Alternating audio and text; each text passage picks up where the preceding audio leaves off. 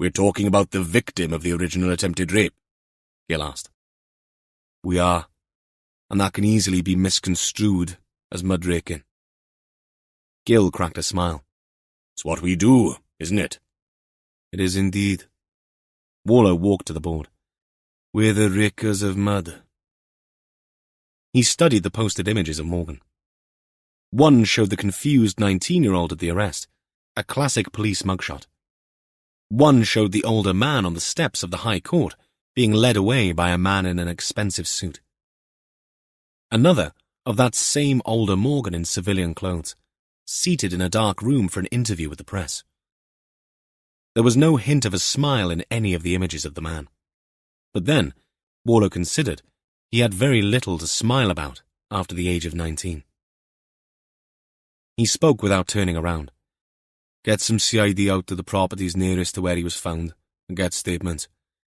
We can decide if we need to move the instant room after we get the basics.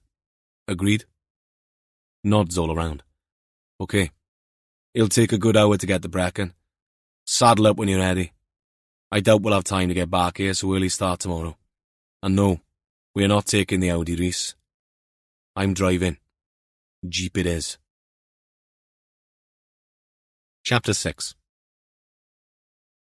Gil rightly considered himself a seasoned detective with a knack for navigating complex investigations, but he stared at the phone for some time before picking it up. He ran through the likely responses he might get, but shook his head. Anyone's guess how the alleged victim of a criminal whose sentence had recently been quashed in the High Court might respond. The lives of both Morgan and Melinda Stone, now Jackson, had been turned upside down by that decision. He'd found her number with no trouble, since it remained on file in the documents the CCRC had forwarded. Gil realized he would likely not be the first police officer to have contacted her over the last few months, but he would be the first to tell her that Morgan was dead. He idly doodled spirals on a piece of paper while he waited, the atmosphere crackling with tension as the call was finally answered. Hello? Morning, Gil said. Am I speaking with Melinda Jackson? Who's asking? She didn't wait for an answer. If it's another bloody grant for wall insulation, you can... I'm Sergeant Gil Jones, Mrs. Jackson. Dyfed-Powys Police. If Gil harboured reservations about how and what he was going to say, Melinda Jackson had none. He sensed a rant in the offing. Police? Again? Don't tell me. It's Ethan, is it? Ethan? Is that your husband? Husband? A derisive "pa" followed. Chucked that lazy sod out years ago. She paused, backtracking to Gil's question. If you don't know who Ethan is, what's this about? Gil had spoken to many people over the phone in his career, and in interview rooms. He'd never met Melinda Jackson face to face, but already she was falling into the rough around the edges category in his mind. A little quick to jump to conclusions, perhaps, but as sharp as attack. I'm not ringing you about Ethan, Melinda. It's Mel, not Melinda. So if it isn't Ethan, is it Sam? I spoke to her not half an hour ago from the salon.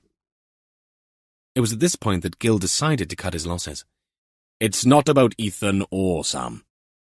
I presume they're your children, are they? They are. Right. Well, it's not about them. I wonder if I might pop up to see you. I'm in Carmarthen. Wouldn't take long. You're still in Bridgend, I take it? I'm on a late shift at Morrison's this week from 3 to 10. In fact, I'm going to be late. Gil jumped in. How about tomorrow morning? I could be at yours by 9. Police showing up at 9 o'clock. Or, if you want to pop down west. Another derisive laugh. You must be kidding. But then the penny dropped, and Melinda Jackson's voice dropped with it. Don't tell me it's about him. Is it? Not Mark bloody Morgan. As I say, Mel, this is best done over a cup of tea. He hasn't done it again, has he? Don't tell me that bastard has done it again. Gil said nothing. Melinda let out a long and drawn-out sigh. Okay, 9 o'clock tomorrow. I'll have the kettle on. 1 sugar and a dash, Gil replied. Sweet text it'll be.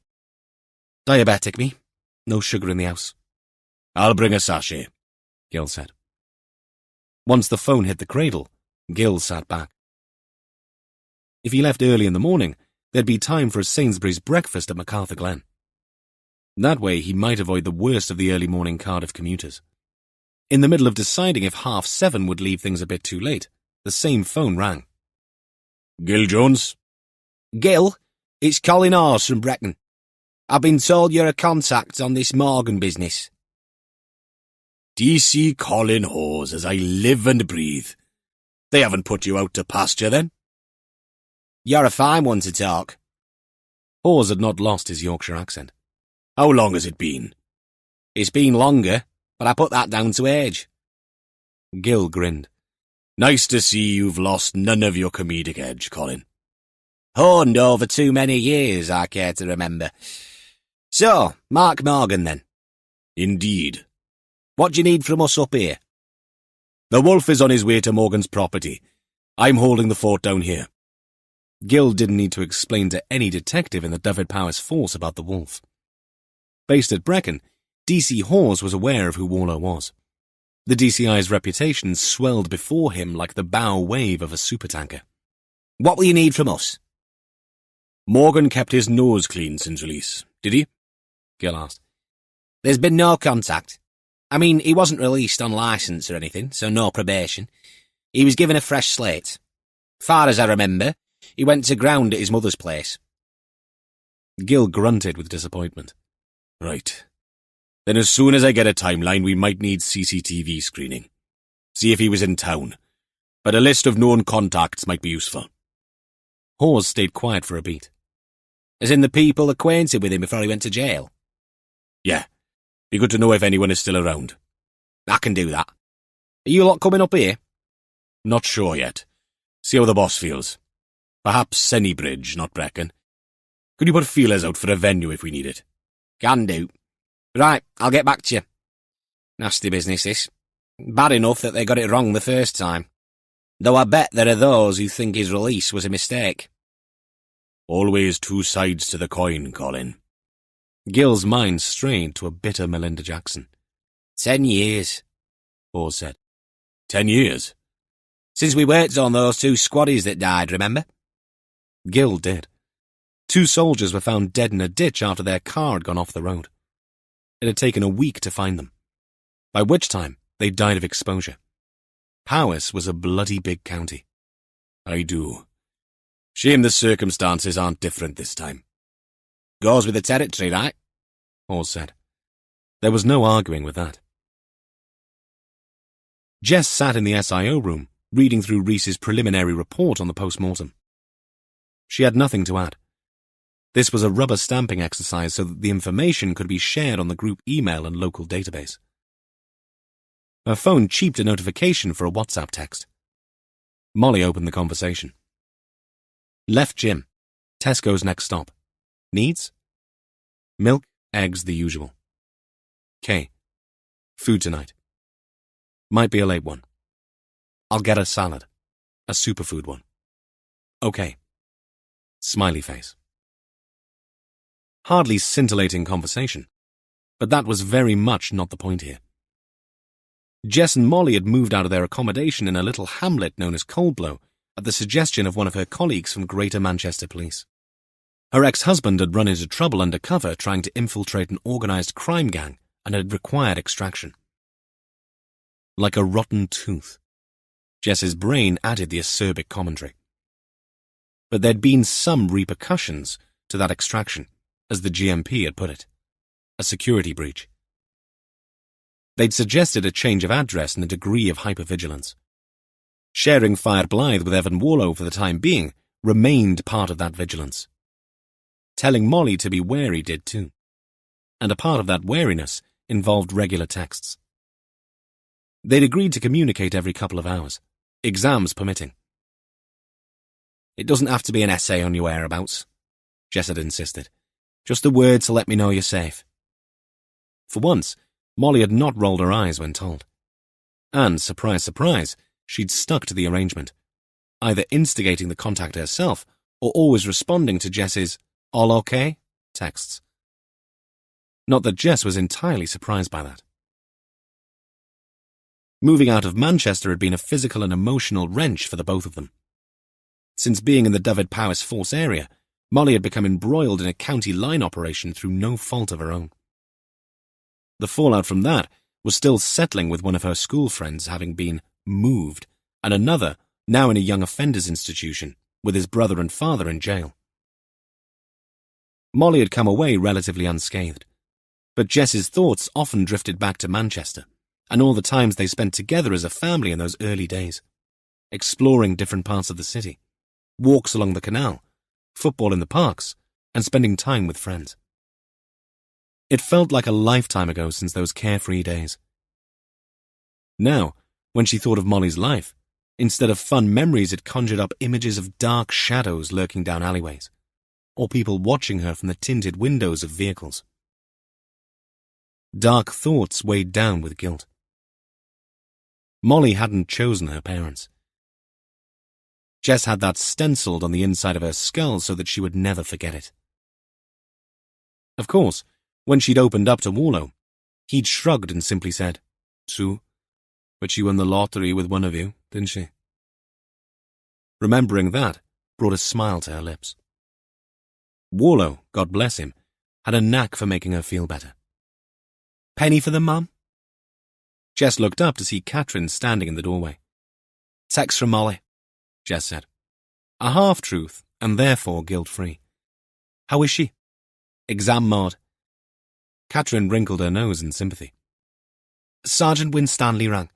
He's spoken to the permanent staff at the Sennybridge camp. No links to Morgan, but he asked if you'd give him a ring, ma'am." "What for?" "Said he wanted to chat to an SIO. He didn't specify the SIO, though." Jess raised an eyebrow. "Does he want advice?" Jess had recently been accredited with Senior Investigating Officer status, a qualification that meant she could officially run murder investigations like this, though Warlow normally had the honour. Perhaps Winstanley, a sergeant, had his sights set on CID. "I've texted you his number, ma'am." She turned and walked back into the office. Jess paused before pressing the call button, taking a deep breath as she lifted the phone to her ear. Winstanley's voice came through the line clear and professional. "D.I. Allenby, good to hear your voice again." That brought a smile to her lips. Winstanley wasn't lacking in confidence.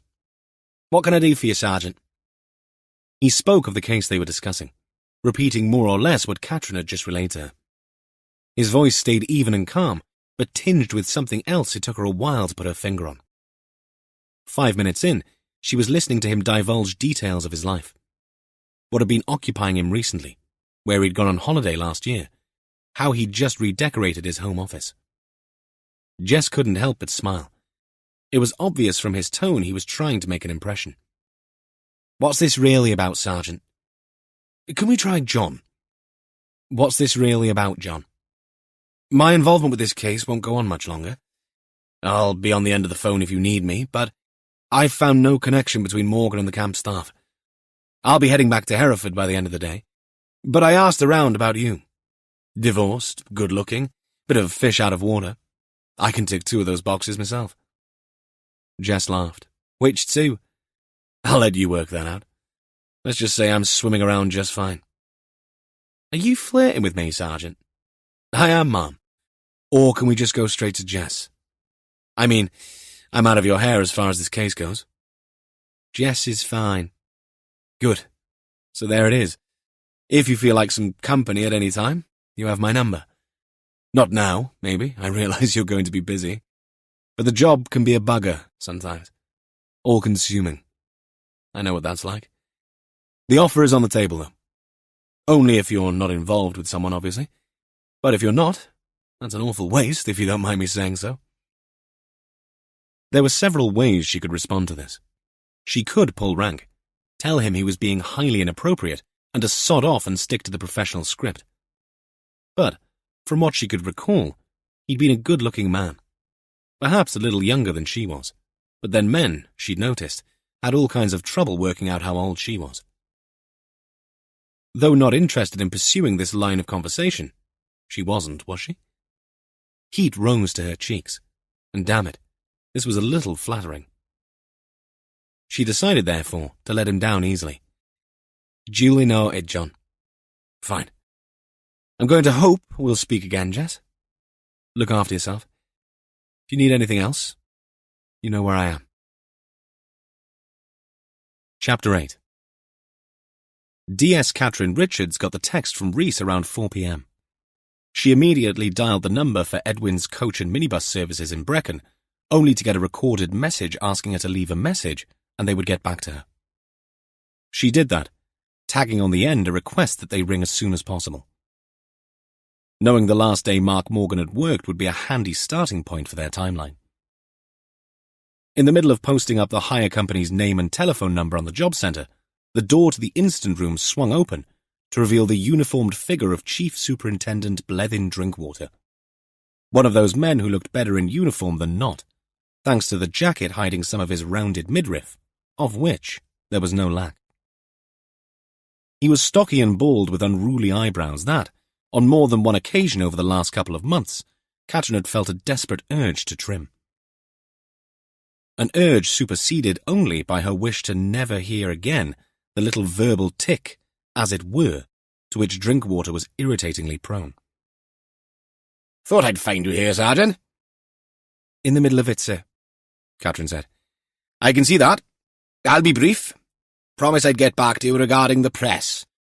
There's a chap called Geraint Lane who's been persistent. He wants to do a kind of in the life of a detective.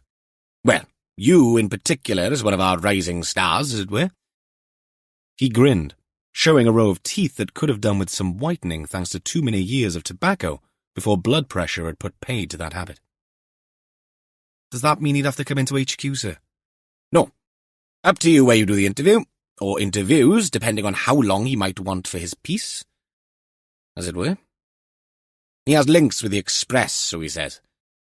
Catherine winced and managed somehow to bully it into a semblance of a smile. I suppose I don't have a choice in this, do I, sir? Drinkwater clasped his hands behind his back and stood a little straighter. Of course you do, Catherine. If you want him to come in, we can sort a visitor's pass. No, sir. I meant a choice whether I do it or not. Ah, well, after our last discussion, I took it for granted that you'd agreed. I said I'd think about it, sir. Drinkwater looked right and left to make sure he wasn't overheard. I know these things can seem daunting, Sergeant, and not all of us are cut out to deal with the press. But you strike me as someone more than capable, and I need hardly tell you how much of a win the solving of the Probert case was in terms of optics, and your involvement with the documentary. He dropped his voice lower still. I haven't seen it yet, but I'm told it's a corker. So, this further opportunity to enhance our reputation with the public is something not to be sniffed at, as it were. Paradoxically, Drinkwater immediately did sniff, collapsing both nostrils momentarily. I know, sir. It's only that... Just be yourself, Catherine. That's all we ask. I have assurances we'll be allowed to see and edit any copy before it reaches the world, as it were. A couple of hours of your time, and we'll be in work time, is all we ask. Gut churning, Catherine nodded weakly. Excellent. I've given Mr. Lane your number. Expect a call. He glanced up at the board already filling up with notes and names, behind where Catherine stood. This the body up in Sennybridge? We have a name, sir. Mark Morgan. If it registered in Drinkwater's police brain, it didn't show. Keep up the excellent work, Catherine. I will get out of your hair. With that, he turned and left, leaving Catherine to stare up at the ceiling and count, slowly, to 10, as she mulled the word optics, as it were, over and over in her head. When they got to Llandovery, Warlow, who'd been listening to an eclectic mix of iconic Lynyrd Skynyrd, Bill Withers, ELO and Fleetwood Mac tracks, suddenly slowed and turned right before the garage next to the train station. Rhys, now munching on an apple, looked up. It's only 10 minutes to the Congordy station from here. Might as well. I have a picture in my mind, but it'll do no harm to refresh that. Warlow drove north, climbing steadily to the turning off the A483. You ever been here, Rhys? To the station, sir? No, but I've done a walk to look at the viaduct. Pretty amazing. Warlow nodded. Amazing it was. In fact, so iconic was the Grade 11 18-arch viaduct that some walks had a viaduct logo to remind people of the prize during some of the more arduous ascents. Both Cynghordy Station and the even more remote Sugarloaf Station were stops on the Heart of Wales line from Branea near Llanelli to Craven Arms, with links to Shrewsbury and Hereford. Scenic didn't even come close to describing the journey. If you had the time, since it did what it said on the tin, cut through the very heart of Wales. Warlow smiled and said nothing as he drove. Eventually, they branched off the A483 down a minor road, winding its way through the Welsh countryside with 70s music providing the theme tune. Warlow took another right turn and suddenly, he and Rhys were immersed in a world of green, where trees and hedgerows rose around them. A river snaked through the landscape, its shimmering surface reflecting 1,000 shades of blue in the patchy sunlight. They wound their way west and north along the quiet lanes to a sign announcing the station, Rhys's eyes getting ever bigger. Not exactly easy to get to, sir. A bit out of the way, admittedly. A lane of compacted stone ran through fields banked by hedgerows. It appeared to be going nowhere before the way opened out to reveal an abandoned white-painted brick house on the right, ending 30 metres further on at some hard standing. Warlow pulled up, exited, and walked to a wooden gate guarding the platform, a shelter and an electronic board announcing the next departure and arrival. Wow, Rhys said, unable to stop the grin. You were not joking when you said out of the way doesn't come closer. This takes the custard cream. No cars sat in the tiny space allowed for parking. No voices echoed in the quiet mountain air. No houses stood nearby. At least none that were occupied. No reason to have left a car here unless you were going to catch the train, Warlow said. You're still wondering about Cynthia Morgan, sir? Mark Morgan's mother? That I am, Rhys. I know you can walk to Llandudno from here. Park the car, ramble away, and then catch the train back. But from what I remember, Cynthia Morgan had arthritis, and this trek is no stroll in the park. It is weird, sir. Did anyone see her get on the train? Warlow looked up as a red kite with its forked tail and raggedy wings circled overhead, whistling out its eerie call. Good question, Rhys. One I'm sure you will find an answer to when you speak to whoever ran the case. Rhys fumbled in his jacket pocket for his notebook. Will do, sir. May have nothing to do with Morgan's death, of course, but we need to find out. Can't see any CCTV either, sir. No, neither can I. Shame. But then, you wouldn't expect anyone as remote a spot as this, would you? Warlow spoke the words out loud as a note to self, and something very much to remember. He walked up and down the platform, noted the times of the trains and, 15 minutes after arriving, walked back to the car, Rhys in tow. As they pulled out onto the lane leading back to the main road, Rhys asked, Schrodinger's cat, sir? Warlow grunted. Exactly the opposite, I'd say. Nowhere to hide anything. It's all in plain sight. So what are you thinking, sir? I'm thinking about garden paths and mazes, Rhys. You? I'm thinking more about what's on the cards for supper, sir. Gina's turn to cook. She any good? Rhys nodded. Not much finds its way into the recycling bin at ours, sir. Make sure you get extras. Tomorrow is going to be a late one. I can feel it in my water. Warlow glanced at the dashboard clock. Well past 5 already. Nothing much would get done now, even if they went back to the instant room. Text the team and tell them early start. Rhys did, and got an immediate reply. Sergeant Jones says he's arranged an early meeting with the victim in the original attempted rape case that Morgan was put away for, sir.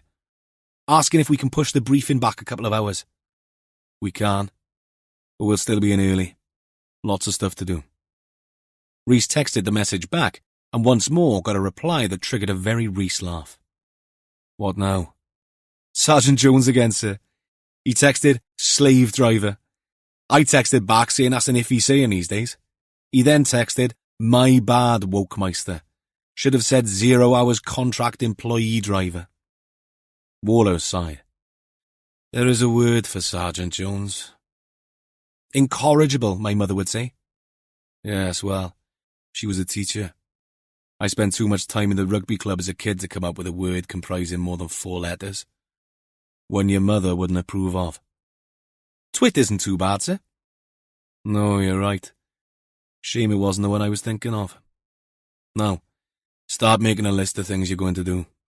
OV, phone records, contact the officer in charge of Cynthia Morgan's MISPER inquiry, and check with that prison that Mark Morgan was being held at. I want to know if you had any regular visitors.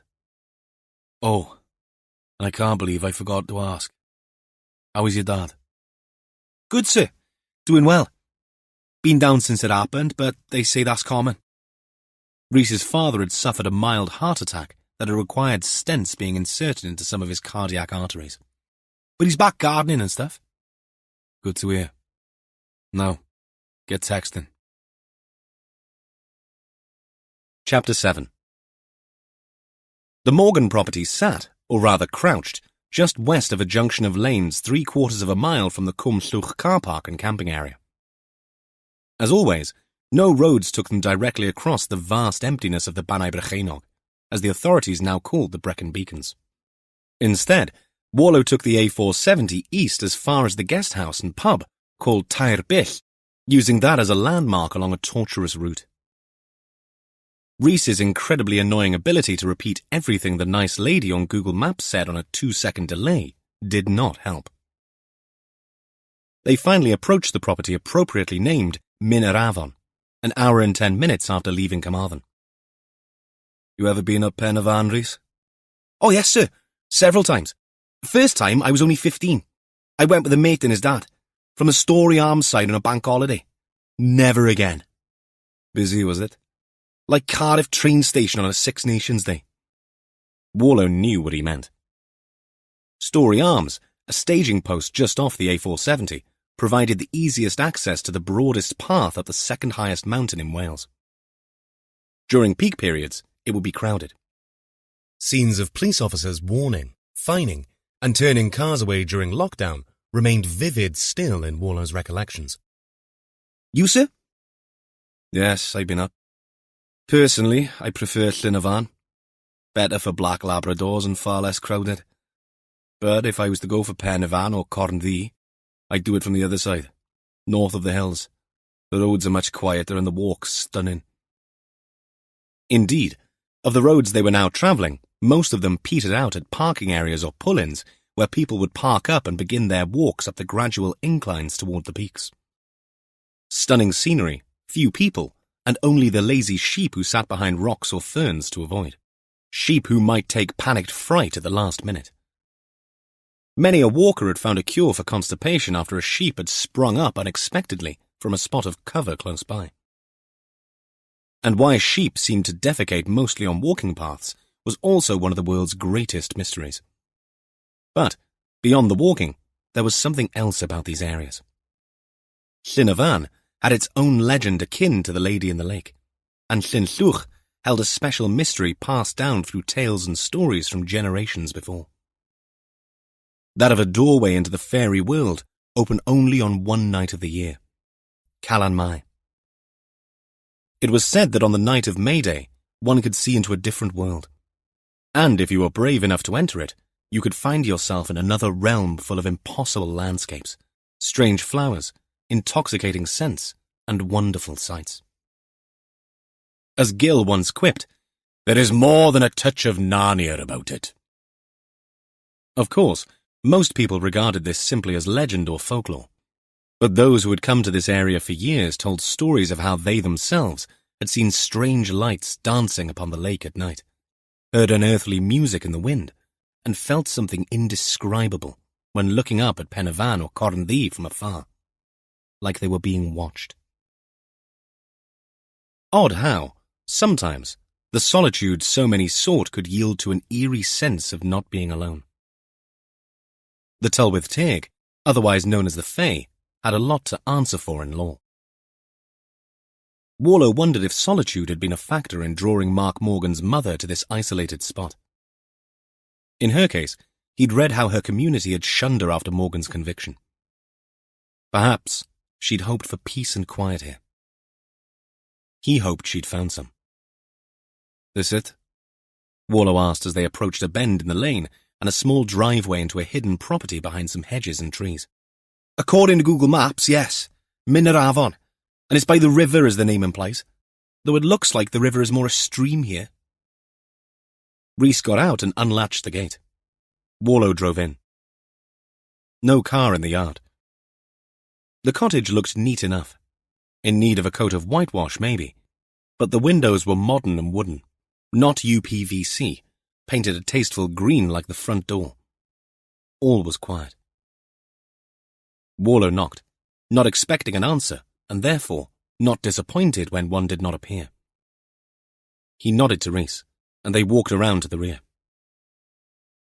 To the left stood a sturdy wooden fence lined with bright white stones, which served as the border between this peaceful haven and the outside world of stunted woodland beyond. Warlow took some steps into the quaint garden set out with borders and shrubs and a tiny vegetable patch before turning back to study the building.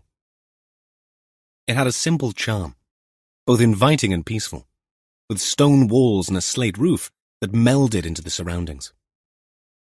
The DCI walked up to the back door under a lichen-stained porch, tried it, and found it locked. "Look for a key, Rhys." "Is that likely, sir?" "You never know." He found it under a flat stone next to a bucket containing a woody rosemary in need of some TLC. "We going in then, sir?" "If you're asking do we need a warrant, the answer is no. The property is unoccupied. The owner is dead. And I suspect it is pertinent to our investigation of a serious crime." Rhys stood and nodded. "You can write that down in your notebook." Inside, the single-story cottage contained 4 rooms, 2 bedrooms on the far side of a hallway with a living room and kitchen on the other. The living area had an old but comfortable sofa set facing an open fireplace. There were bookshelves along one wall, filled with old books and trinkets collected from various travels, Warlow assumed. It struck Warlow that those trinkets lent the place a warmth. A small staircase led to an attic upstairs, where additional attic rooms doubled as storage. However, one particular bedroom looked as if it had doubled as something like an office or study room. Inside this space was a desk covered with some scattered papers and nothing. A space. Frowning, Warlow approached the desk. Morgan had kept the place reasonable, but had not been big on dusting. And there, next to the papers in the middle of the table, was an oblong patch where there was less dust. Where something had sat on the table. Something that wasn't there now. Warlow got to his knees. A rattan wastepaper basket sat empty and oddly tilted on the carpet. Warlow moved it. Behind, and flat against the beige wall, he saw an irregular-sized sheet of paper. He reached for it and held it to the light, noting the 2 round holes on one side. Someone had cut this out of a newspaper and probably kept it in a file. The date read January 21st, 2019, as he scanned the headline. Authorities appeal for anyone with information on whereabouts of missing pensioner. This, of course, was the other wrinkle in the Morgan case. A wrinkle on the skin of an enormous elephant in this very room. In 2019, a post office worker raised the alarm when he became concerned over the lack of response to his calls at the cottage when a signature for a parcel had been required. Cynthia Morgan had been an arthritic 75-year-old when she disappeared from this same cottage. Her car found parked and locked near the Cynghordy railway station on the Heart of Wales line. Having searched the other rooms, Rhys joined Warlow as he stood studying the article. "Anything interesting, sir?" "Interesting might be the word someone would use," Warlow muttered. Red hot are two others. Rhys zeroed in on the newspaper article. What's that all about? That, D.C. Harris, is another bloody twist in this case that we'd all conveniently forgotten. Mark Morgan's mother. Rhys turned a surprised face towards Warlow. No one mentioned his mother, sir? No. Well, she's a misper. I wasn't involved in the case, but from what I remember, there'd been no sign of violence. Her car was found parked near the station as per the report. Warlow tapped the sub-headline that read, Think it's tied in with all this, sir? No C words on my watch, Rhys. This case already has more surprises than a box of... Surprises, sir? Well put, though lacking a little in imagination. Brecon CID ran this, so we'll need to speak to them. Anything in the other rooms? Rhys shook his head. There's milk and eggs and some ham in the fridge. All going off slowly. One bedroom has a made-up bed. Outside, looks as if he'd been doing stuff to the garden. Warlow nodded. We'll get uniforms out to have a proper look. No sign of a laptop or phone? None, sir. Next to the file on the desk, in the loose pile of bills, bank statements and other correspondence, Warlow rifled and picked out a couple of payslips from Edwin's coach and minibus services with an address in Brecon. The last slip dated the end of April. Warlow took photos of the dozen sheets on his phone. Then he straightened his back to look around. Seeing nothing of note, he walked out and into the living room, where there was a dresser with some framed photos of the Morgans as a family. Cynthia, Mark, and another man with a large belly and a round face that matched his hairless round head. That same man, looking much sprightlier in military uniform, stood next to Cynthia the bride in an old wedding photo. Think that's a link to where we found Morgan, sir? Because of the uniform? Who knows? This place is full of secrets, Rhys. Can you use your phone to measure that dust-free space on the desk next door? Absolutely, Rhys said. One of the reasons Warlow enjoyed having the younger officers with him in the field was their expertise and fearlessness when it came to gadgetry and apps. Once you've done that, lock the door when we leave and get some crime scene tape up. Ring Povey. I want the place dusted and tested, and then I want you to go through it. I don't want anyone else coming here until Povey's done her thing. Warlow had the engine running by the time Rhys slid into the passenger seat. You like visiting victims' properties, sir, don't you? Warlow pulled out onto the narrow lane and headed back in the direction they'd come. The other direction led to a dead end and the green slope of one of the Banai Brycheiniog's hills. Very observant, Rhys. And why is that, you think? Rhys tilted his head, chin up. To get a feel for the victim? Check out his habits, what he ate, how he slept? True, there is all that. Warlow nodded. But often, it's what's missing that's more important. Like what, sir? Like whatever had sat on that table. Or a car. See one? Rhys shook his head. So how did he get about? I doubt there's regular public transport out there. This lane has never seen a bus, I bet. Maybe he had a bike, sir? Maybe. And we'll make sure it's searched for. If there's a mangled bike in a ditch somewhere, that may give us a clue where Mark Morgan was killed. And all that from not seeing a car. My point is, you need to be aware of what isn't there as well as what is. Rhys's eyes narrowed, and his lips clamped tight shut in one of his favourite attentive expressions. Warlow could tell an objection was on the way. That's hard though, sir. I mean, if you can't see it, how do you know it was there in the first place? Ever heard of Schrodinger's cat, Rhys? A hesitant nod followed. Someone asked Sergeant Jones that once. Warlow sighed. I can hardly wait. No, sir, fair dues. He gave a straight answer. Well, almost a straight answer. I mean, he said that if a cat is in a box with some poison that is lethal to it, you won't know if the cat is alive or dead unless you open the box and look inside. It's a paradox. I got that. Though my mother's cat makes enough noise to wake the dead, especially when you clip its nails. So you'd probably know without opening the box. If it was dead or alive, I mean. Unless it was a soundproof box, which, being physicists and that, it could be.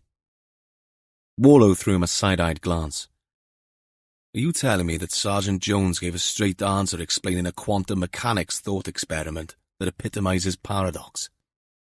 Rhys tilted his head to one side and scrunched up his features. Sort of. He also said you could apply the same principle to the Chicker bomb takeaway on Station Road in Llanelli. Before they shut it down, that is. He said their best seller was half chicken in yellow curry sauce, commonly known as the Schrodinger special, because you couldn't be sure if you lived or died until you'd opened the box and eaten it. Right. Well, that's enough of Jones the philosopher. I asked the good people of Spotify to make me a 70s playlist. Pin back your ears, find something to eat, and let's forget about cats. The first song on the playlist eased out of the speakers. Al Stewart's Year of the Cat. Rhys, halfway through unwrapping a crunchy peanut bar, stopped and slowly turned his face to Warlow. Pure coincidence, the DCI muttered.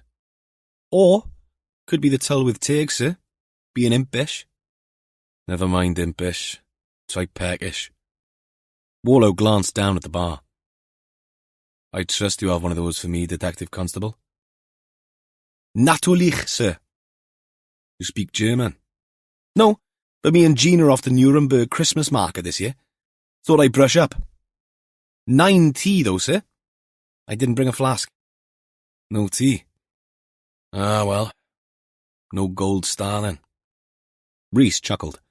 My mother used to say sometimes it'd be quicker if I just stuffed a tea bag in my mouth and ran the hot water tap. Warlow nodded sagely. Keep that anecdote to yourself, or certainly away from Sergeant Jones.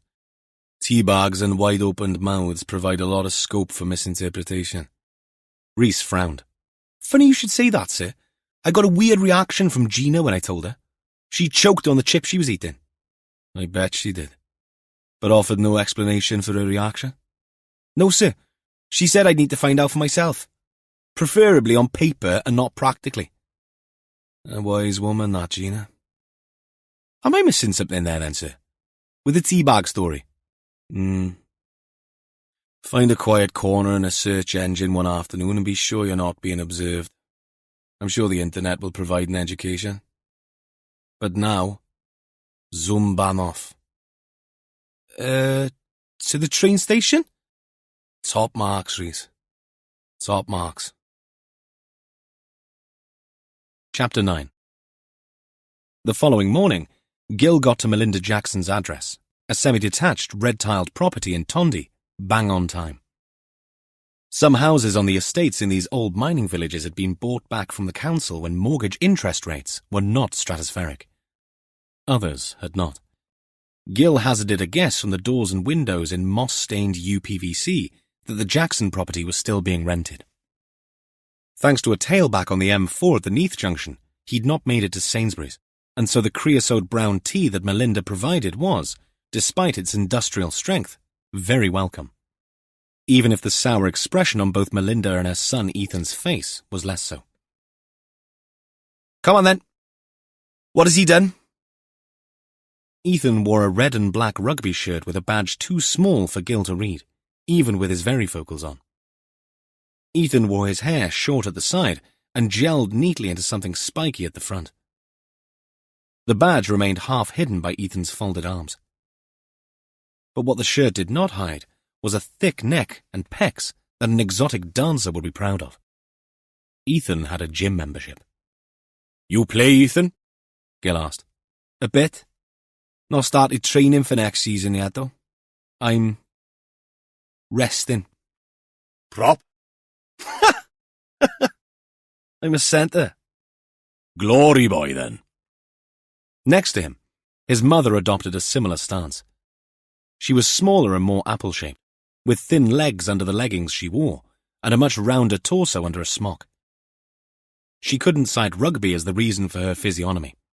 That, Gil surmised, came from too many takeaways and a fondness for vino, if the number of upended bottles in the recycling crate nestling in the kitchen's corner opposite where they were sitting was anything to go by.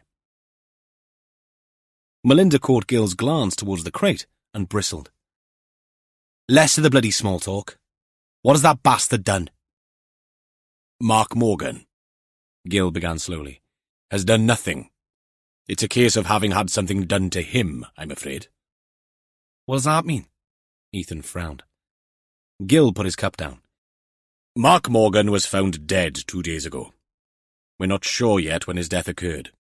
In other circumstances, the choreographed way that both mother and son's jaws dropped at exactly the same time might have been comical.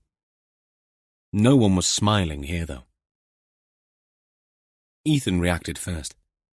He shut his mouth, made a fist, and hissed out a spiteful, "Yes."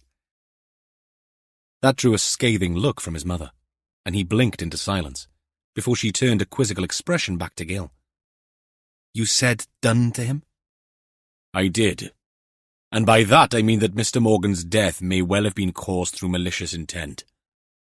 What the hell does that mean? Ethan asked again. He means someone did Morgan in, Melinda said in a quiet voice.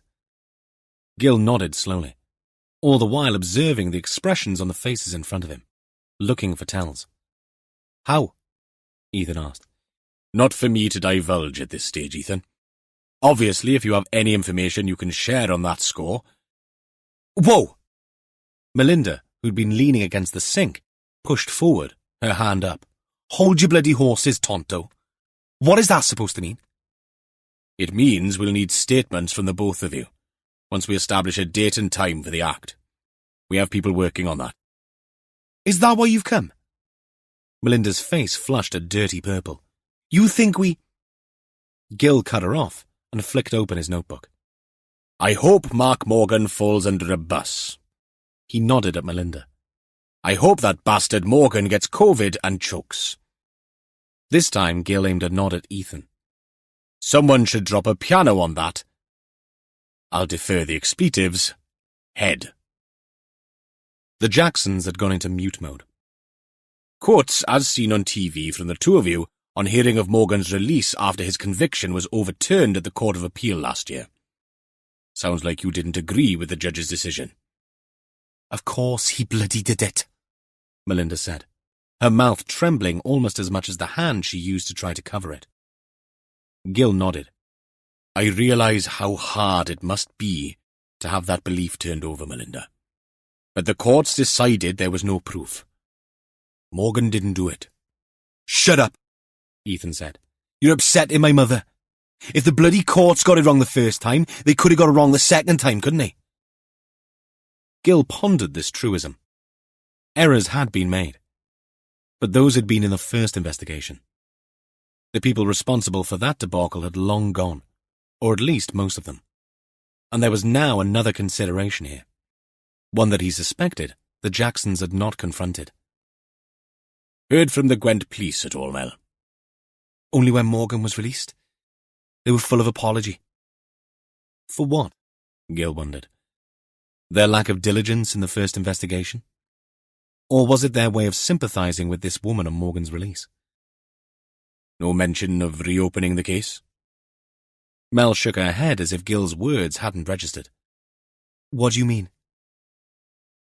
Mark Morgan did not attack you, Melinda. That means whoever did is still at large. Christ! Do you have to? Ethan said, his brows clouding in anger. Yes, I have to. Melinda reached for a chair and sat down heavily, staring at Gil's cup. The DS suspected the container was not what she was seeing in her mind's eye. He was in the club. There were witnesses. He had no alibi for when it happened. Melinda whispered out the words.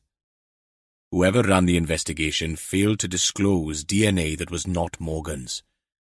In fact, there was none of Morgan's anywhere near your clothing. She wore a haunted expression when she looked up from the cup into Gil's eyes. I could only go out again when I knew they'd caught him. I didn't feel safe until he was inside. Gil sighed. He sympathized with this woman. She was a victim too. But judging from Ethan's reaction, he could not be discounted as a person of interest in Morgan's death. I'm going to give you my card, with my number on it. I'd appreciate it if you gave me your mobile numbers too. It'll make communication easier. What happens now? Ethan asked. Nothing. But at the early stages of our investigation. We'll be in touch. You were not intending on leaving the country soon, were you? Me and some of the boys are going to Mallorca in August. Hopefully, we'll have been in touch by then.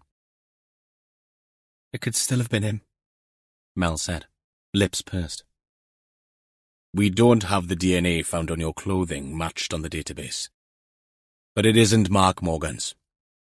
So no, it couldn't have been him. It was someone else. Harsh words. This time, it was Melinda whose eyes strayed to the empties in the crate, and there was a wistful edge to that glance. Gil stood up, drained his cup, slid 2 cards and a pen over. Write your mobile numbers on the back of one of those, in case we need to be in touch. He waited for them to comply. In the end, Ethan provided both, as Mel now looked incapable of anything much, sat, as she was, one hand worrying at the other with a slightly pained and vacant expression. Gil took back the card with the numbers on it. Sorry to have disturbed you. I'll be in touch when we know more. For now, I'd appreciate it if you kept this information to yourselves. If you don't, it's likely that the press will be howling at your door. That may still happen, but if I were you, I'd stay quiet for as long as possible, to give you time to think about how best to deal with the hyenas. What's this? Warlow said, as the team met at the head of the instant room in front of the boards. The clock on the wall read 10:44, but more interesting was the display on Rhys's desk. The inevitable tray of mugs, all quietly steaming with hot brown liquid, sat next to a plate filled with slices of speckled bread. Or, to give it the correct title, bara brith. I was chatting with my mother on the phone last week, sir. She asked me if we ever had 11s. I said we sometimes did. Sometimes, Catherine said from the desk next door. You've told me you feel faint unless you've had something to fill the gap by 10:15. Rhys ignored her. I said we sometimes had a biscuit. Or 3. Catherine interjected again. She asked, would I like to bring in a proper bara brith? Go on, Jess said. We've had fruitcake before, haven't we? Yes, Mum. And my Mam Guy was a stickler.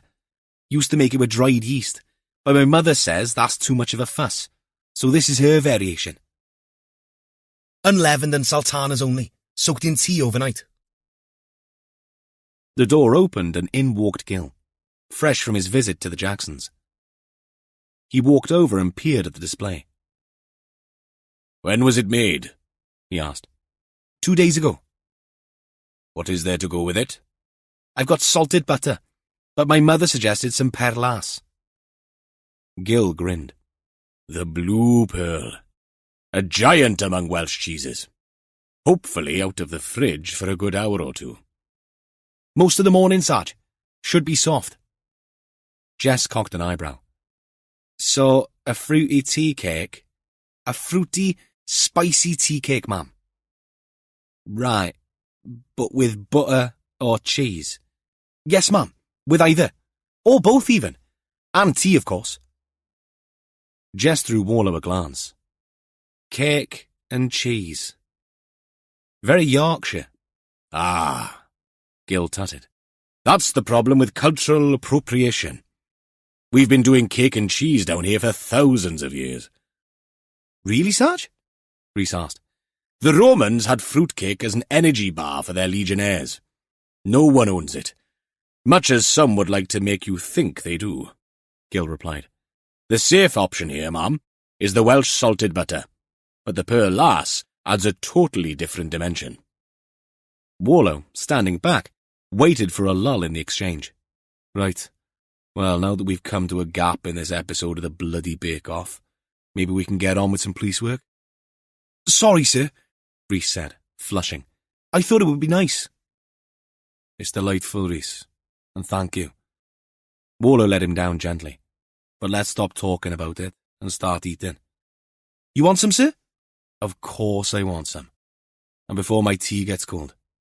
You don't get a physique like mine by turning down bara brith and cheese. Warlow paused to allow comments. Or mine, Gil added. Never a truer word, Catherine muttered. Rhys grinned and slid a slice onto some paper plates he'd also brought. Butter or cheese, Warlow said. He took the plate, used his fingers to break off some of the cake, and a fork to ease off a bit of the cheese before easing the combination into his mouth.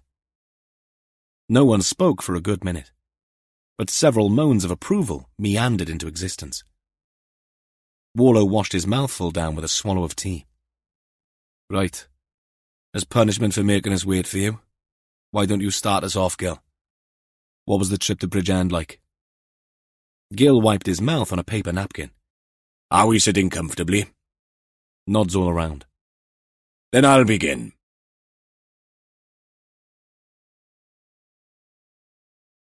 Chapter 10. Gil ran through his visit with the Jacksons, emphasizing their disquiet. They didn't shed a tear, but they also didn't like it when I told them this was now an unsolved case. Do we know if Gwent is reopening? Catherine asked. They'll have had since he was released to decide, Gil said. But so far, no one has contacted Melinda Jackson. But it is relevant, Warlow said. Even more so now. We better liaise with Gwent. We can't ignore the possibility that what happened that night 20-odd years ago plays a part in Morgan's death. Let me do that, Jess volunteered. It might be better coming from me as a relative outsider. Warlow saw the sense in that. Gwent would be licking their wounds over this one. Good idea. Pretty sure their hackles will be up.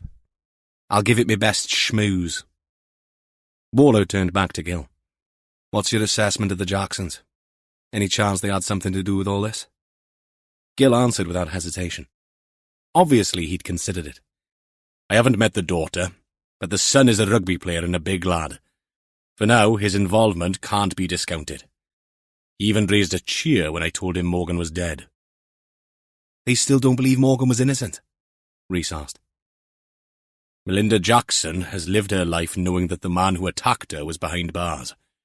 Takes your legs away when you find out that no longer applies, Gil said. Warlow made a sucking noise with his lips. We need a timeline. What about his work, sir? Rhys asked. Catherine replied to that one. I've contacted them. Left a message, but no response yet. Warlow grunted. Perhaps we'd be better calling in on them. Focus his minds when we do. He turned to Rhys. Why don't you tell the team about Morgan's cottage? Rhys did, concentrating on the dust-free space they'd found on the desk. Measurements are 11.25 by 13.75 inches, consistent with a large lever arch file. On the floor, behind a wastepaper basket, we found this. He pinned up a copy of the clipping and explained what was on it. His mother is listed as a Misper still? Catherine asked. She is, Rhys replied. Sounds odd, Jess said. Even odder if you'd seen Kinghordy Station, Warlow added. About as remote a stop as you can get. He swiveled to Gil. You say you're in touch with CID in Brecon? Gil nodded. Primed them about trolling CCTV once we have a timeline. We'll need more on the Cynthia Morgan Misper case too. Rhys is going to chase up Povey. See if we can get anything from the cottage. Prints or any sign that anyone else has been there. Oh, and Rhys, ask Sengupta for an update on that eye sample for a date of death. He paused again, voicing thoughts as they occurred to him. But we don't have a phone or a number for Morgan yet to contact his provider. He realised he was talking out loud, but by now he was on a roll. And on that point, sir, Catherine got up and posted a name on the boards. I spoke to the prison liaison at Long Lartin.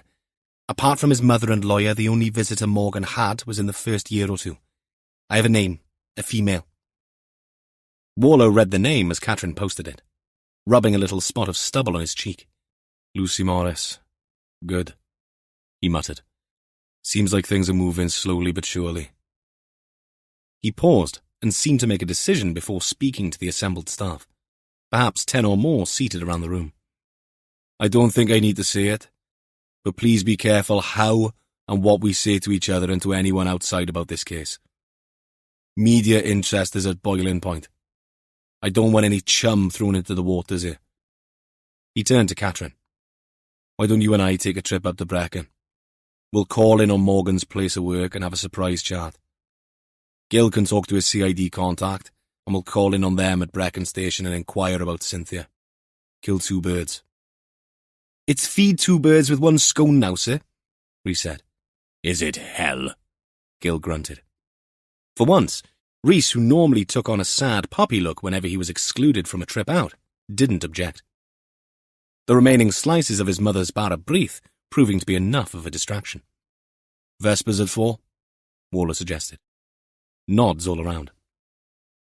No one would be praying at tea time, but as an amusing reference to a canonical hour, it had entered the team's lexicon as their word for an end-of-day catch-up. Let's hope there'll still be some cake left for you by then, Jess said, and got a look of pure innocence from Rhys in response. Edwin's coach and minibus services had an address on an industrial area to the south of Brecon town. The estate, as with many of these places, turned out to be a bit of a maze. Warlow found Edwin's near a vehicle repair centre and within sight of a vet's practice after turning off the A470 and crossing a river bridge. The concern looked mid-sized. Half a dozen minibuses in blue, with Edwin's in a cursive font scrawled on the side in white, with a list of contact numbers, sat parked outside a large building of preformed steel that was almost hangar-like. The building had its large doors open and, as Warlow parked, he saw another 2 minibuses inside. One up on a hydraulic lift with the tinny noise of a radio coming from within. As Warlow exited the jeep, a woman emerged from a door marked reception to the right of the large garage door. She had some papers in her hand, but when she saw the 2 officers, she stopped and smiled in a perfunctory, harried manner. "Help you?" she asked. Warlow preferred to carry his warrant card in a wallet where he could. Catherine had hers in a lanyard around her neck. She held it up. "Detective Sergeant Catherine Richards, Dyfed-Powys Police, and this is DCI Warlow. Do you work here?" Surprised, the woman's smile faltered. Yes, I work here. I rang yesterday, mid-afternoon, wanting to speak to someone. Left a message explaining it was urgent." "Did you?" "I was off yesterday. I'm going through those calls slowly. I would have got back to you." "And you are?" Catherine asked. Helen Moore. What's this about?" The weather had calmed down a little. This early in May, spring could just as easily be late winter. But the temperature had crept up to almost 13 degrees with intermittent sunshine. Still, the wind had a bite to it when it gusted, which it did now, ruffling the papers in Helen Moore's hand. Warlow recalled a Dickens quote about spring when the sun shone hot and the wind blew cold. "It's about one of your employees, Mark Morgan." Helen's eyes widened. "Oh my God, has something happened? He hasn't been in since last week. That's why there was no one taking calls yesterday." She paused, her eyes narrowing. "Has something happened?" "Could we go inside?" Warlow suggested. "Yes, of course. I'd better get Edwin. He's on site somewhere." The reception area comprised one room with 2 desks. One against the wall supporting a desktop computer. One a few yards in from the door, with 2 seats for customers to rest their legs. Wall planners, post-it notes, and blue-tacked papers lined the wall behind the computer. Helen put her phone to her ear as they entered the room and pressed one button. "Dad, the police are here." "Yes. It's about Mark." "I don't know." "Right, I'll tell them." She ended the call and considered her visitors. "He's on his way." "Did I hear that correctly?" Warlow asked. "You're his daughter?" Helen nodded. "Moore is my married name. But this is a family business. My brother's in it too. He runs the garage side of things. Always something to do." "How many vehicles do you have?" 10 minibuses. But half-dozen estates and MPVs for airport transfers and school taxis." "Busy?" Helen shrugged. "We would be busier if we could find enough drivers. Lots of plates to keep spinning." She waved a hand at the wall behind her. "Can I get you anything? Tea or coffee?" Warlow shook his head. Their next call would be Brecon Station. No doubt tea would be provided there. The door opened, and a portly man with jowly features and poppy eyes behind his glasses entered. He took in the visitors and offered his hand. Edwin Griffiths. Catherine repeated the introductions. You were asking after Mark, I hear. When was it you last saw him? Here, in the office. Must have been a week ago, was it? Helen? The woman looked at a wall calendar and ran her finger across some dates before turning back. Last Thursday, April 27th. He hasn't been in since. He does 3 afternoons a week for us. And you had no contact with him after last Thursday? Helen shook her head. We assumed he was sick. Has something happened? I'm afraid we have some bad news, Warlow said. Mr. Morgan was found dead a couple of days ago. Helen sang out a spontaneous, "Oh my God," and turned ashen. Catherine had seen this sort of thing before and immediately helped her to a chair. What's happened? Edwin asked. Has he been in an accident? Sort of, yes. We certainly think a vehicle was involved. What do you mean? I'm not at liberty to say, Mr. Griffiths. What can you tell us about Mark? Edwin Griffiths blinked. An easy question, though the circumstances were anything but. Eventually he spoke. He worked for us for about 10 months. So he began a month after his release from prison. Catherine had her notebook out. Edwin nodded. You obviously know the background to Mark's case. Some of us believed him from the start. I was the driver in the minibus that took him and his mates to Newport the night it happened. I was the one who went to pick him up when he finally got hold of his mates after he got lost. Disgusting what happened to him. When he got out, giving him a job while he found his feet was the least I could do. That was good of you. He had nothing except his mother's cottage. Absolutely nothing. The world had passed him by. I remember him telling me it felt like he was on Mars that first week. Everything was so different. Helen found a tissue and was dabbing her eyes. He was a nice boy. I mean, a man, I suppose. But I remember him as a boy. How old were you when he went to jail? 15. So tragic, all of it. Did he ever mention to you he felt threatened in any way? Helen looked up with red-rimmed eyes. After he was released, you mean? Yes, Catherine said. Helen shook her head. He said that the press had wanted him to tell his story, offered him money, but he wasn't interested. Oh, he did say he'd had a message from someone who wasn't happy he was out. He showed it to me because it had been addressed here. I've got it somewhere. Helen got up and rummaged in a desk drawer. The bifold card she showed the officers had an image of a jester on the front of it. An old-fashioned court jester with striped socks and curly-toed shoes and a pointy hat. The face looked odd, more frog-like than human. Inside, is scrawled, "Congratulations on fooling everyone, rapist." Did he know who it was from? No. But his best guess was someone near to the woman he was supposed to have attacked. That made sense. Catherine took the card and photographed the front and inside. She'd add it to the gallery and run it past Povey. Where did Mark normally go after he left here? Back to his cottage. He had a bike, an electric bike, Edwin said. More like bloody mopeds these days. Said it took him about 25 minutes. The roads out that way are quiet. He could get on to the Frood Grech road from the estate here. It's a straight run then. You had a phone number for him, I presume? Helen nodded and reached for a pen and paper. Edwin stood and simply shook his head. I'm struggling to understand. Was this some sort of accident? That's exactly what we're trying to establish, Mr. Griffith. Edwin took his glasses off to dab his eyes. It's Edwin, please. And anything we can do, just let us know. This is bloody awful. Can you show us what his normal route home would be from here? Warlow asked. Happy to. Catherine explained other people would be out to take a formal statement. That done, Edwin eased stiff legs into the front of the jeep. Not as young as I used to be. Join the club, Warlow said. Catherine got in the back. The industrial site remained a maze. They drove for half a mile, winding past a joinery, a Royal Mail sorting office, a place that dealt with chimneys, and a farm supply store, until they came to a T-junction. Turn right here and follow the lane. It's only 5 or 6 miles and you'll eventually come to Mark's cottage.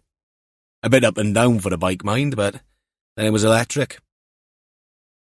They dropped Edwin off back at the depot, and Catherine got back into the front seat, looking glum. Why the long face?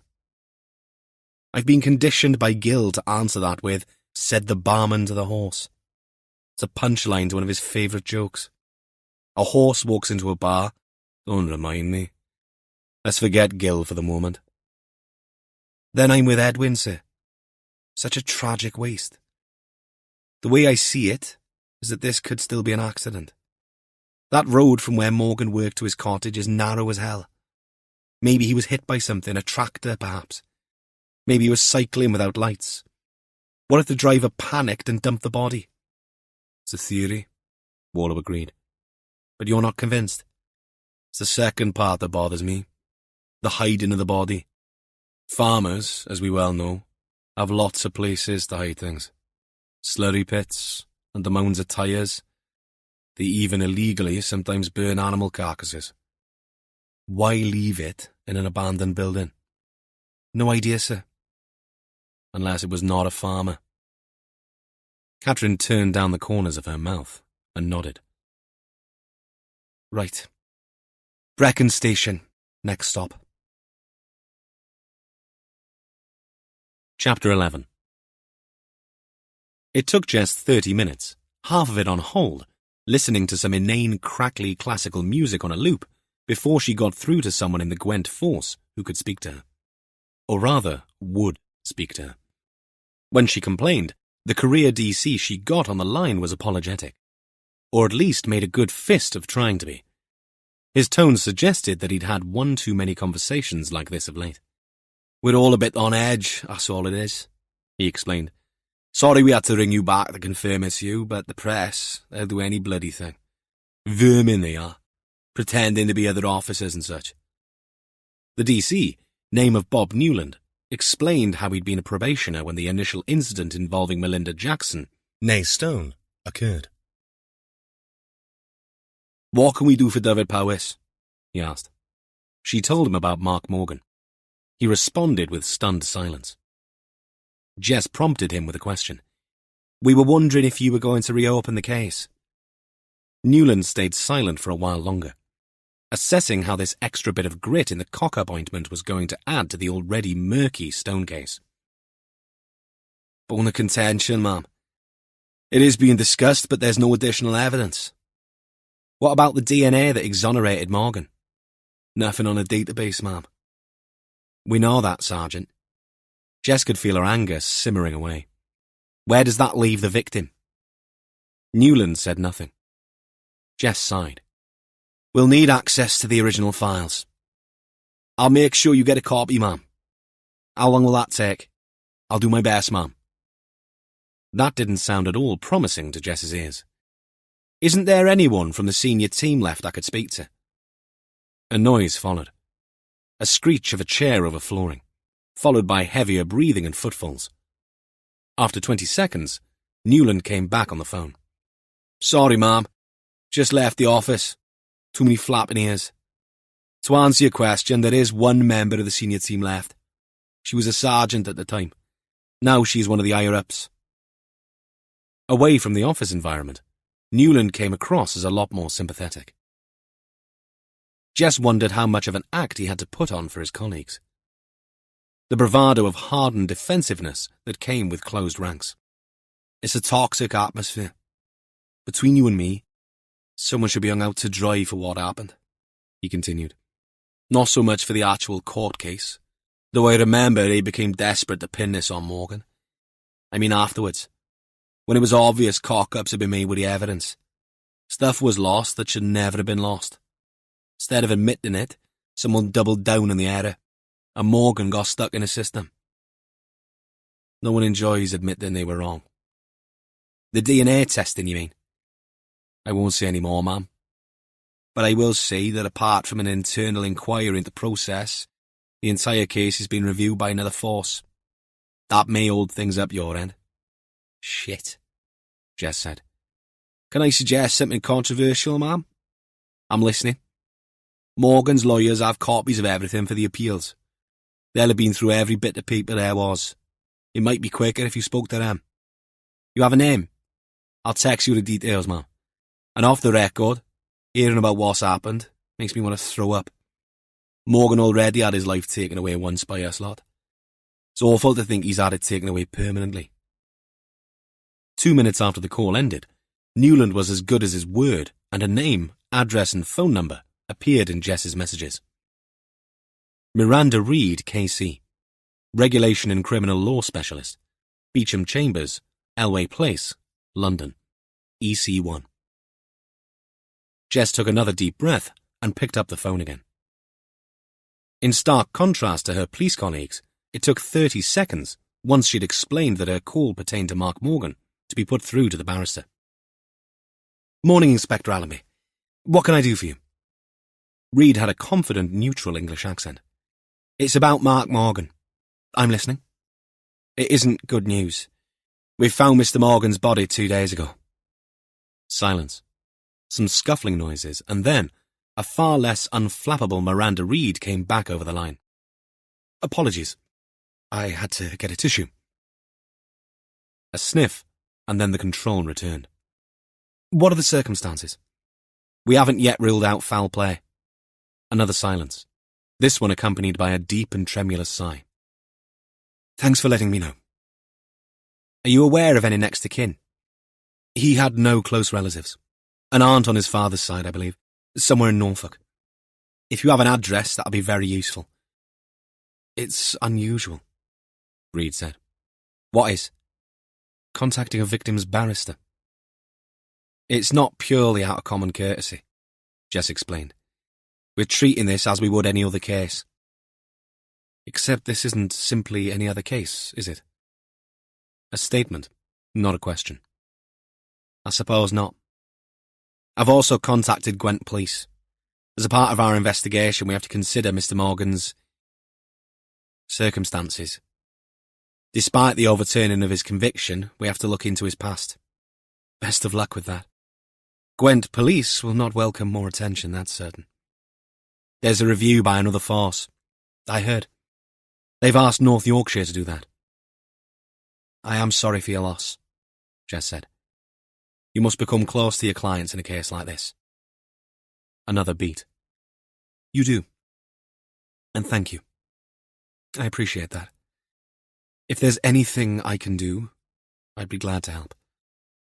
On that note, and this may be a little unorthodox, since you've become an expert on the case, would you be prepared to share your assessment of the original incident? It might help us, while we wait for copies of the original. I'll post the summary today. We use couriers. How did he die? Struck by a vehicle of some kind. But not an RTA. There are circumstances that suggest otherwise. Another sigh from Reed. Such a waste. Mark was an astonishing person. Truly. Few people would have persisted in their protestations of innocence when capitulation could mean an early release. That kind of backbone comes along rarely. And now this. I'll keep you appraised of our findings. I'd like that. Give my clerk your details. Oh, and best of luck, Inspector. At the risk of repeating myself, let me know if there is anything else I can do. Brecon Police Station could have passed for a care home were it not for the fleet of response vehicles parked outside. On yet another out-of-town site, it did not stand alone, since the building also doubled as DP Police Powers' divisional HQ and provided office space for the Welsh Assembly Government and the Banau Brycheiniog National Park Authority. Still, the station had custody suites, which were like gold dust in such a big geographical area. It had taken the place of the original 19th century police house, built when communication was by whistle and drinking was off limits, even when off duty. An older plainclothes officer with a moustache that he'd probably had since he'd been a 20-something Magnum lookalike waved at Warlow and Catherine as they entered the building. His lanyard read PC Colin Hawes, as he held out a hand to shake first Catherine's and then Warlow's. The DCI suppressed a smile of approval. He'd have done the same thing. Ignore rank and plump for good old-fashioned politeness, albeit with a politically incorrect and chivalrous edge. Welcome both. Gil Jones has filled me in. First time up to the hills, is it? No, Warlow said. I've been to a few meetings up here, plus the odd case. First time for me, Catherine said. Well, you'll be pleased to know we don't bite, and we all speak English. I've sorted a room out and tea is on the way. They followed Hawes along a couple of keycard-protected security doors to a seminar room that still had some scribbles on the whiteboard at the far end. Mandatory training day yesterday. Colin feigned a yawn. Necessary evil, Warlow said. A uniform entered, carrying a tray with 3 mugs. Very efficient, Warlow said. So you pull into the car park. Look out for a Jeep Renegade, Gil said. Help yourselves to sugar and milk. Bad business, this Morgan thing. Warlow added sugar and stirred his tea. We also took a trip up to Kangordi station yesterday. Hawes' eyes crinkled with a rueful smile. Morgan's mother. I wondered if you'd want to know about her. Were you involved in her case? Catherine asked. A lot of us were, except it wasn't much of a case. No evidence of anything too incriminating. I mean, we looked at her cottage. No sign of a disturbance. The front door was locked. Looked like she'd driven to the station and... Got on a train? Warlow asked. Exactly. Except no one remembers her getting on the train. It stopped to let a cyclist and some walkers off the morning her car was noticed. That's not to say the car hadn't been there for the day before that. The walkers didn't remember seeing anyone on the platform. And no sign of why she might decide to up and go? Warlow asked. No. Hawes sipped at his tea. A few droplets lingered on his grey moustache when he lowered his mug, but he had a tissue at the ready and mopped up in an act that had become second nature. We spent a lot of time debating that one. It happened right after one of Mark Morgan's unsuccessful requests for appeal. Now, looking back, it seems appalling that the CCRC didn't act sooner. But there it is. And so the psychologist we chatted to suggested one more refusal for appeal might have been a last straw for Cynthia. He said that sometimes people on the end of a tether get triggered by an event and see the only way out as a complete change. A new life. What, and just walk away from everything? Catherine scoffed. That's what the trick cyclist said. Another failed appeal stirred up the usual nasty press activity, and they came sniffing around for comments. It's possible that Cynthia finally had enough. Warlow sat back. The groupthink then suggests that she's somewhere else, being not Cynthia Morgan. We found no sign of her. Had she withdrawn cash? Catherine asked, still with a very cynical tone in her voice. Hawes shook his head. But she'd take out her pension from a post office in Sennybridge every month in cash. Had done for years. It's possible she had a stash. And she had no credit cards. Catherine shook her head with the disbelief of a younger generation for whom the thought of not being able to tap and go was a nightmare. It's a theory of sorts, I suppose, Warlow said. How did Mark Morgan take it? Not well, from how I remember it. I wasn't the one who told him in prison, but he obviously didn't buy into the new life theory. He suggested we keep looking, but a search of her property in the area around Kungordi gave us nothing. Catherine continued quizzing Hawes for another 10 minutes, while Warlow listened. It all came across as a highly unsatisfactory and unlikely outcome. But with no evidence of any wrongdoing, they'd closed the case. People went missing every day. Some were never found. Still, thinking of Cynthia Morgan left a nasty taste in Warlow's mouth. When are you releasing details of Morgan's death? Hawes asked eventually. It'll be on tonight's news. Hawes nodded and gathered up the empty mugs. Will you be moving house? Gil asked if there was anywhere in Sennybridge that might do. Warlow sighed. It's looking more and more likely we'll need an operations room, if not a full-blown inquiry room. This is just that bit too far away, isn't it? Warlow glanced at Catherine, who nodded, tight-lipped. I'll give you the address I came up with. I wouldn't say it's 5-star accommodation, but you can call in on the way back to Carmarthen.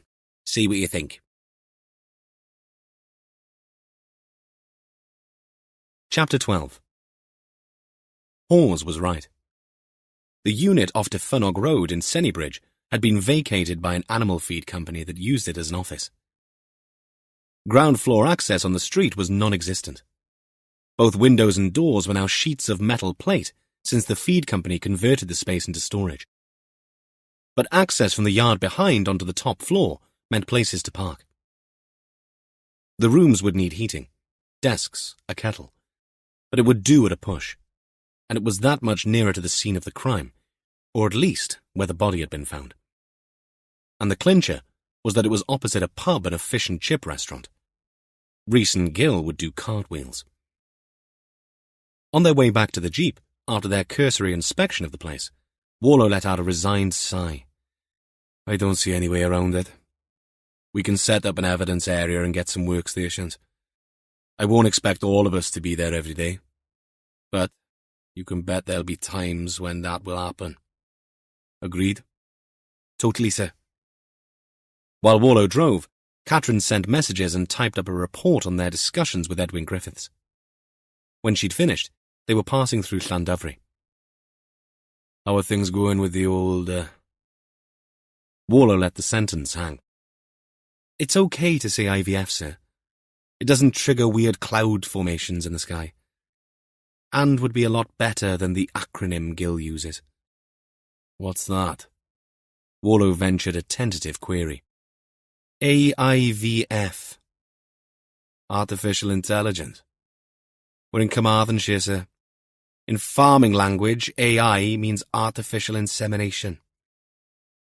Warlow couldn't help but wheeze out a laugh, all the while checking Catherine's expression for offence. But all she did was shake her head. But it's going well, sir. We're on track. Entering another cycle. It's a question of waiting, fingers crossed. Right, Warlow said, not knowing what any of that meant, but pleased things were going well.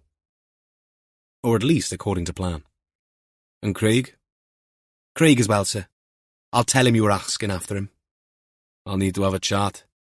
My son, the one in London, is thinking of changing his car. What's Craig's opinion on electric vehicles? Craig, a traffic officer in the DP force, was one of Warlow's go-to sources for everything car-related.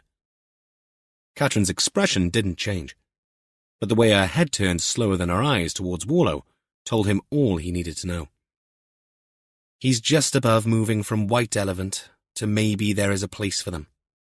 But for distance driving, he comes down on the side of hydrogen, sir. I mean, he accepts that petrol engines will phase out somewhere in this millennium, but hydrogen cars are lighter and faster, so he says. I've heard similar. Warlow nodded. But then, it's the infrastructure, isn't it? Don't start Craig on that, sir. The word infrastructure triggers one TV flicker short of apoplexy.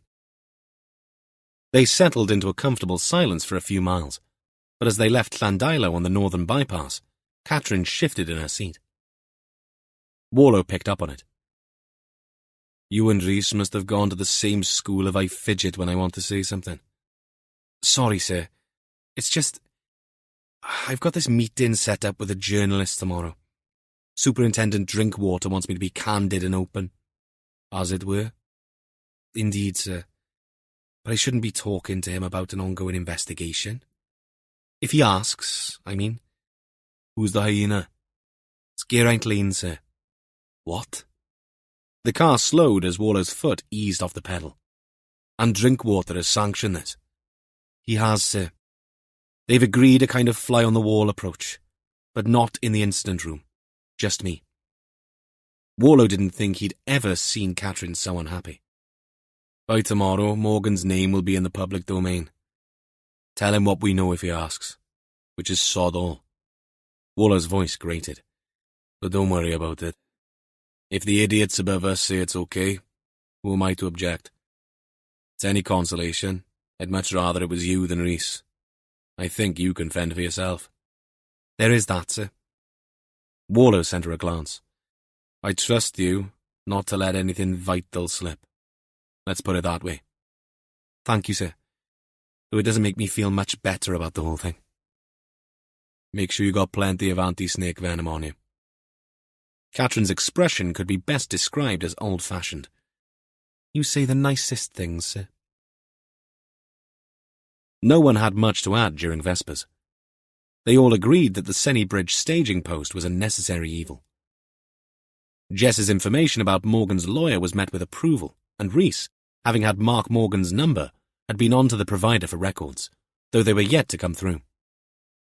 Gill had co-opted a DC for CCTV coordination in Brecon, and explained that Hawes was on the case, and had sourced equipment for the Senny Bridge outpost. Povey, however, had, so far, come up with nothing useful from Morgan's cottage. But we have something from his employer, Catherine said. The last time they saw him at work was 6 days ago, Thursday, April 27th. He left work at 5 as per. He had not been back to work since that date. She got up and posted a sticky note up with the date on the very top of the job centre. Warlow brightened. Right, so what's next? Jess? We wait for the lawyer's summary. That should be here tomorrow. Gill? I'll keep in touch with Colin Hawes. We should be able to get some equipment up to Senny Bridge tomorrow. And I'll speak to Sean Buchanan. We'll need some support staff too. Warlow walked to the boards. I need to look at the roads around where the body was found. Get a feel for it. And the same for Morgan's route to and from work. Another road trip, sir? Rhys asked, eyes wide with hope. More than likely. Right. We'll convene in Senny Bridge tomorrow at lunchtime. That'll hopefully give Jess a chance to pick up the lawyer's intelligence and Catherine a chance to become the department mole. Oh, sir, don't say that. A look of genuine hurt crossed the sergeant's face. Lane is a tricky bugger. Check you still have your wallet when he's finished with you, Gill muttered. Warlow glanced at his watch. Almost 6. Okay, I have some emails to read through. So tomorrow we start again. Thanks for all your hard work today. Halfway to the SIO room, Warlow heard Gill approach from behind. A word, Evan. Gill whispered. Is this a sit-down chat? Warlow asked. Afraid so. You may need to hang on to the armrests. Intrigued, Warlow sat while his colleague pulled out a chair and did the same. It's about that side hustle the Buccaneer asked me to get involved in. You remember the videotapes from that property that bastard Royston Moyles shot with no one's permission? Warlow did. They'd found Moyles murdered at the property, and though it was neither men's practice to speak ill of the dead, Moyles's hobby of secretly filming the innocent people who rented his properties and posting anything slightly lascivious online had put him firmly in the criminal bracket, as well as being a murder victim. Buchanan asked you to review the tapes for any children. He did. No smiles or clever comments from Gill for once. When it came to kids, the sergeant's sense of humour flew out of the window on a one-way ticket. Warlow didn't like this unusually serious Gill. It didn't bode well. The good news is that I found nothing unsavoury, Gill explained. The bad news is that I found something. You got 5 minutes? Warlow had been a police officer for a very long time. He had nothing but respect for Gill, and his involvement with Operation Alice into crimes against children. But that knowledge also set his stomach churning with the prospect of what Gill wanted to share with him now. The DS caught Warlow's grimace. Don't worry, it's nothing awful. Though it depends which way you look at it, I suppose.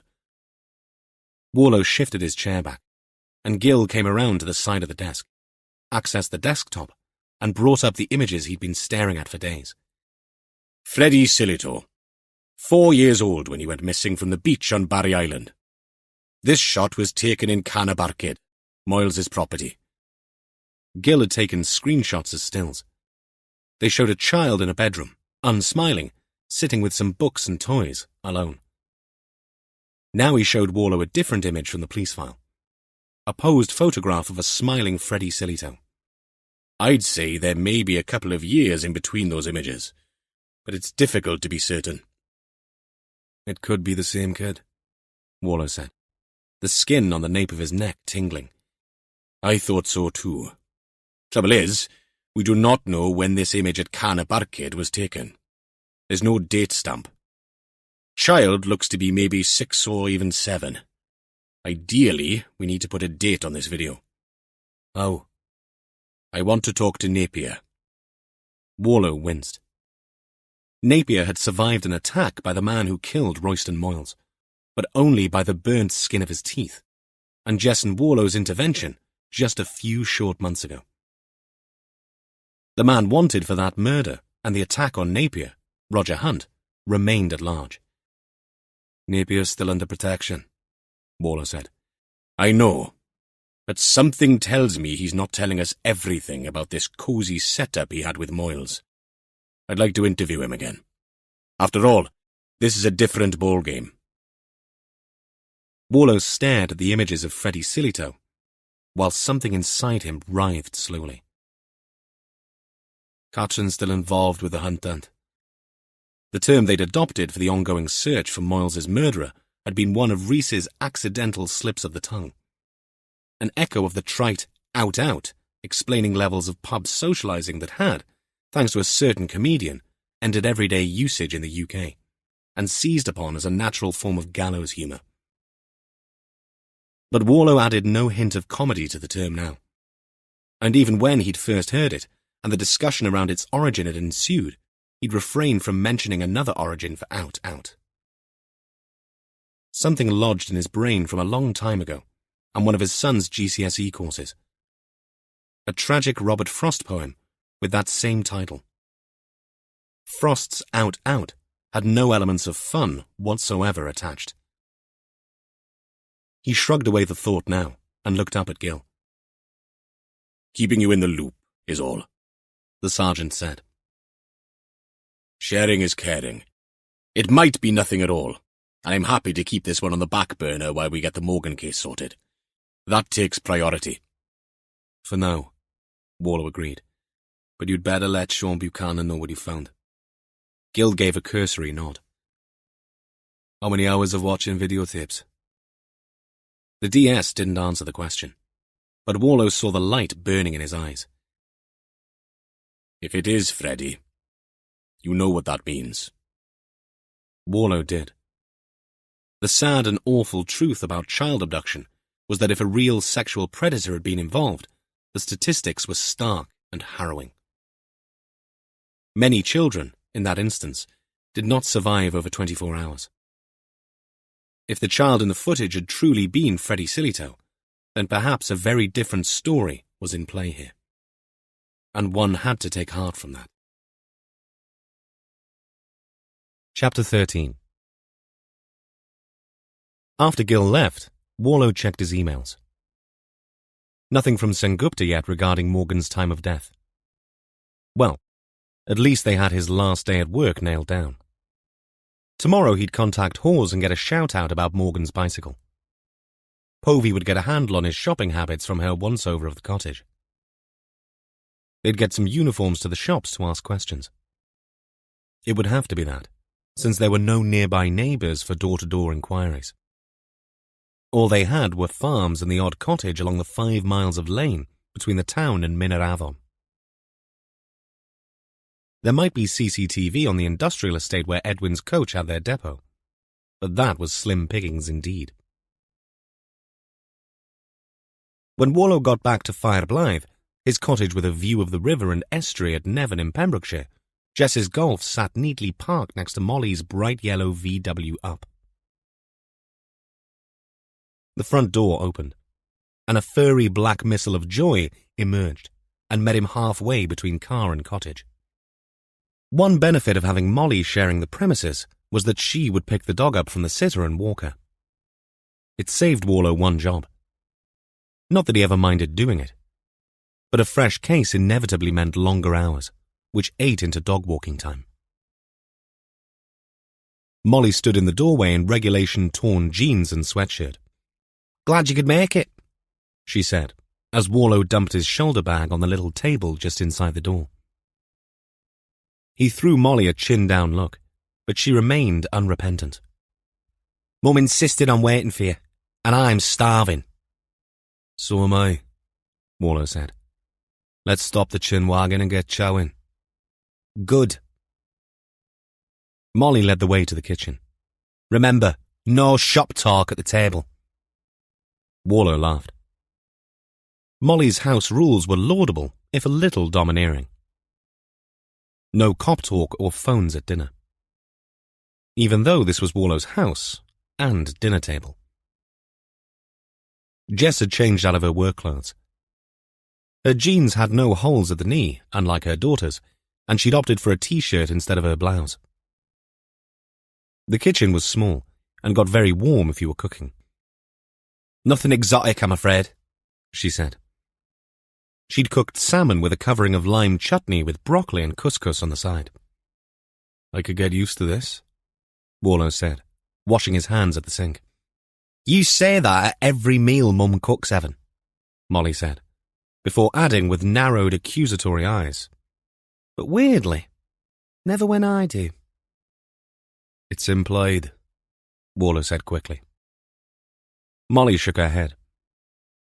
They ate quickly. Everyone had something to do afterwards. Still, discussions were held about Molly's day, exams, and Caddy's bewilderment at a squirrel almost falling on her head on their walk. Normality. An antidote for the day's tribulations. Afterwards, Warlow loaded the dishwasher and then changed into jeans and a shirt. The evening progressed, each to his or her own.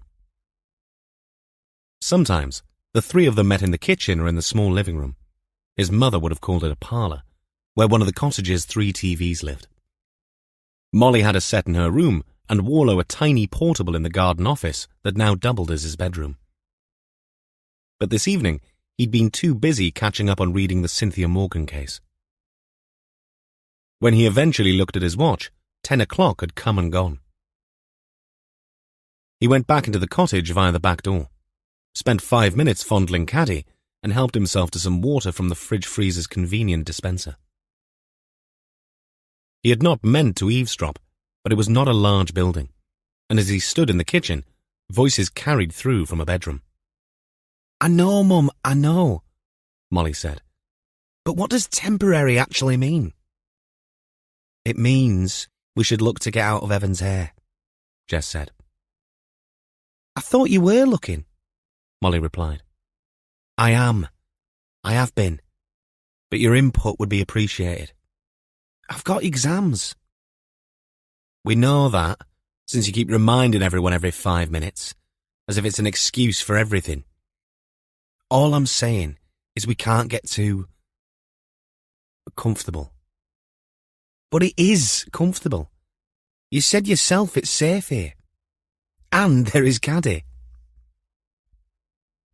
Though Warlow did not hear or see Jess's sigh, he imagined it. The reason for them being his guests had not gone away. A nebulous threat of retaliation from members of an organised crime gang, angered by Molly's father being identified as an undercover officer. Has Evan objected, Mum? No, but... There we are then. He loves having us here. Caddy's never been fitter. Not the point, Moll. Well, what is the point then? Don't you like it here? I do. It's great. But I don't want Evan to feel obligated or uncomfortable. What is that supposed to mean? It means we need to keep an eye out for somewhere to rent. A beat followed as Molly mulled over her mother's words. How much is he charging us then? He is charging us nothing. That's another thing. There you go then. Win-win, Mum. Do I really want to be moving again in the middle of my A-level exam preparations? If we move and I fail, it'll be down to you. Warlow smiled. Molly was very good at playing the exam card. Nice try, Moll. I call BS. It's not bull poop, Mum. Not all of it. And all that rent you're saving means you'll have plenty to sub me for me after-exam trip to the Blairicks. Sounds like a load of Blairicks. All of it. Nice one, Jess, Molly said. Jess's voice modulated as she walked away. Warlow, guilty already from having listened, dashed out through the back door, conflicted by what he'd just heard. Was he obligated? In a way, he supposed yes. But he'd offered to put them up. The threat of reprisals from Manchester had been a genuine one. Jess had heard nothing more from Greater Manchester Police since they'd visited her and urged hypervigilance. But that was probably a good thing. It had been a no-brainer for Warlow to offer shelter. And as for feeling uncomfortable, he pondered the word. That could be read two ways. There was the inconvenience of him turning his garden office into a temporary bedroom, but there'd been not much hardship in that. Yet, something else rankled in Jess's use of that word. An added layer that had everything to do with his paralysis in not lifting the moratorium he'd plonked on his emotions. A moratorium justified by a need to manage his HIV, controlled completely by retrovirals, and the toxic marriage to an alcoholic wife he'd escaped from. But those justifications were looking ever more tenuous. So far, he'd managed his attraction to Jess by using the excuse of needing to maintain a professional relationship, albeit one tempered by genuine friendship.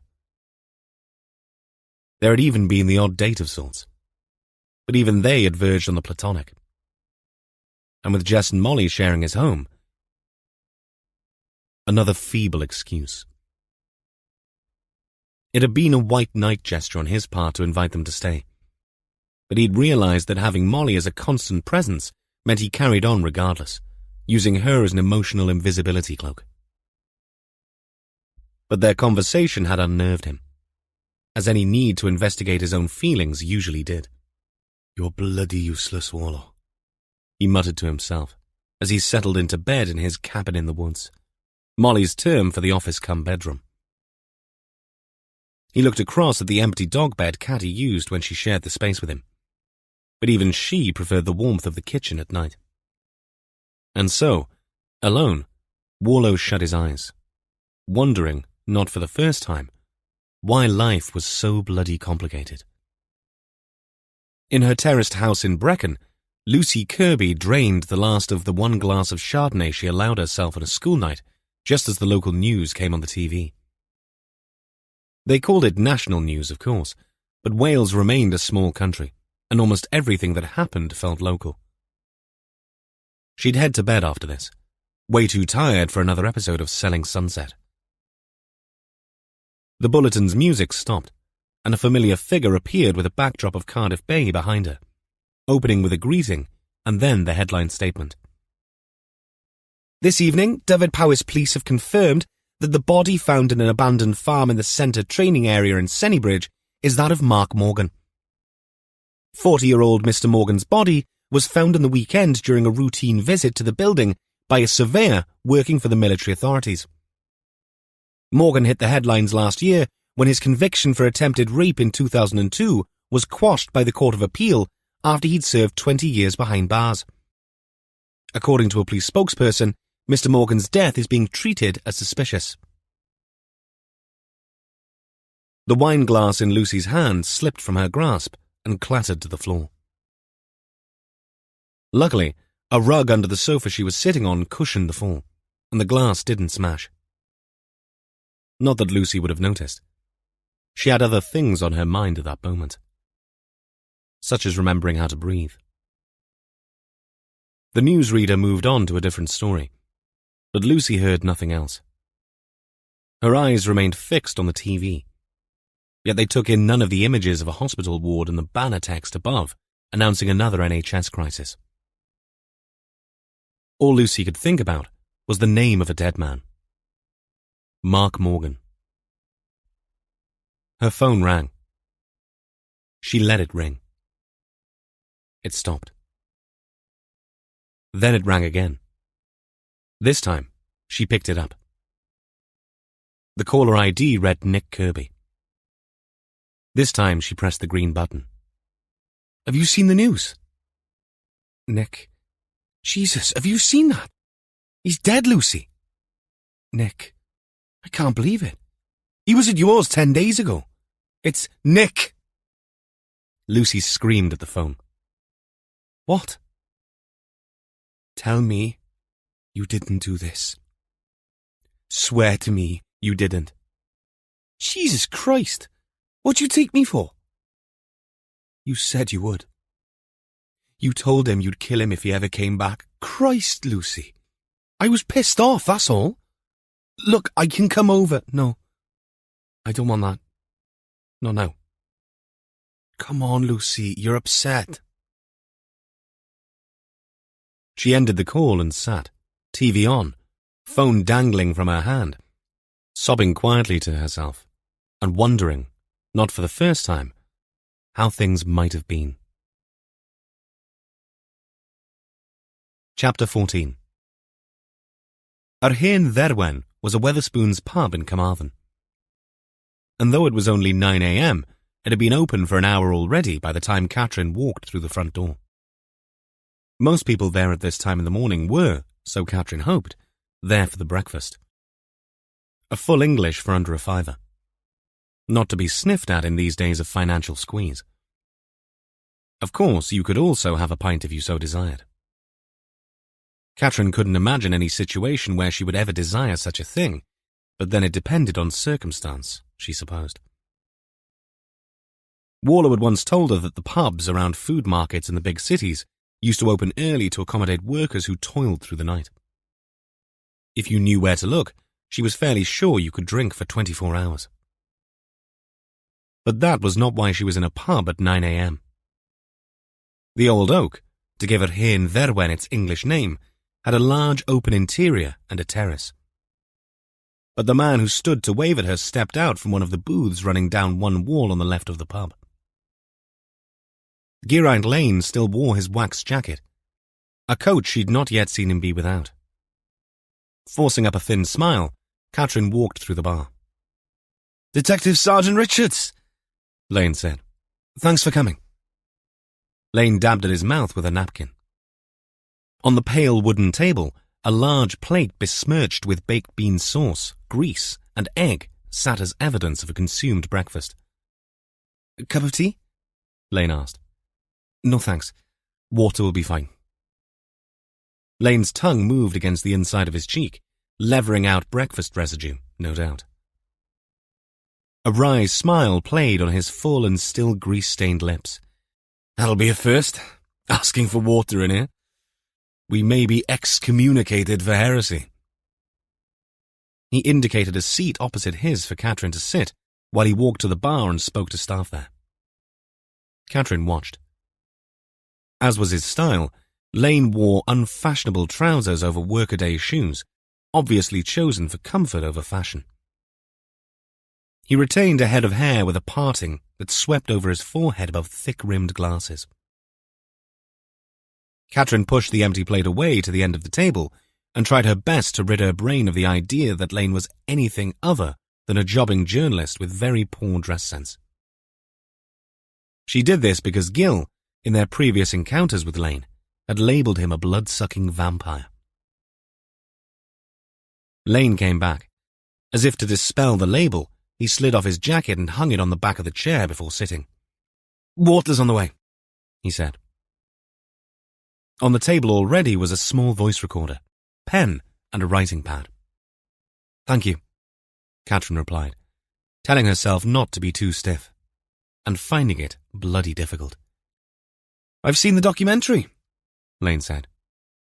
He had a speck of what might have been egg white on his lower lip towards the left angle of his mouth. Catherine wanted desperately to tell him. Instead, she forced out some words. "What did you think?" Lane smiled, showing teeth that would have given an orthodontist nightmares. "Pretty good. The public will lap it up. Ronnie Probert was a national treasure and you brought his killer to justice." The Ronnie Probert case had been a nasty one. A rugby legend in his late 70s, robbed and beaten in his own home only to die several days later from his wounds. "Expect fan mail," Lane added. Catherine ignored the sarcasm. "Do you want to talk about that?" she asked. Lane shook his head. What's there to say? That's done and dusted. I'm more interested in the ones that got away. He leant forward on the table, his small eyes boring into Catherine's. Such as... How about we start with Roger Hunt? That's a much more interesting topic, don't you think? Okay, Catherine said, unable to avoid a hint of wariness. Lane nodded. His shirt was cheap, this one pale mauve, the button over his ample guts straining to keep the material closed over the flesh beneath. He pressed a button on the recorder, and a red light blinked. How do you cope when things don't quite go to plan? That's what I thought we should do. Add a human touch to the ice-cold D.S. Richards. Let's start with a brief outline of the Moyles' murder before we go on to chat about how you deal with failure. Roger Hunt was the vigilante killer who'd taken the law into his own hands. Images of Hunt's illicit affair had been splashed over the internet by Moyles. The scenes of him and his lover, secretly filmed at a secluded rental property, led Hunt to leaving his high-profile TV presenter's job and going rogue. The team had almost caught him after he targeted another man he'd lured to an old church. John Napier had been moments from death when Warlow and Jess rescued him from being burnt alive. But Hunt got away and remained at large. A shadowy figure who'd gone to ground. Hunt threw a second victim off a walkway at a railway station. But he's still alive, isn't he? Catherine nodded. And the third victim, the one you saved, is in hiding, correct? John Napier is under protection, but not for much longer. He wants to return to work. For now, Hunt has gone to ground. Lane scribbled on his pad. And how do you and the rest of the team feel about that? Catherine suppressed a silent scream. These were hack questions demanding she state the bloody obvious, in the hope she might let slip something unguarded Lane could quote out of context, no doubt. We are, disappointed and frustrated, but we continue to follow leads. Such as, you know I can't. Oh, but you can. Chief Superintendent Drinkwater assured me you'd be cooperative. I am being cooperative, Catherine said. But low on detail. I want you to be open and honest, Sergeant. I want to see the thinking behind the action. Your success in the Ronnie Probert case needs to be balanced by showing the public real down and dirty police work. Really? The hours of sitting at a desk, hanging on the phone, chasing paper trails. Really? Lane wrinkled his nose. Too general. We need specifics. Let's get back to Hunt. Let's delve into the weeds on that one. Lane used his little finger to dislodge a bit of bacon from between his teeth, exposing a pointy canine. A little shiver of disgust rippled through Catherine. Make sure you take some garlic as well as the anti-snake venom, girl. Gil's teasing shout as she exited the instant room echoed in her head, and she turned away momentarily. Lane took it as more resistance. Of course, if you'd rather not, I can always go back to Drinkwater and cite professional differences. Catherine sighed. You need to know that this is uncomfortable for me. I am not used to discussing cases with anyone outside of the team. Understandable. Consider me a part of the team for the Hunt case. She almost let out a derisory, as if. Instead, she looked up at the ceiling for inspiration. Lane sat back, exposing an inch of hairy belly between the buttons on his shirt. Up to you, he said. If it was up to me, we wouldn't be sitting here at all. But it isn't. So everything you write for publication must be sanctioned by me and by Superintendent Drinkwater before anything is released. That goes without saying. Lane's small eyes got smaller. Catherine, her mouth set, nodded. So long as we understand one another. Crystal clear, my side? Lane shrugged. So what exactly do you want to know? Let's start with how you go about trying to find a fugitive like Hunt. Do you think he's still in the country, even? And then we could maybe talk about how you go about protecting a victim such as Napier. A waiter brought a jug of water. Catherine poured some into a glass and sipped, carefully composing an answer in her mind before letting it out into the big, wide world. Lucy Kirby had the radio on as well as the TV, watching and listening for any more news of Mark Morgan's death. She hadn't slept much. It felt to her as if she hadn't slept at all. She was on her third cup of tea already. She'd need an extra bladder the way things were going. At 8:30, her phone pinged. A text message from Gemma, her daughter. Hi, Mum. All okay? The phone trembled in Lucy's hand. She fumbled the key presses and typed pure gobbledygook. After 3 goes, she managed something legible. Rough night. Weak bladder. Too much wine? Just the usual 2 bottles. Haha. You? 1 lecture this AM. 1 PM. My glam student life. Don't knock it. You could be working, like the rest of us. Text later. Lucy put the phone down, hearing it rattle from her shaking hand. Gemma was good as gold. She and Nick hadn't told her about the breakup. Not that it was truly a breakup. But after Mark had turned up and Nick had reacted so badly, she'd lost it with him. She couldn't be doing with Nick being mad all the time.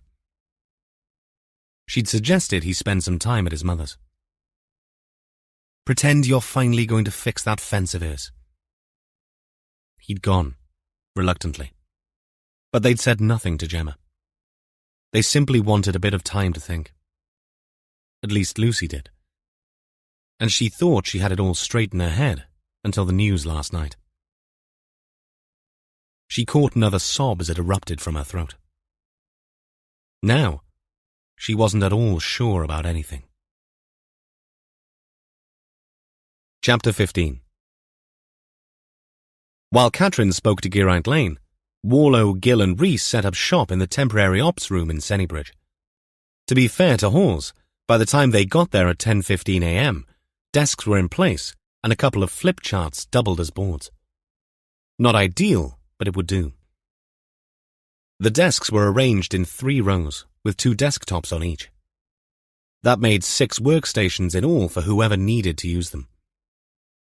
Gill had duplicated the timeline. A single date starting with Morgan's last known sighting the Thursday before. Warlow, meanwhile, had logged on to the group database and was reading Sengupta's recently uploaded detailed post-mortem report. The most significant finding, apart from the fractures, was her interpretation of the tire marks on the intact skin of the neck and upper torso. In Sengupta's opinion, the patterns showed that a vehicle, or more than one vehicle, had run over Morgan. The nature of the shearing injuries supported opposing forces. When Warlow asked the other 2 if they'd read the report, the shared looks of distaste they returned confirmed they had. "What do you make of it, sir?" Rhys asked. "Severe trauma and crush injuries. Either he was on a road and more than one vehicle ran over him from different directions, or whatever hit him the first time reversed over him," Gill said. "That's my take too," Warlow agreed. "Could it be either one, sir?" Rhys looked puzzled. "How so?" Gill posed the question as a challenge. "If he was on a busy road and got hit, and traffic was coming the other way, several cars or a van might have run over him." Rhys threw out the idea. "Indeed," Warlow said. "But don't you think someone might have stopped? If more than one vehicle was involved, it means that drivers, plural, would have colluded in moving the body to an abandoned farmhouse. That's unlikely, I suppose." "Pretty near impossible, I'd say." Gill adjusted one desk to make more room. The more likely scenario, given the circumstances, is one vehicle travelling over the body more than once. Deliberately? Rhys asked. I'll ignore that question on the grounds of suspected stupidity, Rhys. Gill stuck out his lower jaw. Sorry, Rhys said. Hard to believe, that's all. Don't be sorry. Nothing wrong with talking out loud. Warlow let the DC off lightly. As opposed to eating out loud, which should be punishable by law. This time, Gill sent Rhys a wide-eyed glare. Was it the crisps, Sarge? Rhys looked suitably admonished. Possibly, Gill replied. I'm not 100% on that one, as I stuffed cotton wool in my ears when you were halfway through the first packet. A little after midday, Jess and Katrin arrived, having shared a car for the journey up from Carmarthen. This is nice, Katrin said, staring at the sparse surroundings. It's crap, Warlow replied, but it will have to do. Did you sauce a kettle, Sergeant? Katrin rattled the Tesco bag in her hand. And mugs, milk and tea bags. Then we have everything we need for a siege. Gill sent Rhys a knowing look. For I have the away box just waiting to be opened. And I, Jess said, have Morgan's lawyer's papers. Katrin drove so I could have a gander. I may need that cup of tea before I report on it. Travel sickness, Mum. Rhys had on his sympathetic face. I can't read anything for more than 5 minutes in a car before wanting to throw up. It made me feel sick, but that's more to do with what they did to Morgan than reading in a moving vehicle, Jess said. Right then. Warlow slapped the table. Let's get cracking. 10 minutes later, he'd filled Jess and Katrin in on Sengupta's conclusion that the injuries were consistent with Morgan having been struck and run over several times. Not exactly reckless driving, then, Katrin said. More like murderous driving, I'd say.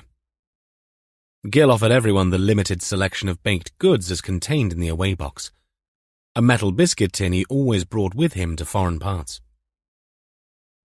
Then Jess stood and briefed them on Morgan's interpretation of events the evening of the supposed attempted rape, and his lawyer's attempts at getting the case reviewed and DNA evidence re-looked at. There were systemic failures all throughout the case, thanks to an old-school SIO on the cusp of retirement. Gill cut in. And we are all well aware what they can be like. I've gone and come back, don't forget, Warlow sniped. Well, this one was keen to see the case out before being put out to pasture. Junior officers too intimidated by domineering managers to speak up. A judge who reacted to the absence of any forensic evidence linking Morgan to the case by warning the jury of criminals becoming increasingly forensically aware. And I quote.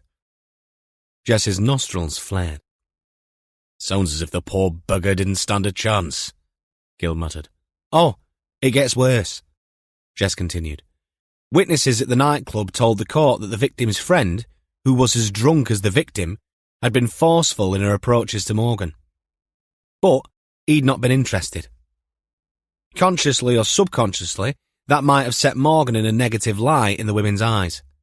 When it came to the appeals, the force's run-down evidence storage centre lost samples. Luckily, clothing used by an independent lab, presumably by the defence at the time, had been kept by that lab, in stark contrast to the police's retention policy.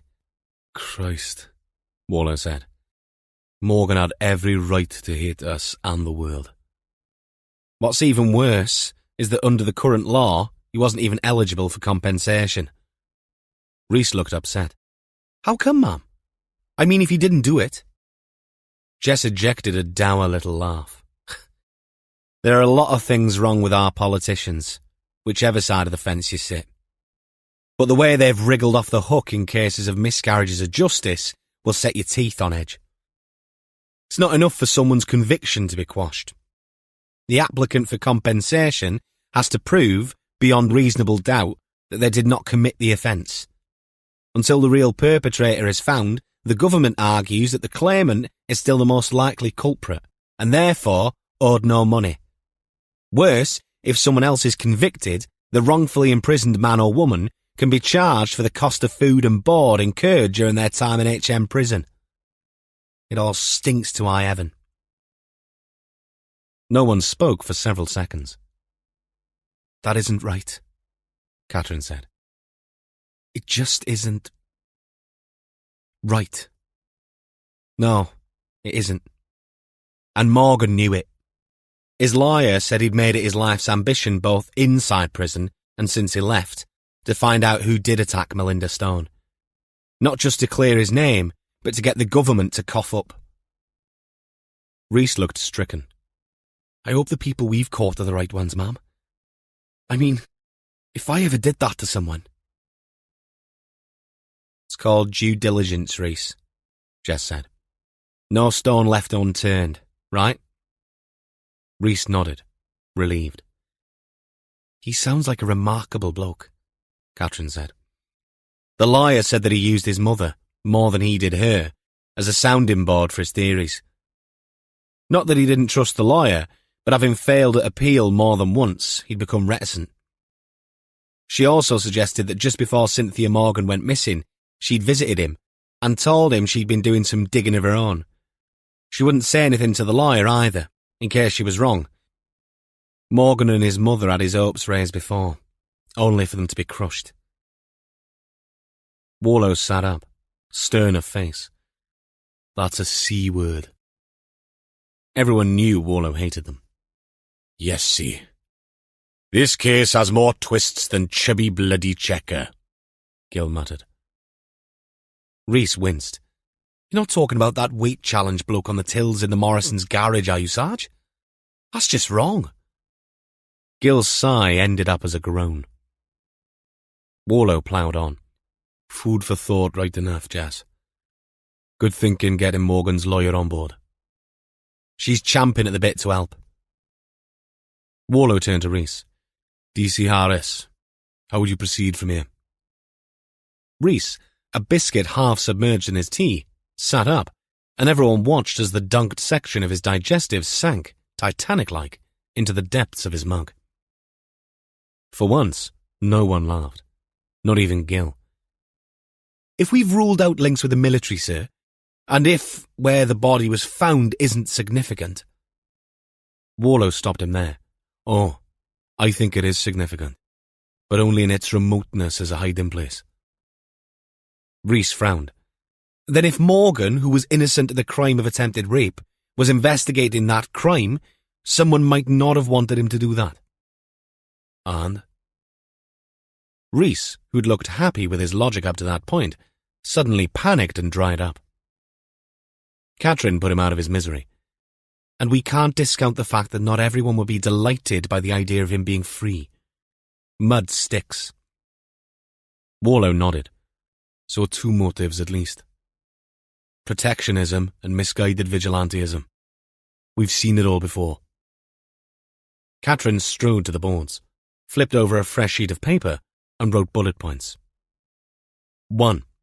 Original victim plus family. Gil put his hand up. I'll sort that one. I've made contact. We need Melinda Jackson and her son's movements from last Thursday accounted for. Catherine carried on writing. 2. The true perpetrator of the attempted rape, as yet unknown. 3. Other players at the time. Jess picked up on the last one. Didn't you tell us you had the name of someone who visited Morgan when he first went to prison? I did, ma'am, and an address. Right. Warlow stood up. Looks like we've all got enough to do. He drained his tea and put down his mug, just as a fresh thought struck him. Good God, I almost forgot to ask. Catherine, how did your tete-a-tete with Mr. Lane go this morning? I'd rather not speak about it, sir. That bad? Gil asked. I almost had to go home and shower afterwards. Yes, he has that effect. Have a hot bath and some antiseptic tonight. That should do the trick. Or I have some delousing powder left over from the war. Catherine interjected, her words an appeal to Warlow. I know Superintendent Drinkwater sanctioned it all, but it feels like I'm fraternizing with the enemy. More like fraternizing with an enemy, Gil said. Maybe he'll write something good, Rhys, ever the optimist, said. Superintendent Drinkwater says the TV programme is great. Yeah, let's hope so. Remind me, when is that on? Jess smiled. Next Monday evening, ma'am. Clear your diaries. Rhys grinned. Okay. Gil rubbed his hands together. Who's bringing the popcorn? Rhys's phone started up. A speeded-up staccato intro of Lady Gaga's Bloody Mary. He took the call, then turned some wide and delighted eyes towards Warlow with a hand over the mouthpiece. He mimed, Sengupta, before walking to the back of the room, where he nodded and listened avidly, occasionally letting out the odd yes. Think she found a corpse for him to dissect? Gil asked. It's not his birthday, is it? Katrin added. Everyone watched as he ended the call and turned, grinning, towards them. Gil had the least patience. Come on, then. Spill the beans, man. I need a sheet of paper. Oh, no, Katrin muttered. 10 seconds, honestly, Sarge. Rhys walked past her to the flip chart. Dr. Sengupta got the vitreous potassium levels back. You know, from the eye? She says that other than in burn victims where temperatures can obviously be extreme, environmental temperature has little effect on the rate of rise of potassium in the vitreous gel post-mortem. This is the jelly inside your eye, right? Gil asked with little gusto. Correctoplasm, Rhys grinned. My cousin Kai always says that. Anyway, Sengupta said the levels were very high. She said they slowly rise after death to a maximum at about 100 hours. 100 hours? That's 4 and a bit days, Warlow said. Exactly, sir. The sample was taken on Monday evening, so at the minimum, it's safe to assume that Morgan was killed at least 4 days before. Rhys wrote time since death up and added 100 hours. So that's Monday, Sunday, Saturday and Friday. So it's likely he was killed between leaving work on Thursday and Friday morning, Jess said. That's what I worked it out as, yes, ma'am, Rhys said. That narrows it down a bit, doesn't it? Katrin asked. Never a truer word, Katrin, Warlow murmured, his mind buzzing. Chapter 16. Why is it we're going back to Morgan's cottage, sir? They were back in the jeep, back on the road from Sennybridge to Cwmllwch. Thanks to Sengupta, we now have a clear timeline. Morgan got into an argument with a vehicle after leaving work on Thursday. Whatever happened, did so on Thursday night or early Friday morning. We're checking CCTV in the town, but one of the likely places for said collision to have occurred is on this lane. Rhys saw the logic, but remained sceptical. But we've been down it once, sir. We have, but not with our looking for signs of an accident viewer switched on. Eyes peeled, Rhys. So long as you can stay awake after that enormous plate of fish and chips you ate for lunch. No gravy on the chips, sir. So, healthy option. That's a relative opinion, if ever there was one. They got to the cottage for the second time, and once more, Warlow drove in through the open gate supported by stone pillars, half covered with encroaching ivy. Rhys's neck snapped around. Did you see that, sir? There's a wall-mounted Welsh Dragon post box for mail on the pillar. My parents have one of those. Didn't notice that before. Good to see you have your observant head on, then. We going back inside, sir? Rhys got out once Warlow switched off the engine. No. Povey's been and gone. I want a quick squint outside, just to make sure there is no sign of a bike. There wasn't. The cottage had a small shed crammed with old gardening equipment, spades, a couple of rakes, one badly rusted, trowels, a couple of sacks of compost, one still unopened, and, on a shelf, a few cycling bits and bobs, such as a grease gun, a multi-tool, spare inner tubes, and a non-functioning light. Pretty obvious he had a bike then, sir. Rhys picked up the light and its trailing wires. It is. Right, let's take the lane back up towards town, to where Morgan worked. The reverse of his commute home last Thursday night. That's if he ever got home. Good point. Maybe we should have asked Craig to join us, sir. Warlow eased the jeep back out onto the narrow lane. Why? Craig's traffic, sir. He'd be able to spot any signs of an accident. Warlow grunted. Obviously the fish is kicked in. Sorry, sir. It's the vinegar. It makes me belch sometimes. Warlow side-eyed Rhys. I meant fish being brain food. That's what they say, isn't it? Some people can't stand fish, sir. My mate Reuben says even the smell makes him want to throw up. Warlow stayed quiet for a few seconds, but then asked, Well, come on then. Aren't you going to regale me with some pearl of fish wisdom from the Oracle? A.K.A. Gil Jones? Oh, no, sir. I don't want to appear predictable. Although he did say one of his granddaughter's favourite jokes was the one about 2 fish in a tank. Rhys grinned. Let's have it. One said to the other, "You drive, I'll man the gun." That sounds about right for the Jones household. Especially since most of the grandchildren are funnier than Gil. Still, never too young to learn about war. Now, eyes peeled. We're looking for signs of an accident. Warlow drove on, slowly looking for any sign of tyre marks or a disturbance in the hedgerow. While Jess and Catherine made ready to visit Lucy Kirby, Gil gave Mel Jackson another ring. I've seen it on the news. They say foul play. That definite then, is it? Afternoon, Mrs. Jackson. It's Mel to everyone that knows me. I see you recognised my number, Mel. Phone goes Nino when you call. So was it? Foul play? Did someone do him in? We are looking into it. Gil remained circumspect in his response. That's why I called. You remember I said we might need for you and Ethan to give us a statement of your movements on the day and night of the 27th. That's last Thursday. That's when it happened, was it? Correct, Gil said. Thursdays I go to bingo at the castle. You can check all that with my girlfriends. Taxi there and back.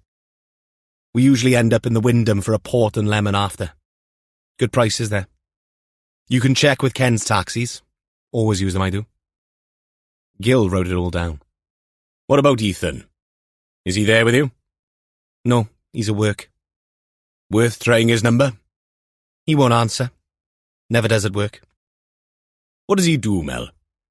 Rendering and that. They strip walls. He's usually up scaffolding with a jackhammer.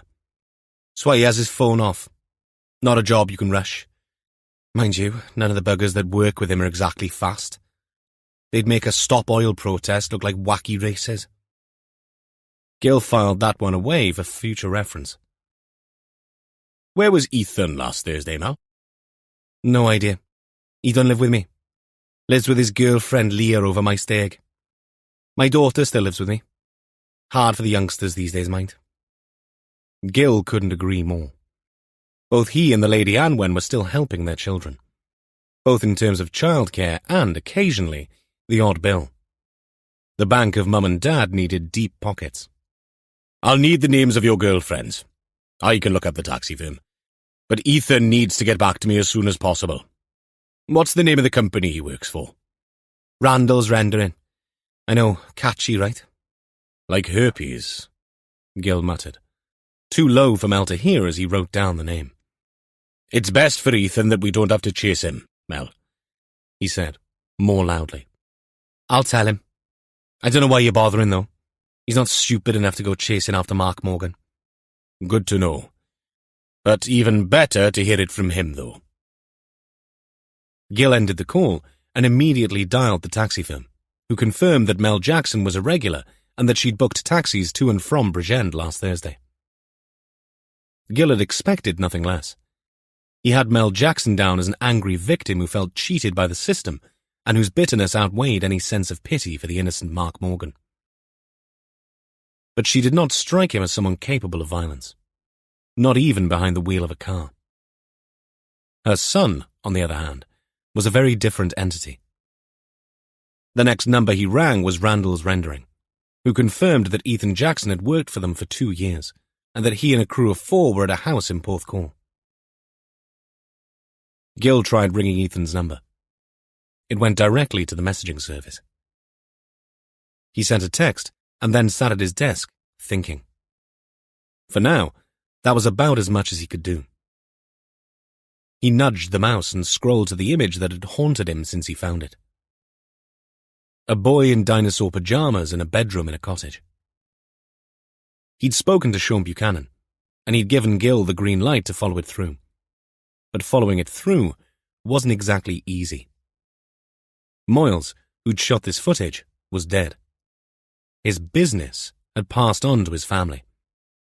And yet, there remained one person who'd been embroiled in all this as a hapless employee who just might shed some light on what was, at present, simply Gil's gut, churning worry that he might be right. The events surrounding Roger Hunt's killing spree had revolved around Gil's hometown of Llandilo, where Napier, the man currently in hiding, and in whom Geraint Lane had been so interested, shared an office with Royston Moyles, Hunt's first victim. Moyles had an assistant in his rental business. Just a young kid that had emerged naive but blameless from the whole sorry mess. But he was someone who might also assist Gil in his search for the kid whose photograph stared back at him from his desktop monitor at this very moment. Charlie Brewer had worked part-time coordinating bookings and cleaning for Royston Moyles' rental business. I wonder if you're still around, Charlie, Gil mused as he fished out Brewer's phone number. The man answered on the 4th ring. Hello? Charlie, this is Detective Sergeant Gil Jones of... Sergeant Jones!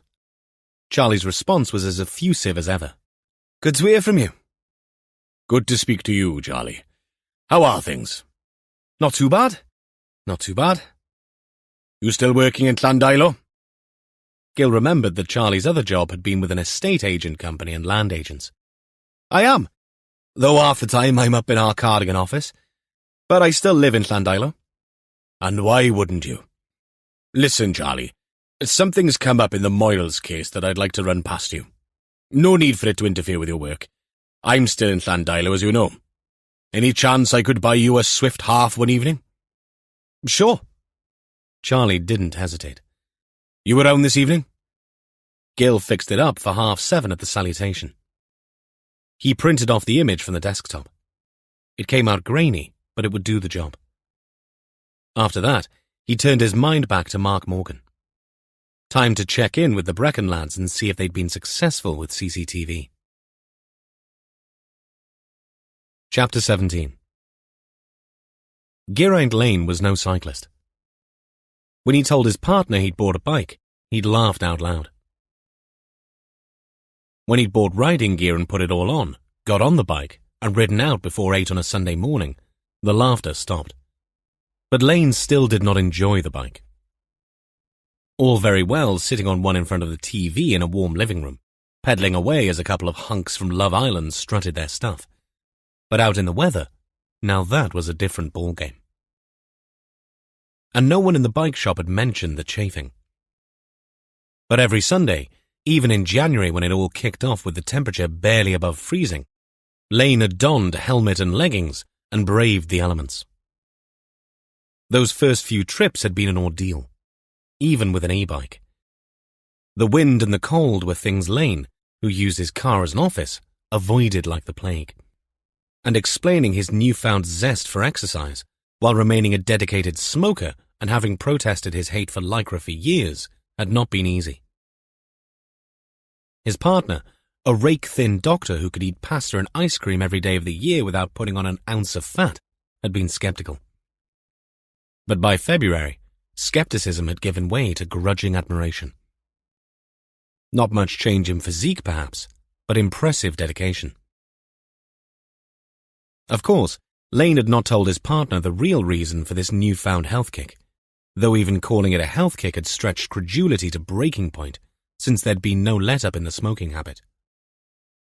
Nor the bottle of wine every evening. But the timing, coinciding with New Year's resolutions as a useful excuse, had been right.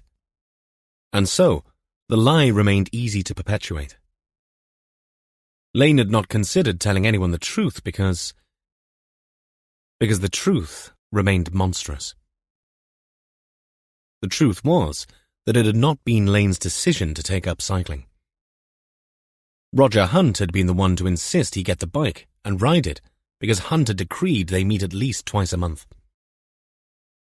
And what better way to meet than on bikes, on trails and paths that Hunt chose for their solitude, in forests or quiet byways?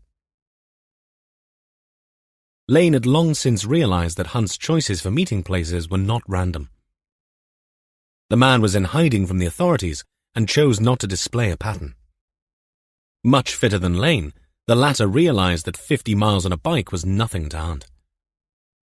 He made Lane buy a burner phone as well as a replacement for the iPhone Hunt had purloined and, no doubt, looked at. The phone was what tied Lane to Hunt.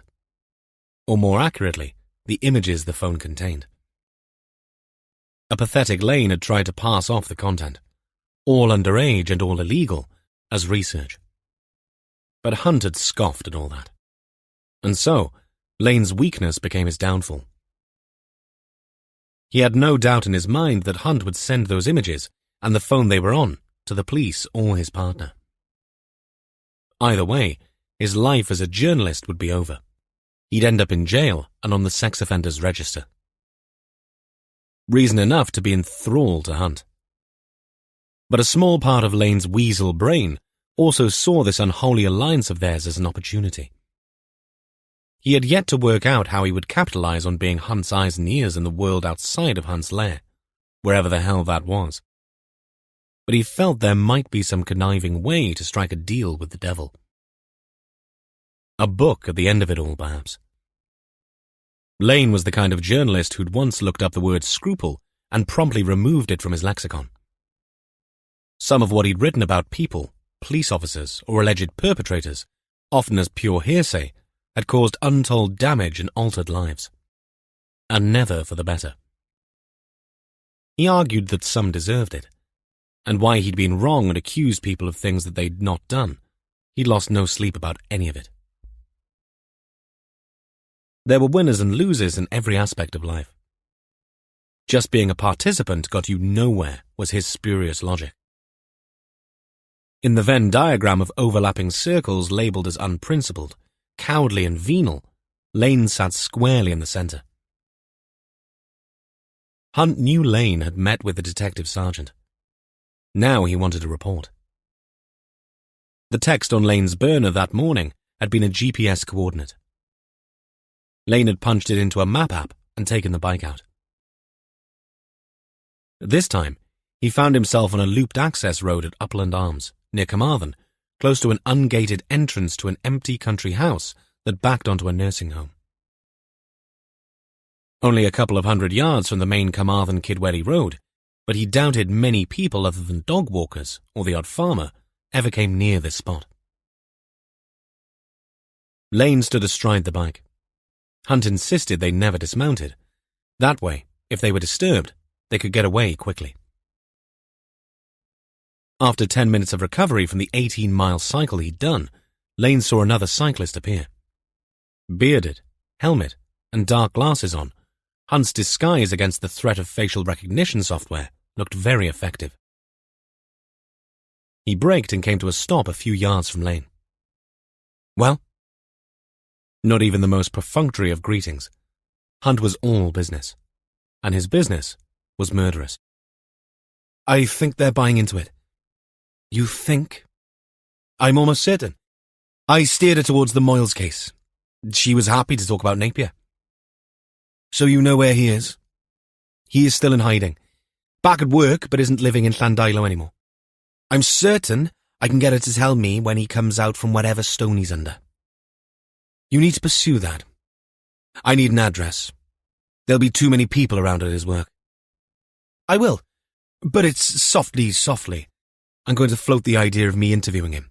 Napier, I mean. Getting the victim's perspective and all that. Lane grinned. Hunt shut him down. You need to find out where the bastard is living.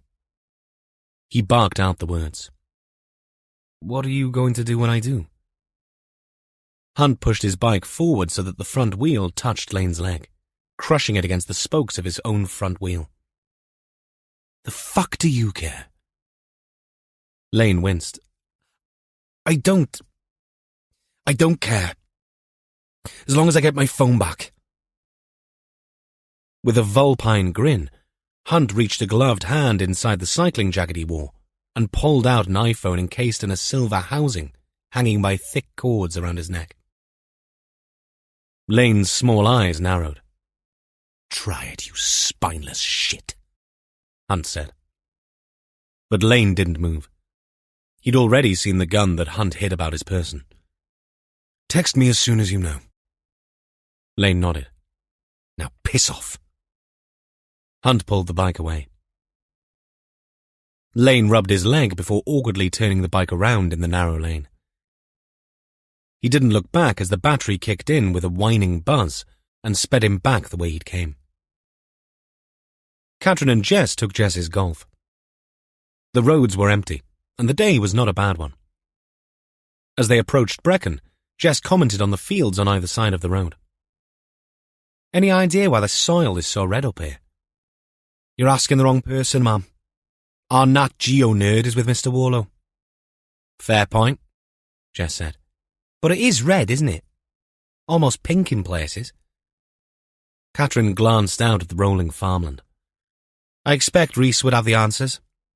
There'd be the geological one, something to do with iron ore or sandstone when the whole of Brecon was a desert or some such. And then there'll be the poetic one. The soil stained by generations of spilled Welsh blood. But we wouldn't swap him for love nor money, would we? Catherine's brows folded down. Love, no. Money? Maybe. Jess snorted. And how are you getting on with things? You and Craig in your treatment?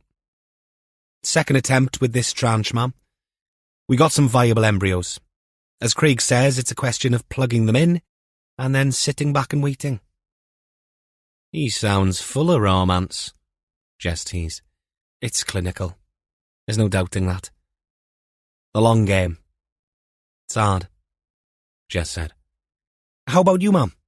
How is sharing digs with Mr. Warlow working out? Oh dear, Catherine replied. That bad? Oh no, there is no issue. Molly's getting far too comfortable though, what with the dog there and all. But it's only temporary, and I'm very conscious of Evan needing his space. I hate crowding him.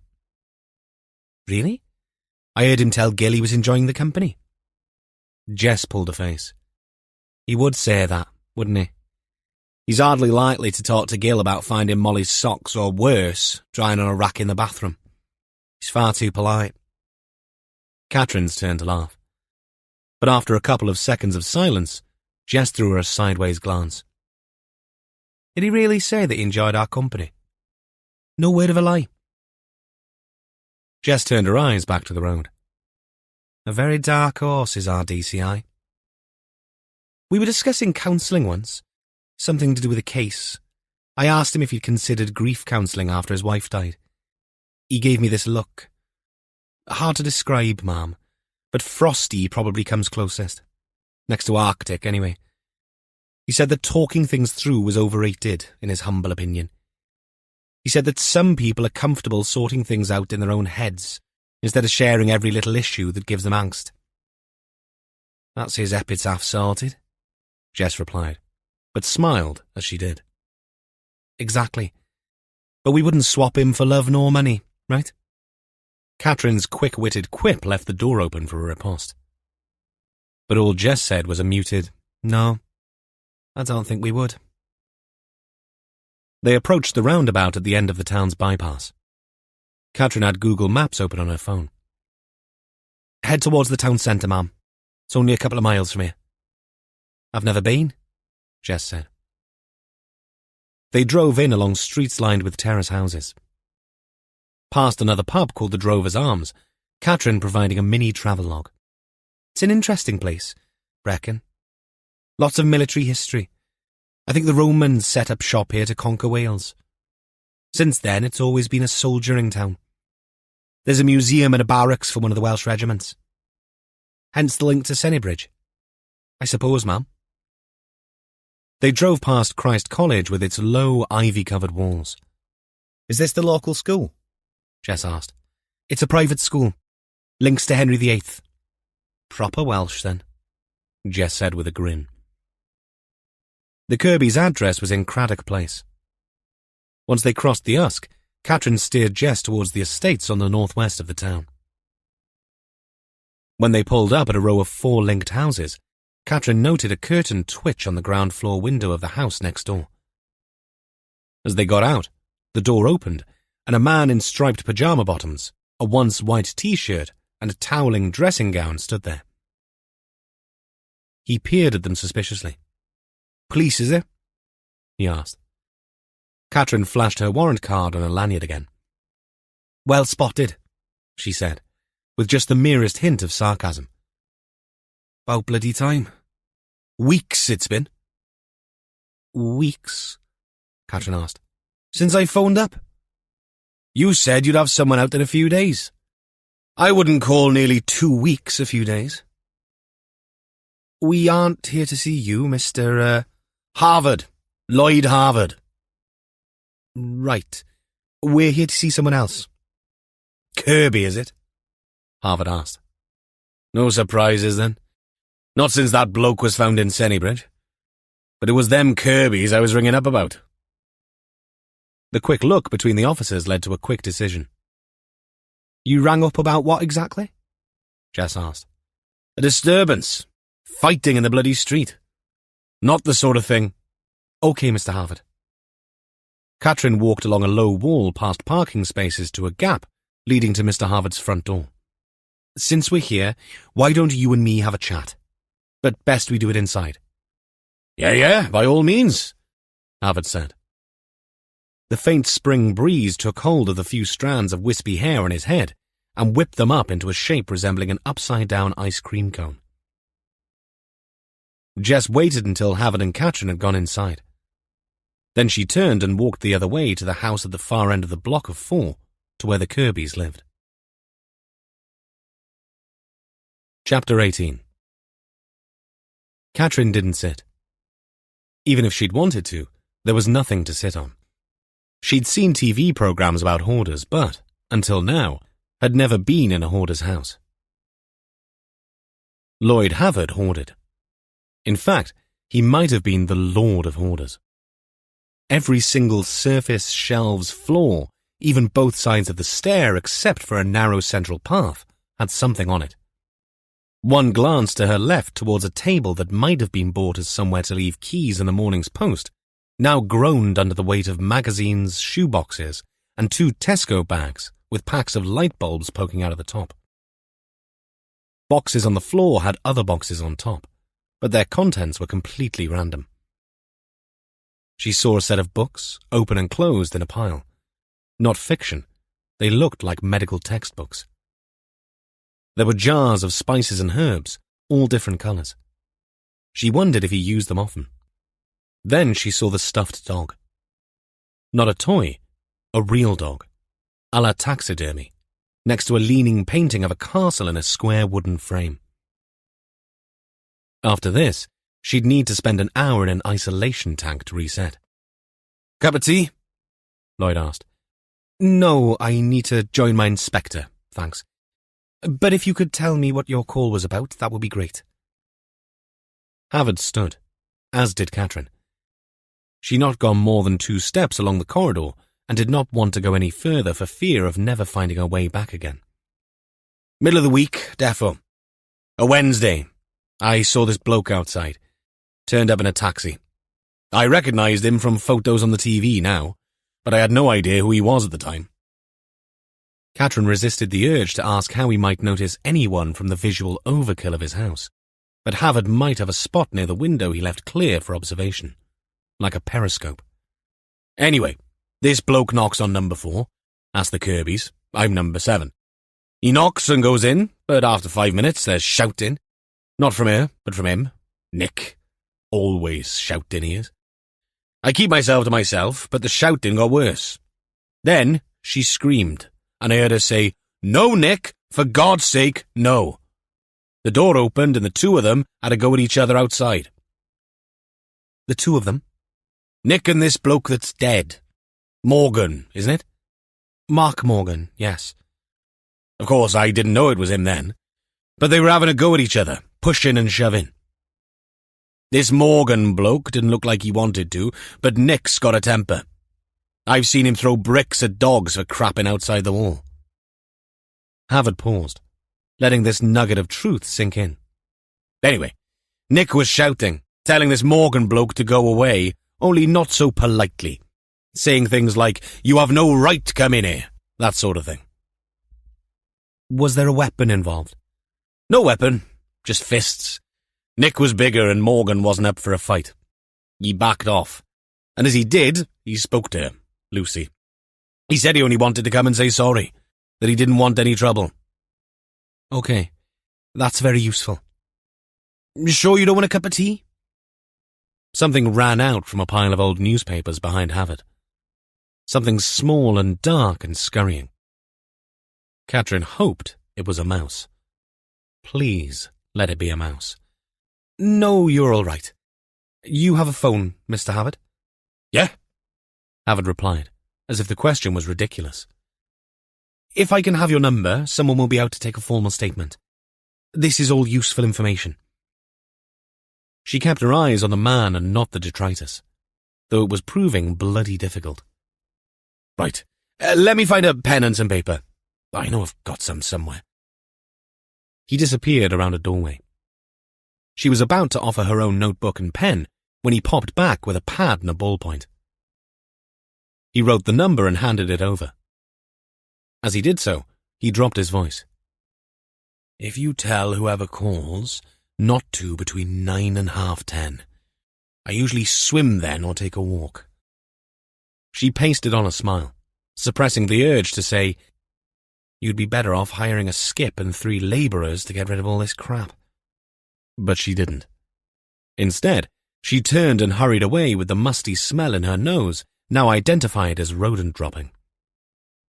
Once outside, she shivered, sucked in the clean air, and hurried on to number 4.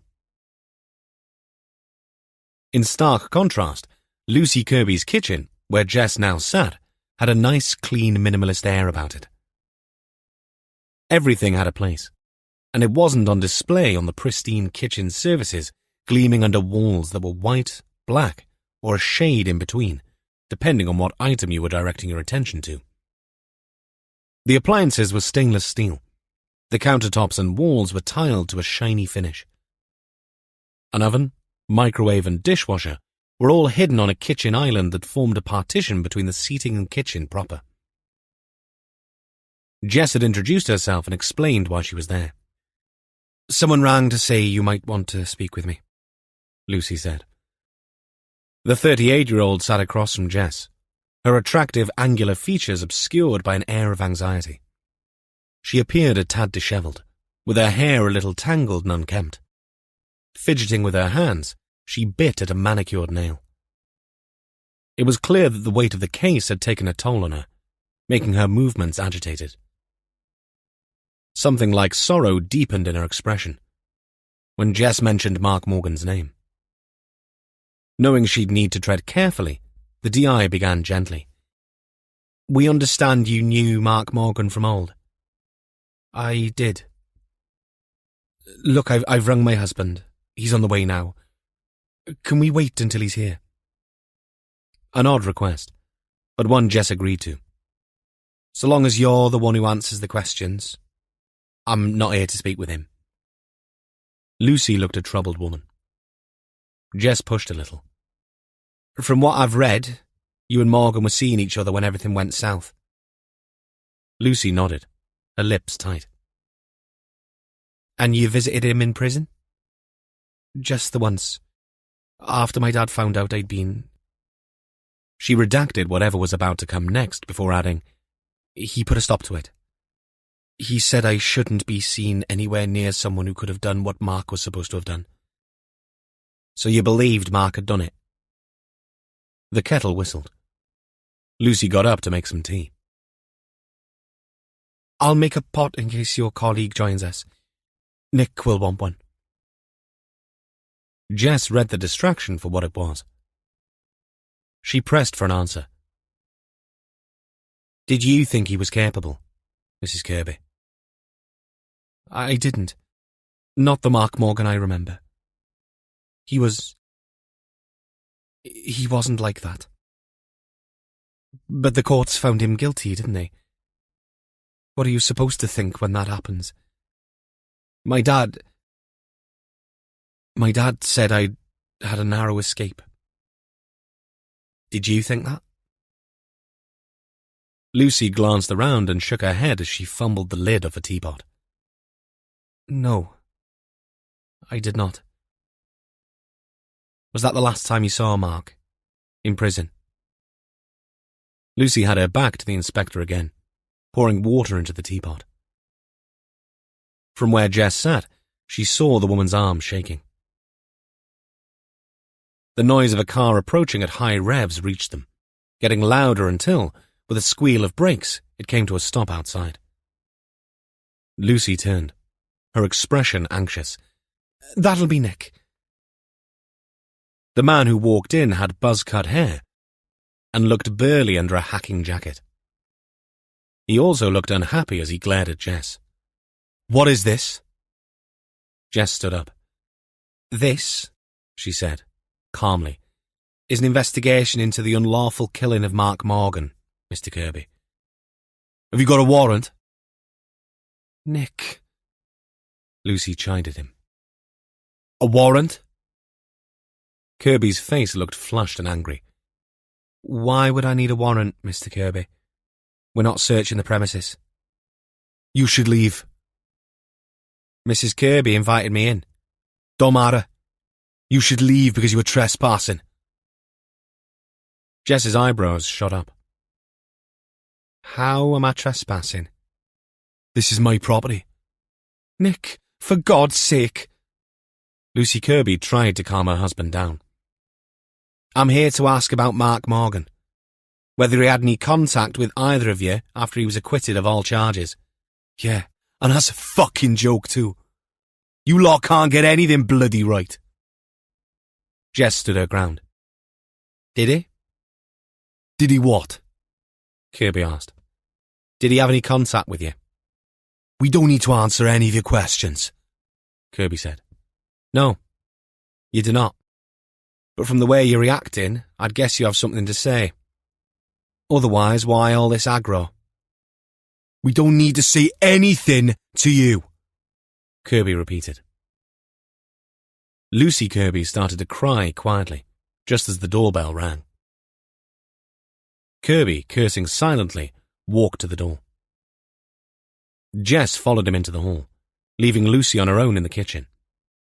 From behind Kirby, Jess saw Catherine hold up her warrant card. No, you can't come in. And your friend is just leaving.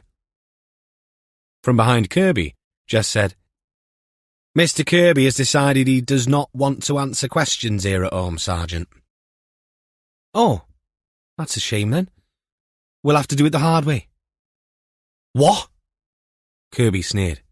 You going to arrest me, are you? No, Catherine said. I'm not. And neither is Inspector Allenby. We'll get a big white van full of tea-deprived uniforms with big sticks to do that. You can't arrest me. I haven't done anything. That's not what your neighbours say. In fact, I have it on eyewitness authority that you and Mark Morgan had a set-to outside this very house just a few days ago. Fucking Lloyd Harvard, that weirdo prick! Nick, let them back in, for God's sake. Lucy pushed past Jess and pulled her husband away from the door. Come in. Nick said, Lucy, this isn't a good idea. Oh, and your bullshit is it? What followed next could best be described as an impasse. One broken by Catherine stepping over the threshold. Lucy walked through to the kitchen. Catherine followed. Nick Kirby stood in the corridor quietly fuming. I've made some tea, Lucy said. Sounds good. I turned one down from Mr. Harvard, but I could do with one. You've been in his place? Lucy asked. Catherine nodded. Let me know if you need anything stronger, Lucy said. Chapter 19. The tea calmed everyone down. Even Nick Kirby, who came and parked his hip against the sink while the officers chatted with his wife. Because, as Jess was at pains to point out, that was all this was. A chat. He turned up out of the blue, Lucy explained. Of course, I'd heard that he'd been released, but even so, when he turned up, it came as a real shock. What did he want? To see me? To chat to both of us? Lucy glanced at Nick, who managed a dismissive shrug. You knew Morgan too, correct? I was on the stag do the night that all this began. Luckily, I made it back to the hotel that night. I was in bed when it all kicked off. Catherine opted to record what was being said on her phone. Lucy Kirby had agreed without argument. Her husband had merely glowered. How long had you and Morgan been seeing each other before he went to prison? The DS asked Lucy. 10 months. Serious? As serious as you can be at 17, I suppose. What happened when he came here, Lucy? Lucy kept her eyes on her mug. A spotty thing in blue and pink. Nick wasn't happy. He'd have kept him on the doorstep, but I invited him in. We chatted for a while. About what? Lucy slid one arm across the other to grab at her elbow, almost like a seatbelt, as if scared she might crash. What do you talk about to someone you haven't seen for 20-odd years? It wasn't easy. Did you know about his mother going missing? Lucy nodded. That was awful. He didn't believe what the police said. That she might still be out there living a different life. What did he think had happened? Jess was intrigued. He wouldn't say. Only that someone would regret what they'd done to him and her. He said that? A threat? What do you think he meant? Lucy's hand worked at the biceps she was clutching. I don't know. He was very calm about it, as if he was sure. He threw it in like a grenade, Nick growled. Wanted to see how we'd react. You've been listening so intently. Now is the perfect time to take a deep breath, close your eyes, and let the music wash over you. We appreciate your time and support.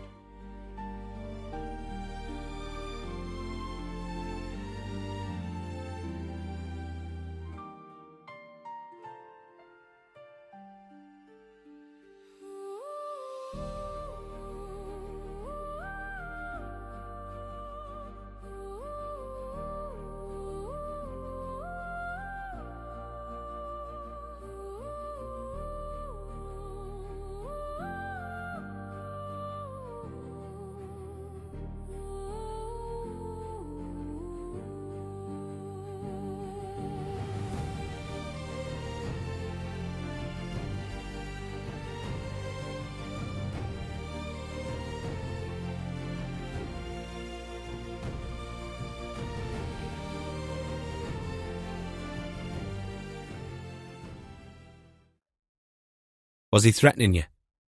No. Lucy looked up into the officers' faces. No, it wasn't like that. Jess glanced up at Nick leaning against the sink. What did you argue about? I saw red, I admitted. I could see what it was doing to Lucy. I mean, he pitches up out of the blue, for what? To try to pick up where he left off? Your relationship, yours and Nick's, began after Morgan went to prison, correct? Catherine asked. Lucy nodded. But Jess picked up the way she squeezed her eyes shut before answering. This was painful stuff. It all happened so fast. He went to trial and then straight to prison. I was in a state. She let out a shivery exhalation. When he was here, Mark kept looking around at the house, saying that we'd done all right. Was he angry? I didn't give him a chance to get angry, Nick said. He went for a piss. While he was in the bathroom, I told Lucy it was mad having him here. We agreed it would be best if I told him to leave. Catherine looked puzzled. I thought you were friends. Nick reddened. That was 20 years ago. We were different people then. I couldn't see the point of digging up the past. But that's what is going to happen, Jess pointed out. Mark Morgan was innocent of the crime he was prosecuted for. That's what the Court of Appeal said. That means that the person responsible has not been punished. At some point, the past will need to be dug up. Did you see him as a threat, Lucy? Catherine sat forward. I didn't. I think he was trying to put things in order in his head. His life had been on hold for all those years. He knew he couldn't go back. He said that. Jess let her eyes fall on some photos pinned on the fridge. The only frippery on display in the sterile kitchen. A sailboat, an azure sea. 3 people under an impossibly blue sky grinning. She recognized Nick and Lucy Kirby, but not the third. Is that your daughter? Yes, that's Gemma, Lucy said, her eyes softening instantly. We were in Greece last summer for a week, trying to learn to sail. She's in uni. She's a bright girl. Looks like you. Jess smiled. Nick peeled off from the sink. I have to get back to work. One more thing, Catherine said. We'll need to know your whereabouts last Thursday and Friday. Nick's expression soured. Why? Because I had a bust-up with Mark. Exactly that, Jess said. Look. Kirby held both hands up. I couldn't see any good coming from him cruising back into our lives. So bloody awkward. I mean, I didn't steal his life. He wasn't there for Lucy. That's the way it was. He even wrote to her from prison, telling her he didn't expect her to just hang on, that she had to make a different life. Lucy turned away, head down, reaching for a handkerchief. So you think he came to retract all that? Catherine asked. But it was Lucy that answered. No. He came to tell us it was all right, that he understood and that he was glad we'd got on with things. Wow. That was magnanimous, Catherine said. And you couldn't accept that? Jess asked Nick. A mixture of emotions fought for expression on Kirby's face. Eventually they settled into a stony bitterness. I am sorry for what happened to Mark Morgan. I truly am. But I won't pretend to be a saint. Did you hit him? Kirby shook his head. More pushing and shoving. I wanted him out the house, that's all. He was here for only 10 minutes. Like I say, he used the toilet, and when he came back, I threw him out. So you didn't track him down and run him over? Catherine asked. A thin and ugly smile trickled over Kirby's lips. The next time we meet, I think it'll have to be with a solicitor present. As they buckled up in the car outside the Kirby's property, Jess, without looking up, said, Your hoarder is waving at us. Catherine glanced over and frowned at Lloyd Havard, standing in his doorway, hand raised. He is definitely not my hoarder. Jess put the car in gear and drove away. What did he say about the fight? That it was shouty? Pushing and shoving, but no fisticuffs. Jess hung back behind some parked cars, allowing oncoming traffic their right of way. What did you make of the Kirbys? My take is that Morgan's desire to reconnect with his past did not go down too well with the husband. Catherine nodded. It's odd, isn't it? You'd think everyone would have the bunting out on hearing that Morgan was innocent. But it's more like dynamite in a river. You get a big splash and a lot of dead fish floating on the surface. Jess pulled up at some lights. That's the thing. People's lives were shaped by what happened 20 years ago. To suddenly have the foundations of that life crumble beneath your feet can't be easy. Do you think the Kirbys are telling us the truth, Mum? Jess clicked her tongue. It's almost the truth. But is it the whole truth and nothing but the truth? That's a different question. I feel the same way, Mum. I think we only have half the story. Jess accelerated away as the lights changed to green. And I suspect that if we could find out exactly why Morgan felt the need to rekindle their relationship, for want of a better word, we'd be halfway to understanding the rest. Let's see if the team has any bright ideas why Morgan was so keen to stoke the fire. At that moment, 2/5 of the team had reached the end of Morgan's commute from his mother's cottage to his place of work at Edwin's Taxis. Warlow and Rhys found no sign of any likely spot where the collision between Morgan on his bike or otherwise might have taken place. Now they were back once more on Fordgrech Lane off the industrial estate on the outskirts of Brecon. "What now, sir?" Rhys asked. "Back to Sennybridge?"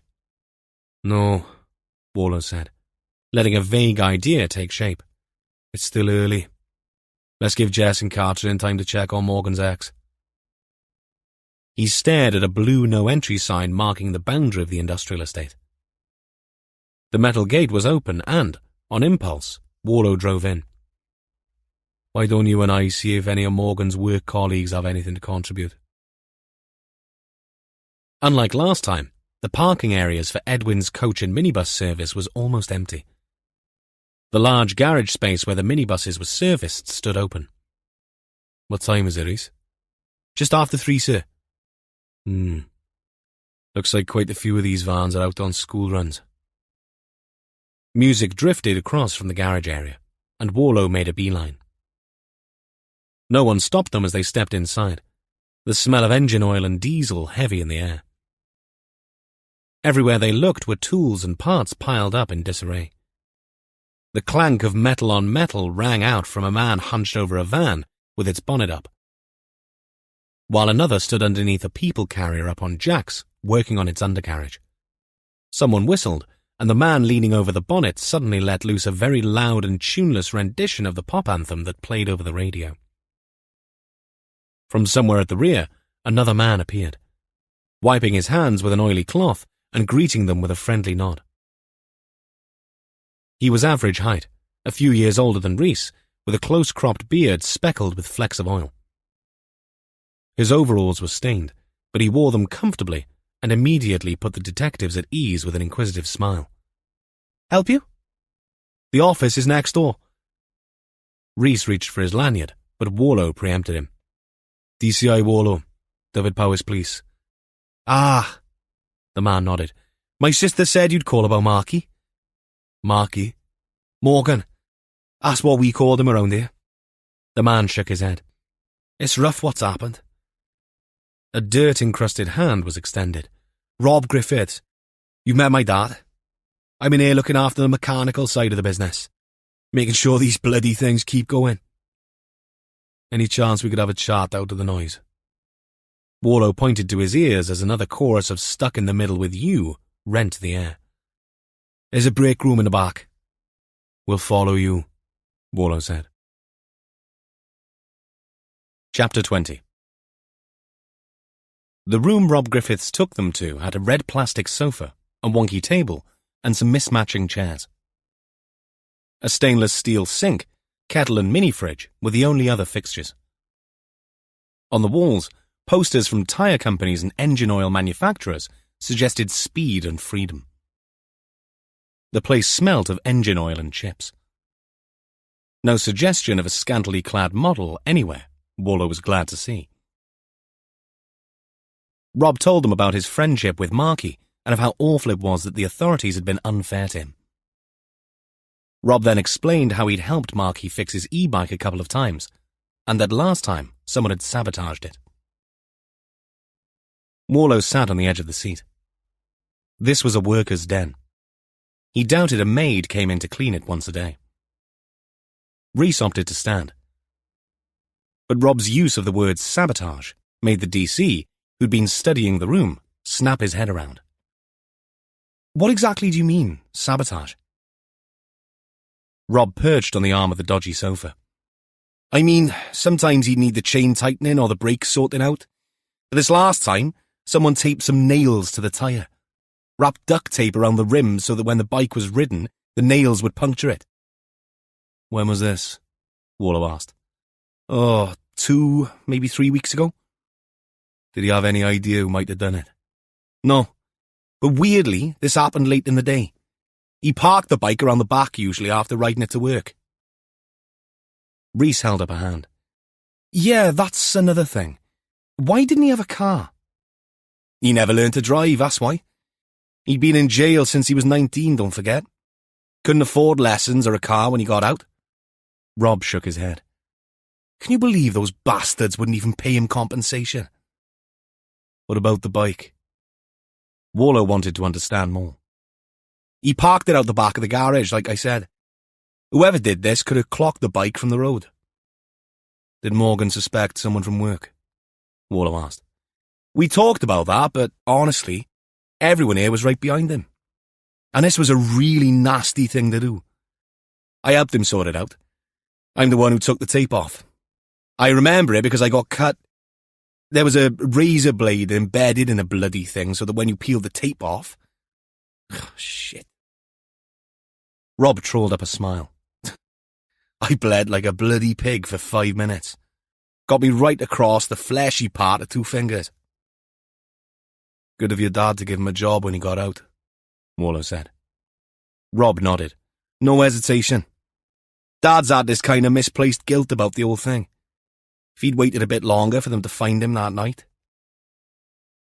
But he did wait, didn't he? Rhys asked. He did. It was the others on the bus that made him leave. And Marky admitted he just got lost in a strange city. Easy to do when you're half pissed. Did Mark mention any other antagonism towards him?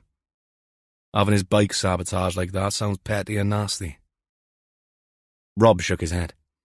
Walk into a pub downtown and you'd always get some loudmouth using the no smoke without fire bullshit take on things. That's just people liking the sound of their own poxy voices on. Rhys nodded. How did he seem to you that last time you saw him?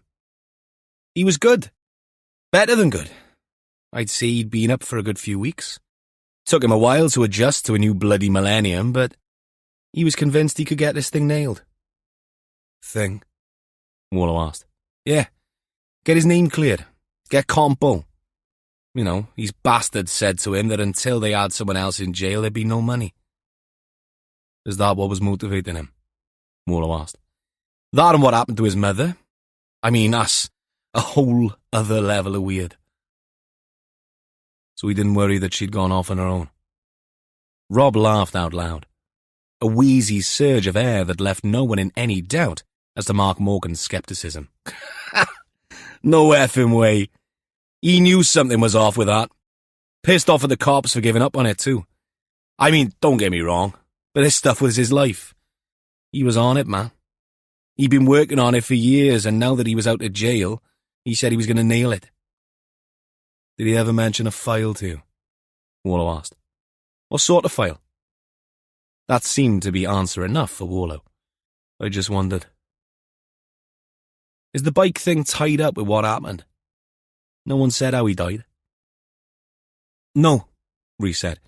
We haven't. Not yet. But we are treating it as suspicious. Exactly. And what the hell was he doing over in Centre? Did he have any connection with the military? Rob shrugged. Not as far as I know. You can walk it, bits of it. Did you know that? Or around it anyway. And we're always in and out of there, running people to and from the offices. Quite a few civilians work there too. They've opened the place up loads over the last 20 years. The Epint way, Warlow said. Yeah, that's it. Have to be careful, mind. Christ knows what's buried on there. Munitions and stuff. Can you remember what make Mark's bike was? Warlow asked. Course. Not that expensive. A giant. Second-hand job and not bad for 300 quid off eBay. Can you describe it to us? Of course. Right. Rhys said, notebook at the ready. Let's start with its colour. Nick and Lucy Kirby stood in their living room, fear and uncertainty gripping them like a vice. A few moments before, 2 police officers had quizzed them about the visit of a man who had subsequently been unlawfully killed. For that, Reed murdered. The officers questioned them about a past that they'd long considered dead and buried. Morgan had come to their doorstep, and they'd been foolish enough to let him in. At least that had been Nick's take. Lucy had seen no choice on seeing him standing there. A man she'd once been in love with. How could she turn him away? The police had left, but the Kirbys were still anxious. They'd been so stupid and naive. How could they have let this happen? Nick, seething, wanted to go around to Lloyd Havard's house and give him a mouthful. But Lucy had calmed him down. It would only make things worse. What now, Luce? Are you sending me away to my mother's again? Nick stood in the hallway, his jacket on. She didn't answer him. What the hell are we supposed to say to Gemma if she phones again, and I'm not here? She's not stupid. It won't take a week to fix a fence. She's going to twig something's up. Mention of their daughter made Lucy squeeze her eyes shut again. This was all about her. About preserving what they were as a family and not letting anything break it up. Where were you last Thursday, Nick? Lucy's voice came out as a bare whisper. Christ, this again! What the fuck do you take me for, Luce? She wouldn't look at him. Thursday I was at work, like I always am. Out on a job or in the office? I spent the morning at a hospital in Merthyr. The roof is chock full of aerated concrete. The whole bloody lot has to come down. Then I was in the office, writing up the report. After that, I was here with you. They'll check, Lucy said. Let them fucking check. I didn't do anything. Lucy trembled. Nick shouted out his protestation. It was not something she was used to hearing. He never raised his voice at her or Gemma. But since Morgan had come, she'd heard him angry more times than she could remember. I know what I said. I know I threatened him, but I didn't do anything, Luce. For Christ's sake. I can't help thinking about it. What happened to him? I can't help thinking. Nick Kirby took 3 steps forward and held his wife.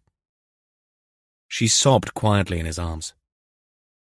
Can't do this to yourself, Luce. It'll tear you apart. I can't help thinking about Gemma. No. We agreed not to bring her into this. We agreed. But no buts, Luce. We agreed. But what if the police keep digging? We deal with that if it happens. Not before. Now can I at least sleep in my own bed tonight? Yes, Lucy whispered. Jesus. What a mess. Even after he's bloody dead, Mark Morgan can... Not his fault. Lucy protested vehemently. I can guess what you think. But I'm not protecting him. It's not that. But he did nothing. The least he deserves is a little respect. I'm sorry. You're right. We can't blame him for being Mark Morgan. Nick cursed and glanced at his watch. Shit. I really do have to get back to work. You'll be okay? Lucy nodded, but the expression on her face was one of abject misery. Chapter 21. Gil got 2 almost identical text messages from his fellow officers within 5 minutes of each other. One from Catherine and one from Rhys. They both contained variations on the same theme. On the way back, get the kettle on. Please. A little after 4:40 p.m, they congregated in the Sennybridge Ops room. Gil had tea ready and the away box open. a Rover biscuit selection tin with a cut-down version of the normal array that Gil stocked at headquarters. Today, there were custard creams, some ginger nuts, and the ubiquitous rich tea. Rhys smacked his lips. We'll have to be on our guard for Duncan, Sarge. After your last debacle, you mean? No, I'm talking science. Explain. I've got a mate who's a doctor. They published a study in the BMJ last Christmas. They looked at dunk breakpoint, time it takes for the biscuit to fall into tea if held in the liquid, compared to pragmatic breakpoint, where biscuits are dunked for 2 seconds and then held pre-bite. Rhys had everyone's attention now. Are you making this up? Jess asked. No, ma'am. You can Google biscuit-based comparative study. It's in the public domain. What was the outcome? Gil asked. Pragmatic breakpoint is the most important. In case there is a conversational delay in removing the biscuit from the tea and ingestion. And? Gil demanded. Rich tea have the lowest dunk breakpoint and pragmatic breakpoint. Oat biscuits have the highest. Once again, Rhys had his audience speechless. You are making this up, Jess said warily. No, but it's doctors, isn't it? They publish this sort of stuff at Christmas time. Add a bit of fun to journals full of survival rates from disgusting diseases. Rhys threw Warlow a glance. You know what they're like, sir. Warlow did, since one of his sons was a surgeon. And when it came to gallows humour, they took the baked goods. The ritual of tea breaks, a moment shared during punishing shifts, was something public service employees like doctors and coppers had very much in common. Tom mentioned this. Didn't they also measure the effect Duncan had on the time to make the tea drinkable, temperature-wise? Rhys, delighted in finding a tea and biscuit ally in his boss, beamed. They did, sir. Duncan influenced cooling. I think the digestive had the most effect. You ought to look into this more closely, Rhys, Catherine said, with half an eye roll. All I'm saying is, with the rich tea, you need to be on your guard because it scores lowest for breakpoints. It's a slippery customer and can get away from you in a trice. As I know to my cost.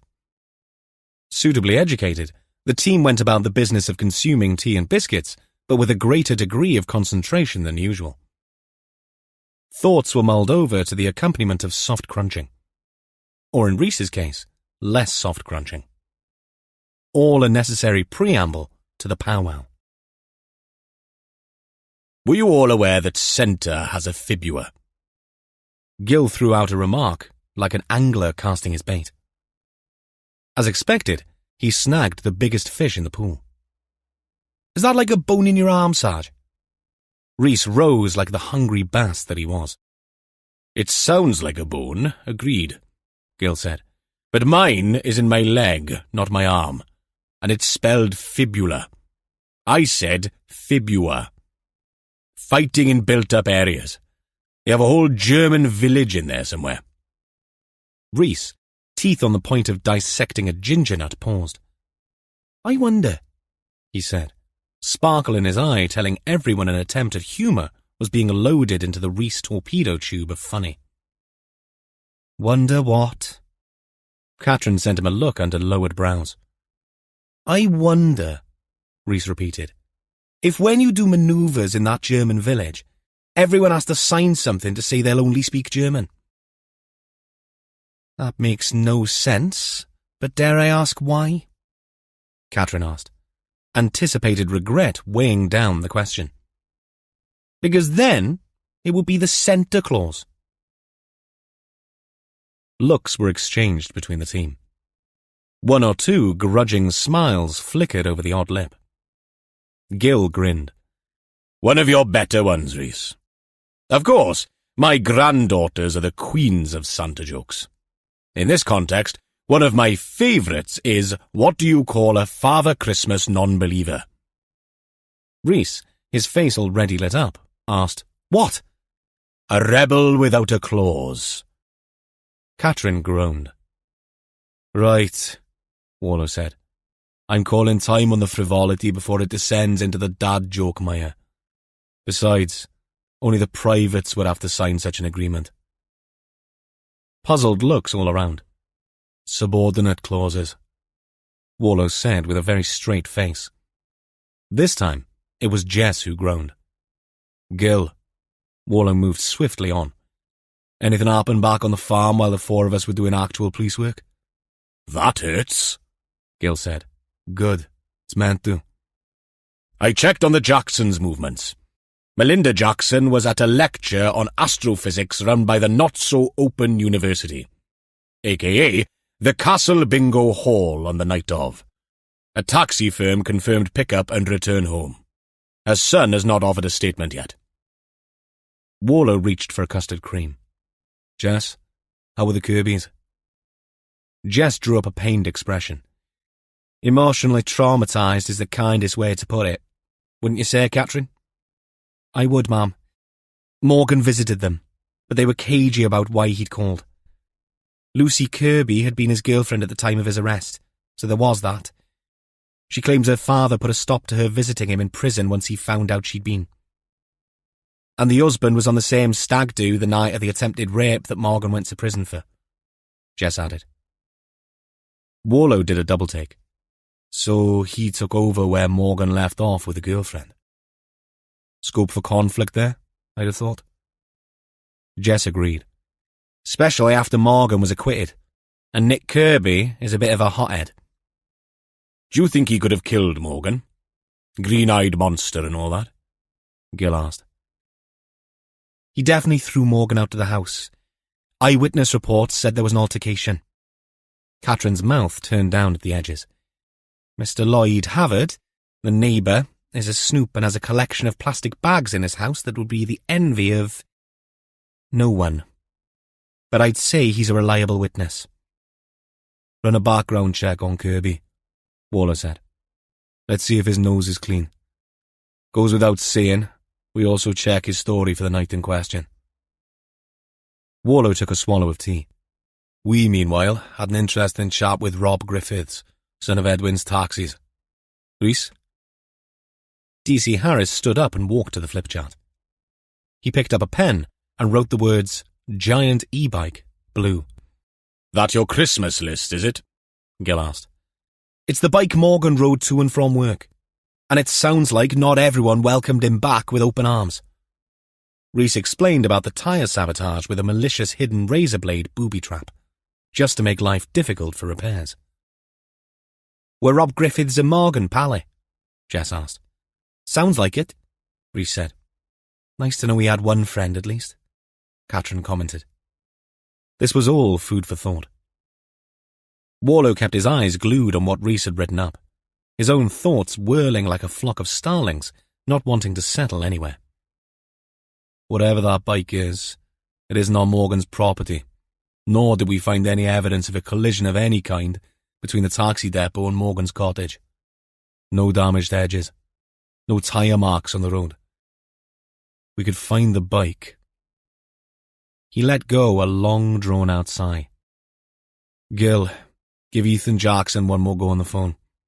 If he doesn't play ball, I think we ought to find him and get him up to Brecon for us to have a chat. Agreed? I'll try now. Otherwise, Rhys and I will drop in on him tomorrow morning. Gil stuck a note on his screen. I'm game, Rhys said. Will you need any uniforms along? Jess asked. I think we can handle him. Famous last words, Catherine muttered. Warlow glanced at his watch. The minute's hand was now well past 5, and they were all a long way from home. I'll leave you to chase up the Kirbys. Jess nodded with a quick look at Catherine. Rhys, Morgan's phone records. They're here, sir. I need to go through them. Right. Then it's back here tomorrow morning. You heading back to HQ? Jess asked. Said I'd keep the Buccaneer in the loop. But I'm taking the scenic route over centre. I need to get a grasp of the geography. You going lone wolf on us? Jess said this with no malice intended. I prefer to call it a part of my process. With that, he left them to it. He knew the history. Gil and Rhys had filled him in on that. how the War Office had purloined 2 mountains. But he had no picture, other than the small one of the abandoned farm where Morgan's body had been dumped, of the grand scheme of things. He headed west towards Llandovery on the A40. Before setting off, he got an OS map from the Jeep's boot and folded it open on the passenger seat. A little after Trecastle, the A40 straightened. Somewhere to pass slow traffic. Somewhere where, especially on weekends, you'd be assailed by the crescendo drone and whine of motorbikes overtaking, their high revs like angry insects, their riders bent into the turns. But at the sign for Llywel, Warlow took a right, heading north on the road that soon split into 2 lanes divided by a raised grassy central area. Like some kind of weird dual carriageway that ran for several miles, climbing north with the land, soon falling away on his right to reveal lush pasture and isolated blocks of conifers on the tops of gentle hills. A few miles further up, where the 2 lanes became one again, a red flag flew to the right of a weathered and stained sign announcing that the Llywel to Tirabad road was open. Beneath that was a warning in Welsh. Peidiwch a stopio. You didn't need to be fluent to understand it as a warning not to stop. As clear a sign as any that this was MOD land and access was concessionary. From that point on, the pasture land gradually gave way to open moor stretching for miles and grazed only by sheep on this vast desert of grass. Roads led off to the right and left towards staging areas, with low green huts and the odd military vehicle. The empty road ahead meandered over the high plateau, the flat land broken only by mounds of conifers on the undulating horizon, and the occasional military building surreptitiously situated behind fencing. The sweep of the road across the empty landscape was starkly beautiful, like something from another planet, under a vast grey sky tinged with patches of brightness where the cloud thinned to reflect the sun above. And though Gil had warned him of the German village, when Warlow caught his first glimpse, he could only wonder if he'd been transported to another time and place. It came into view as he rounded a right-handed bend, away to the right, no more than 3 miles away as the crow flies, sitting on a hilltop surrounded by evergreens. Or was it Tannenbaum? As he drew nearer, he spotted a round tower, buildings with steeper roofs, and red tiles that marked them out as not being part of the architectural vernacular of this part of Wales, or indeed of Britain. The winding road took him within a mile before dipping, so that the village, so tantalizingly close, disappeared within seconds from his rear view, as if it had never existed. It brought to his mind a Genesis track, a story song of an alien creature searching for its city of origin. It came to him then, the title, A Trick of the Tail, strange and full of longing at the same time. A mile or so later, the military road ended at a T-junction, and Warlow turned left, back towards Llandovery and the road to Carmarthen. He drove on, now in traffic, his mind caught up by the wonder of a fairy tale village on a hillside in Wales, constructed as an aid to battle. But what struck him more than anything was how quiet and desolate the landscape was. A landscape full of secrets. And more than anything, of how accessible it might be for anyone with other secrets to hide. He picked up his phone and asked Siri to find the Genesis track so that he could listen to it as he headed west. A minute later, Tony Banks's haunting piano intro tinkled into the car's interior, much to Warlow's delight. Chapter 22. Gil was not a pub man. He was more a little drop of Penderyn at the end of the day man. The Welsh whisky distillery had released one called That Try, commemorating one of Wales's favourite son's exploits on the rugby field. He'd had a bottle for Christmas a couple of years ago, and its peaty edge appealed to him. Trouble was making the damn thing last, and he was down to the last inch or two in the bottle now. Not that he minded pubs. In fact, he quite enjoyed them now and again. but he was not one of these people who felt that they needed a fix in front of other like-minded drinkers every day. He often drove through the town of Llandilo, and already, with April having thrown up the odd unseasonably warm day, he'd seen die-hard outside drinkers on benches at the front of both the White Hart and the Old Vic. But the Salutation had a rear garden area. You couldn't tell when you drove past whether the punters were getting a vitamin D fix at the same time as trying to pickle their livers. Not that it was al fresco weather this evening. Gil chose a seat inside. Charlie Brewer wore a work tie and a jacket. He was clean-shaven with a regulation haircut. Nothing outre for the farmers he dealt with. Not even the manly stubble seemed to have become de rigueur these days in anyone under 40. As Charlie entered the pub, Gil stood to greet him, a warm smile on his face. He gestured to the table he'd secured, and the two men settled in. Gil wanted a quiet chat, and so, with a pint of IPA for himself and a bottle of Moretti for Charlie, Gil settled opposite the much younger man, took a healthy swallow of his beer, and smacked his lips. The TV was on, tuned to a European soccer match. Only the noise of muted cheers provided a backdrop. Not loud enough to interfere with the job at hand. "Thanks for coming," Gil said. "No hardship? I sometimes call in for a drink after work anyhow. When I'm in Llandilo." Someone walked past and raised their hand to Charlie. "A regular, then?" Gil said. "I wouldn't go as far as that." Charlie's protestations sounded half-hearted. "I promise to keep it brief." "This has to do with Royston Moyles, I take it." "It does." Though Charlie had worked as Moyles' assistant in an office capacity, both Gil and Warlow agreed that he'd been an innocent, if naive, bystander in the Moyles affair. But of course, he'd been made aware of his ex-boss's dirty little habits. "We've been looking through some of the footage Moyles collected illegally," Gil said.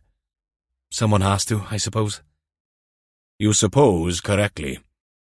You told us you were often the liaison for people hiring the properties?" "Yes, sometimes. I'd meet them at the property, hand over keys, and make sure they were kosher.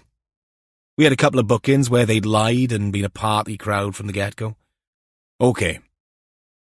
Gil reached into his backpack and removed the image he'd copied. He watched Charlie's reaction, hoping for a glint of recognition. None came. Kids were unusual. Canabar kid was out of the way, so we had couples in the main. I mean, there were some family bookings, but I don't remember seeing this kid. Gil did his best to hide his disappointment. "Sorry," Charlie said, "but I didn't deal with every punter. Sometimes Royston did off-the-book stuff for friends or what he called PPs, privileged people. He'd handle all that. Mr. Napier would sometimes have people who needed somewhere to stay. I didn't get involved." "Did that happen often?" "No, not often. But because I still had to organise cleaners and a bed linen change when they left, I had to be made aware." "Is there a record?" Gil asked, trying to quell the little flutter that rippled his innards. "Well, yeah. I mean, it would tell us when the PPs were there, but not who they were." Gil sat back. "An indication of when this was taken would be a great help. Over the last 3 years, how many of these privileged stays would there have been?" "I'd say only half a dozen." Charlie narrowed his eyes. "Could it have been related to one of those days?" "I have no idea," Gil said, "but worth having a look." Charlie handed back the photograph. "I think the records are all still with your lot." "They are." Moyles' killing was not a closed case. His killer was still in the wind. All the evidence from the office would still be tagged and bagged. "Is there something I should look for? Something you could point me towards?" "Royston was old school," Charlie said. "I had everything on spreadsheets, but he insisted on a booking ledger." Gil smiled. "Tidy. If I can get hold of that, you could tell me the dates?" "Probably." "Right. Finish that little bottle, and I'll get you another. I hate to see a man thirsty. By the time Warlow got home, it was well after 8. His meeting with Sean Buchanan turned into a swift half at the Fox and Hounds in Bank of Ellen. And once they'd sat down together, a great deal of fat ended up being chewed. Said fat included the Morgan case, but strayed quickly into Drinkwater territory and the impending airing of the infamous documentary about the Probert case. From there, conversations strayed into poor Catherine's forced cooperation with Lizard Lane. "Gil's convinced he's a vampire," Warlow said. Buchanan shook his head. "Now you mention it, I've never seen him in direct sunlight." "Don't you start. Did Gil talk to you about the image from the Moyles' case?" Buchanan, his glass almost to his lips, drank before saying, "It's a bit of a long shot." "But if he didn't follow it through, he'd never forgive himself," Warlow said. "Agreed. I'm going to leave him to it until he asks for help." Later, at Fire Blythe, Warlow ate a warmed-up plate of leftovers and said, honestly, that it tasted better the second time around than it had the previous day. Molly joined him and Jess at 9. The officers drank red wine. Molly had a herbal tea. "Did Mum tell you we went to see a place to rent this evening?" Warlow didn't need to feign surprise. "She did not mention that. Whereabouts?" "Wolf's Castle, which I thought was pretty ironic since this place is called Wolf's Lair, so we'd be continuing the theme." "Any good?" "Not bad," Jess said, a little too swiftly. Molly looked from her mother to Warlow and back again. "It was pants, Mum. A ground floor flat with a couple of metalheads living above us. I'm telling you, it would be Iron Maiden all night long, as Lionel Richie would say." That triggered a grin from Warlow. "How the hell do you know Lionel Richie?" "Telly." Molly said it with an implied duh that remained unspoken. "Of course." Warlow vaguely remembered a few days of promotion during a summer tour, where the singers seemed to be on every magazine programme going. Molly gave Caddy a quick hug, and the dog rolled over in anticipation of a belly rub. "She is such a tart," Molly said, laughing as she spoke the words. "That's because you encourage her," Jess said. Molly leant in and kissed the dog on the nose. "Molly?" Jess grimaced. "What? This is the only kissing I do these days." She offered up a martyr's smile, turned, and left the room. "She's a tonic, that one," Warlow said. "Nice of you to say so. I'd have used a different word." Warlow played absently with the stem of his glass. Jess cocked an eyebrow. "Oh dear. Stem rolling. I sense something big is coming." Warlow looked up. "Christ, am I that transparent?" "As glass," Jess said. "Okay, I'll see it. Don't feel any pressure to move out. Molly's settled here. She has exams coming up." "God, don't tell me you've been indoctrinated by the Molly angst offensive as well. Yes, she has exams, but with her, there'll always be some kind of excuse. The walks, the dog, you making her hot chocolate whenever she looks at you with her big eyes." "All I'm saying is that it's no trouble. None at all." "You enjoy sleeping in the shed, do you?" "It has its attractions." "Such as?" "I'll think of one in a minute." "See?" Jess sounded adamant. She sighed. "We'll keep looking. Today's place was pants. Molly is right. Well, there's no rush. Her exams will be over in about 6 weeks. I promise we'll be out of your hair as soon after that as possible." Warlow read genuine gratitude in Jess's grey eyes, despite all the protestation. He wanted to say more. He wanted to say, "Oh," Jess added as the thought struck her, "I have a big favour to ask. I've been invited to Cheshire, a leave-in do for one of my best mates up there. A long weekend. It'll mean leaving Molly here." "You know that's not a problem," Warlow said. "She is highly independent." "Even so," Warlow shrugged, I feel I can't keep hiding here. Though it's a nice place to hide, I've run out of excuses, and this girl, she's an old mate. Consider it done, Warlow said. Jess got up and squeezed his arm. A thank you squeeze. But it meant she got close enough to fill his airways with her perfume. Then she turned away, swilled her glass under the sink tap, and left the kitchen. I'm heading for the shower in an early night. The drive to Sennybridge is a long old one. It is. Warlow stayed sitting at the table after she'd gone, twirling the stem of his wineglass, and wondering for the 100th time about things left unsaid as he made for the cabinet where he kept his medication. The antiretrovirals that kept him healthy and served as a reminder of the psychological millstone around his neck. Oh yes, he knew what it was. And that didn't make it any the less sodding lighter. The fact that everyone around him who knew, his doctors, Jess and Molly, Gil, Rhys and other colleagues, his sons and their partners and family, all accepted him and his HIV as just another chronic illness, like arthritis or a touch of alopecia, made it worse. He thought it wouldn't, but it did. Because it made his inability to accept it and be normal even more bloody pathetic.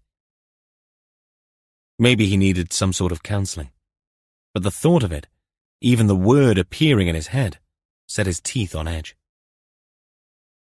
He called to Caddy, and she came to him with her favourite stuffed toy in her mouth, most of her rear half sashaying in accompaniment to her tail. She sat at his side, facing him as he fondled her neck and head. You understand, don't you, girl? In response, Caddy deposited her stuffed bear into Warlow's lap and licked his hand, her eyes soft. I'm glad somebody does, Warlow whispered. Chapter 23. Although the temporary boards, one acting as a gallery for images, the other covered with handwritten names and places on the flip chart paper, looked full, not much of anything had happened overnight. Warlow did not hide his disappointment. Come on. This room contains more investigative nous than the rest of David Powis put together.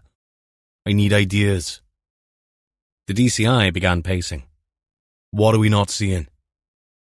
Rhys, keen to be helpful as always, picked up some printouts. Morgan's phone record, sir. Not much there, to be honest. A few local numbers, 1 or 2 London numbers, one of which I think was his lawyer. Start with the local numbers. I will, sir, soon as I come back. From where? Warlow hadn't meant to snap at his colleague, but frustration at the lack of progress was gnawing at him.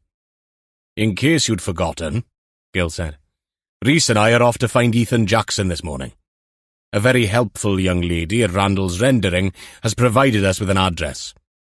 And did I tell you that young Ethan had been in the cadets? Might even have had a bit of knowledge of centre. I had forgotten, Warlow said as a half-apology. Sign of old maturity, Gil said. Can happen to the best of us. This, of course, was doubly comic coming from Gil, who was a few years older than the man in question. Right. Well, Catherine can make a start on. Warlow looked around, his brows lowering as he scanned the room. The sergeant was yet to appear. Drinkwater has her doing that in-depth thing with the journalist, Jess reminded him. For crying out loud. Don't do that, Jess said. It's unbecoming in a grown man. Oh, ma'am. Rhys sucked in air through his teeth. I was on a course last month where they said suppression of feelings was not to be encouraged. That can lead to sensations of anxiety and an altered mood. Mood? Me? Warlow grunted. Many is the time I've been described as happy-go-lucky. Everyone looked at him, the silence building, until it broke when Warlow begrudgingly explained, apparently I was a chatty 10-year-old. Promise I'll get onto the phone records as soon as I'm back, sir. Rhys tried appeasement. No. Give 'em to me. I'll make a start while you and Sergeant Jones continue your quest to review every Greggs from here to Anglesey. Gil got up from his desk and slid on his jacket. Come on, Rhys. We can call into a pharmacy and ask for some Ursine paracetamol for the Chief Inspector. Ursine, Sarge, Rhys said, following Gil through the door. Yes, Gil said loudly, as he retreated down the corridor so that everyone in the ops room, namely Warlow, Jess, and a couple of secretaries, could hear him. Ursine as in relating to bears. Bears? But why paracetamol? Rhys's voice faded, but came back loudly as the penny dropped. Ah, right! Bear with a sore head. Good one, Sarge. Warlow could only puff out his cheeks in response to Jess's po-faced expression as he snatched the list of numbers off Rhys's desk and picked up the phone. The very first number he rang was an answer phone message for a takeaway. The others, all local, were the office number for Edwin's coach and minibus service, and Rob Griffiths, who also picked up and answered quickly when Warlow rang to find out whose it was, with more tuneless whistling in the background. They started early in the garage. The fourth number was answered on the third ring. Edwin Griffiths? Warlow recognized the voice. Mr. Griffiths, sorry to disturb you. We're going through Mark Morgan's call logs. You featured as someone he called half a dozen times, but then you were his boss. I'd like to think I was a bit more than his boss, Mr. Warlow. How do you mean? Where are you now? We're in Sennybridge. We've set up an ops room. Well, I'm in Dyffynog, near the Tanner's Arms. That's all of 1 mile away from you. I've just dropped off some walkers I picked up from a bus station in Brecon. We could have this conversation face-to-face in 5 minutes if you like. Why not? Warlow said. You seem to have known him better than most. You know where we are? I was thinking more of you coming to me. I'm about to have a late breakfast in the old schoolhouse. Specialise in rarebit. Fancy some rarebit? Warlow asked Jess, a hand cupped over the mouthpiece. Now that is a question I don't get asked very often. But no, thank you. I wanted to talk to Morgan's lawyer about something. Warlow took his hand off the phone. Right, I'll be with you in 10 minutes, Mr. Griffiths. I'll order an extra cup for the tea. The schoolhouse cafe had been nicely done out. Parquet flooring, high ceilings, spindly chairs, and round tables with a little flower at the centre in a flask vase. Edwin Griffiths sat alone, the dregs of a meal on his plate and a big pot of tea with 2 cups. Warlow poured himself one as he sat. Is that the pub behind? It is. You don't fancy some rarebit? Already eaten. Warlow sipped his tea. Very misunderstood, the rarebit, Griffiths explained. This place does them beautifully. Some people think it's nothing more than glorified cheese on toast, but there's a lot more to it. A light cheese sauce, but with a good, strong, mature cheddar. Add a little flour, mustard powder and some breadcrumbs. I prefer mine with Tabasco and Worcestershire sauce in the mix, but there's also beer for the so inclined. Poured over sourdough toast and grilled. Sometimes I have a poached egg on top. Oh, the golden buck. You know your rarebits, Edwin? Warlow smiled. Can we talk a bit about Mark? Course. Edwin pushed his plate away. You said that you thought you might be more than simply Mark's boss. Edwin stroked away some crumbs from the table with a finger. Mark's father passed away while he was inside. You knew that? Warlow did. A stroke at a very young age in his 60s. Bloody tragic. The whole thing. I used to take Cynthia to see Mark. Least I could do. You've been good to the family. Difficult when the boy you know is labelled a monster. Some people find it easier to turn away. Warlow had seen it a dozen times. Sometimes from within the same family. Convictions could tear even the closest of people apart. But Mark was innocent. He always said he was. And you believed him. Warlow added milk to the tea. I did. Look, I wasn't trying to be his father. But I helped Cynthia and I was determined to help Mark. Edwin picked up his cup. It wobbled in his hand.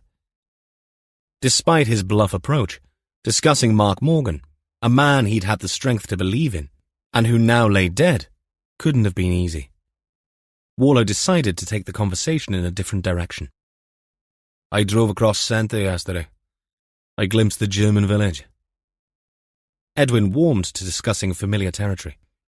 Bloody strange sight, isn't it? Like you're on a film set.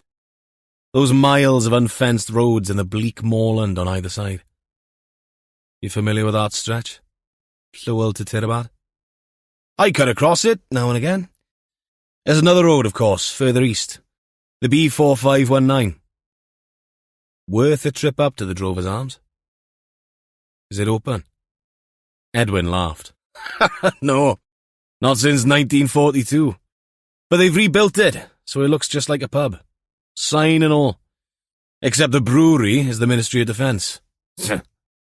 Bunch of comedians, these squaddies. The squad goes right past it. They use it now and again as a command post during exercises. There must be other places. Tucked away places. Edwin sat back, arms folded across his burly chest. He took off his glasses and massaged those poppy eyes before looking back at Warlow. There are. But you go at your own risk. God knows what's waiting at the end of these roads. An armoured vehicle or someone with an anti-tank missile. Though some parts are more accessible.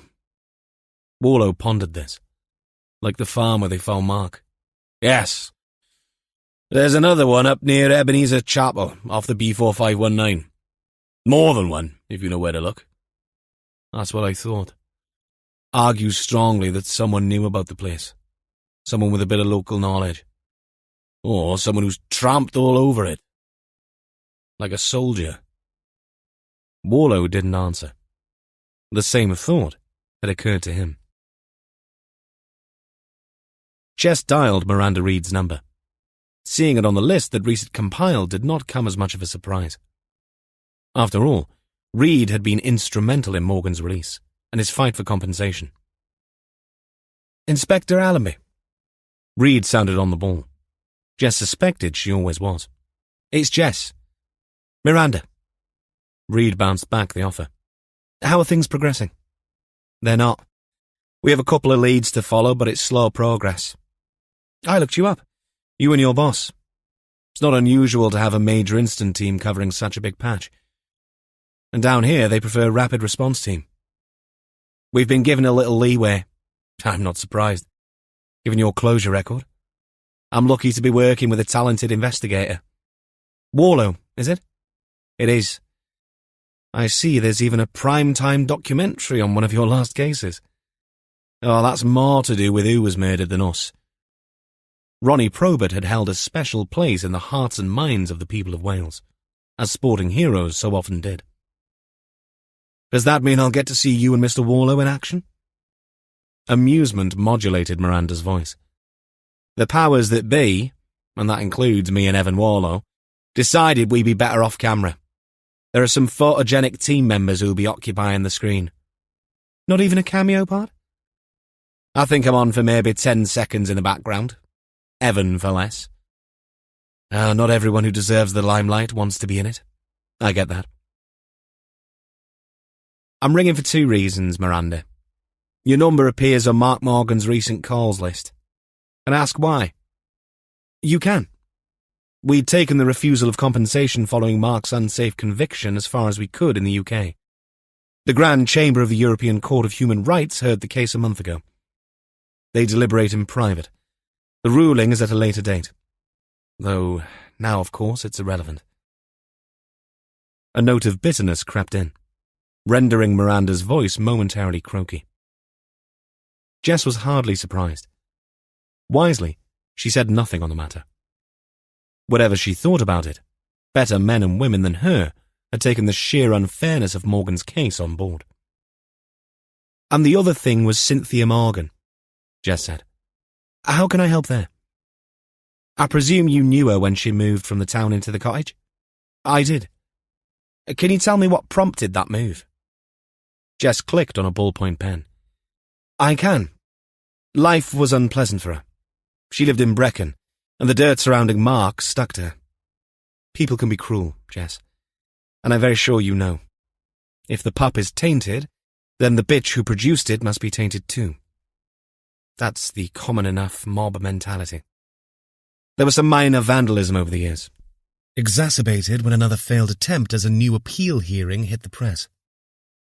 Her car tires were slashed, red paint thrown at her door. Someone posted a dog mess through the same door and set fire to it. She'd had enough. 5 years ago, she sold up and moved to a quiet spot where only the postal worker knew her name. Do you think those people are full of remorse now? I bloody well hope they are. Was she happier there, in the cottage? Miranda paused before answering. I don't think Cynthia was ever happy once Mark was convicted. I'd say that she ended up being less unhappy. Less unhappy enough to wander off into the distance and jump into a quarry. After a quick beat, Miranda asked, I presume that's hypothetical? It is. We haven't found her. Miranda sighed. Sometimes, when we talked, she'd cry for 20 minutes. Other times she did not. And despite the forgetfulness, in the year before she went missing, I detected a new determination. Mark, after years of poring over every aspect of what had happened to him, felt he might be onto something. What? He didn't share that with me.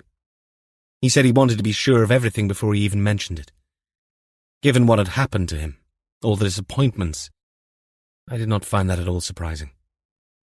He'd become suspicious of everyone and everything, except his mother, and that way of thinking persisted until his death.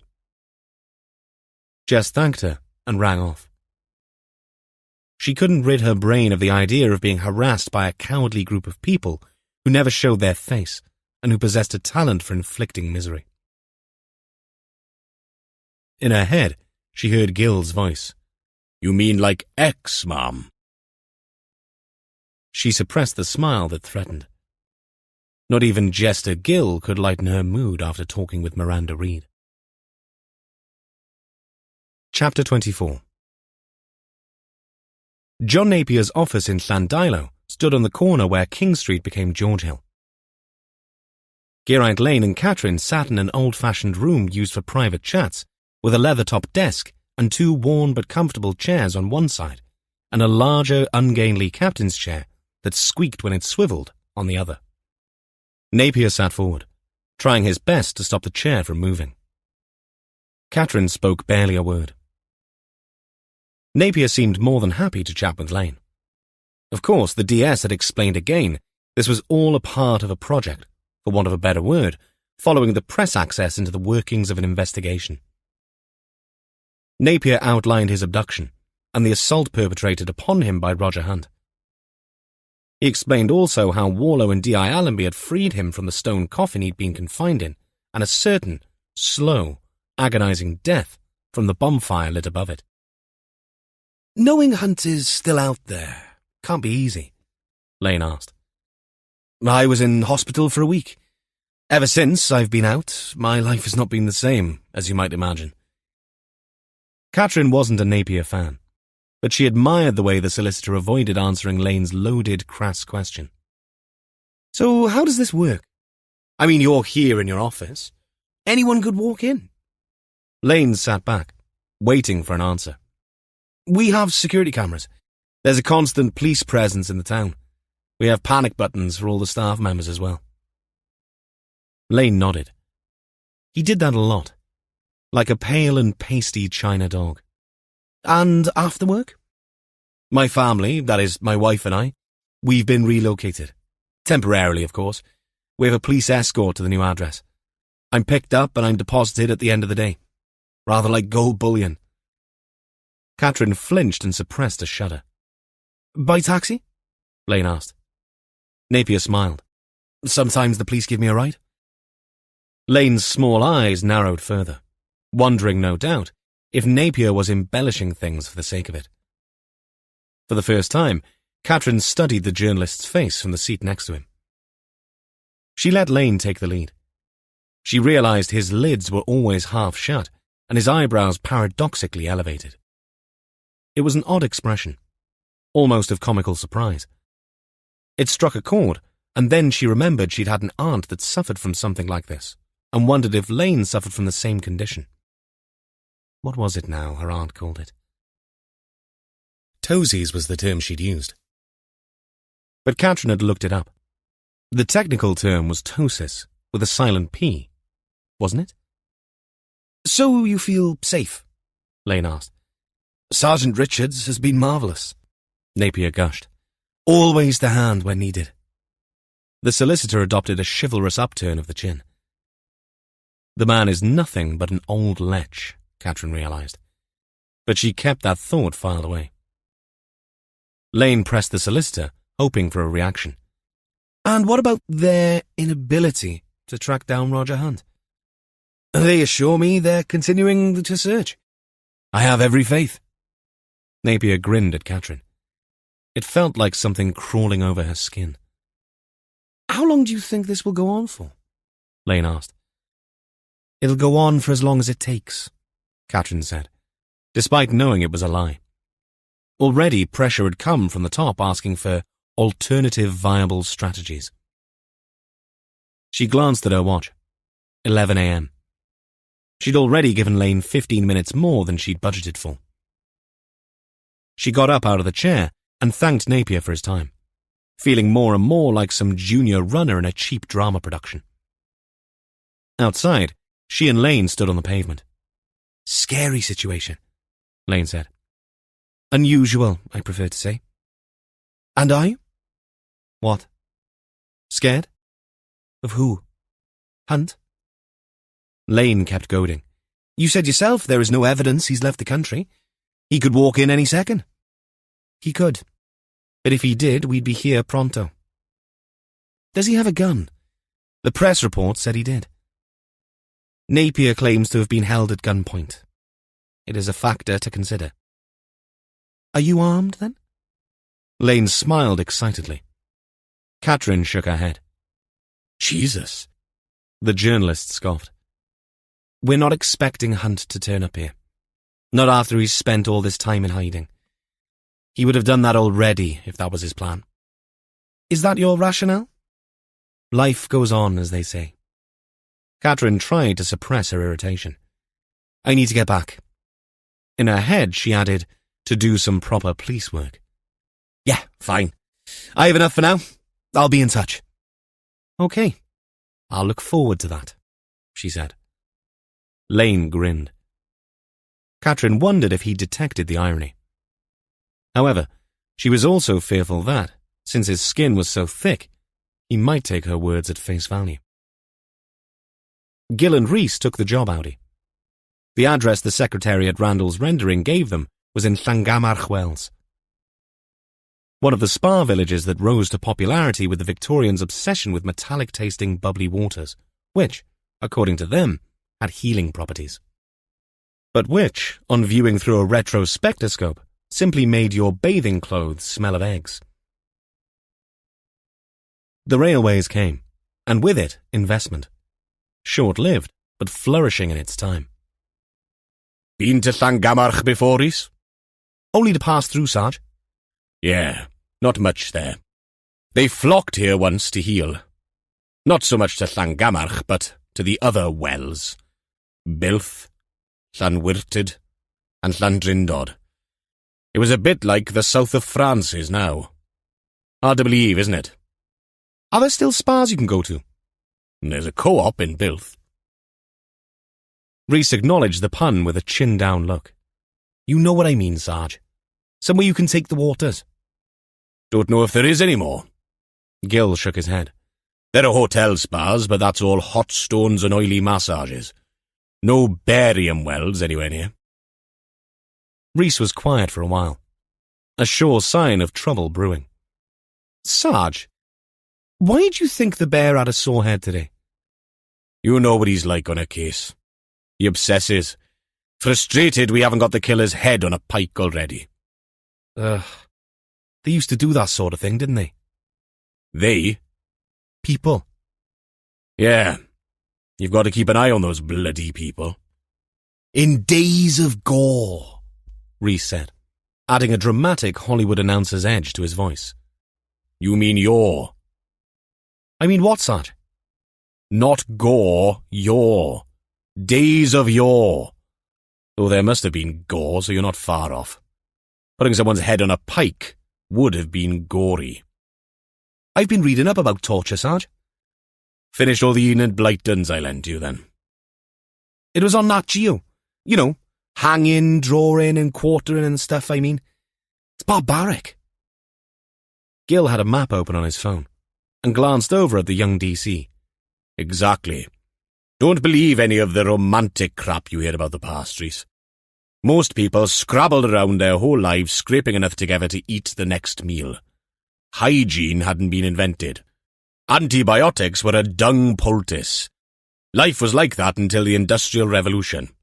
So, not that long ago. There was no bleating about running out of lemongrass and coriander at your local Waitberries then. BMP, Rhys muttered. Don't tell me that's a thing. BMP. Before mobile phones. Sorry, Sarge. Yes, imagine that. You had to write letters to people and arrange to meet days in advance. And then man invented fire. Rhys grinned. But the bear with the sore head, Sarge, he's definitely been a bit more tetchy lately. Is it because D.I. Allenby and Molly have moved in with him? Gil checked the map. Take a left up here. My opinion is that it's most likely to do with this case. Mark Morgan was wronged by the system. It let him down. Evan Warlow knows he is a part of that system, and so he feels it keenly, even more so than normal. He can't get at the faceless decision-makers who suppressed evidence and hid behind shitty bureaucracy, or the judge who swayed the jury. But he can get at the person or persons who killed Mark Morgan. He wants to put things right, and that can boil over into frustration sometimes. It's us who pays the price for that, because we're the closest he has to family. Gil paused and then added, Good question about D.I. Allenby and Molly, though, Rhys. They have invaded the bear's cave. Thought he was a wolf, Sarge. You're the one who transposed the anthropomorphism here. So bear or wolf, who cares? There's no doubt he's been bitten by a tetchy fly. Rhys's mouth changed shape, but it remained a half-baked, incomplete thing on the way to a smile. Is that the one that carries malaria? No, that's mosquitoes. Tsetse flies, to give them their real name, carry sleeping sickness. My granddad must have been bitten by a swarm of them then, Sarge. He could fall asleep on a clothesline. Gil looked askance at that. Funny old saying that. Falling asleep on a clothesline. I mean, there is only one place in the human anatomy that could accommodate a long, thin wire line. I mean in crevice terms. Especially if you were to lie on your back. Rhys winced. That wouldn't be very comfy, Sarge. In crevice terms. Too bloody right. I rest my case. Plus, you'd need to wipe the damned thing thoroughly with hypochlorite afterwards.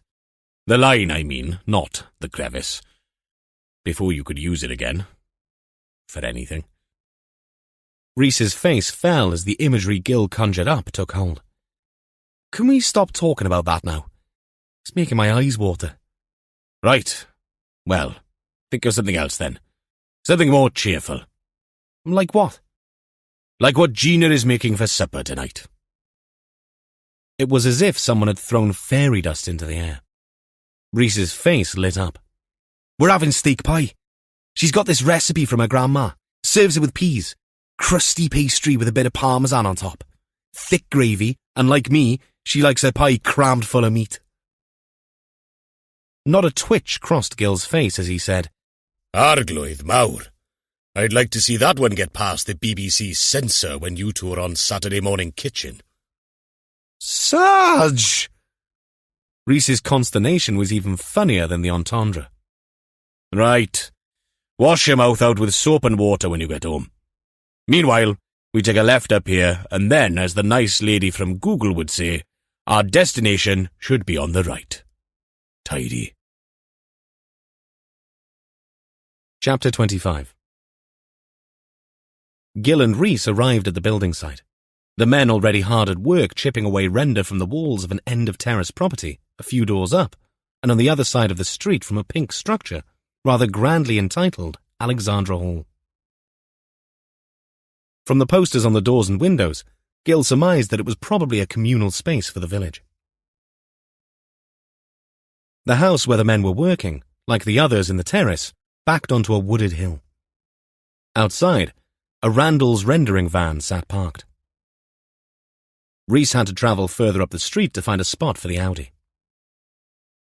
They approached one of the workers on the scaffolding that surrounded the property and asked for Ethan Jackson. The man turned and yelled, "Ethan! Someone to see you!" A shout that triggered a stern look from Gil. When the officers rounded the corner to the gable end of the house, they noticed tools scattered across the ground and the sight of Jackson scrambling away from them up the hill.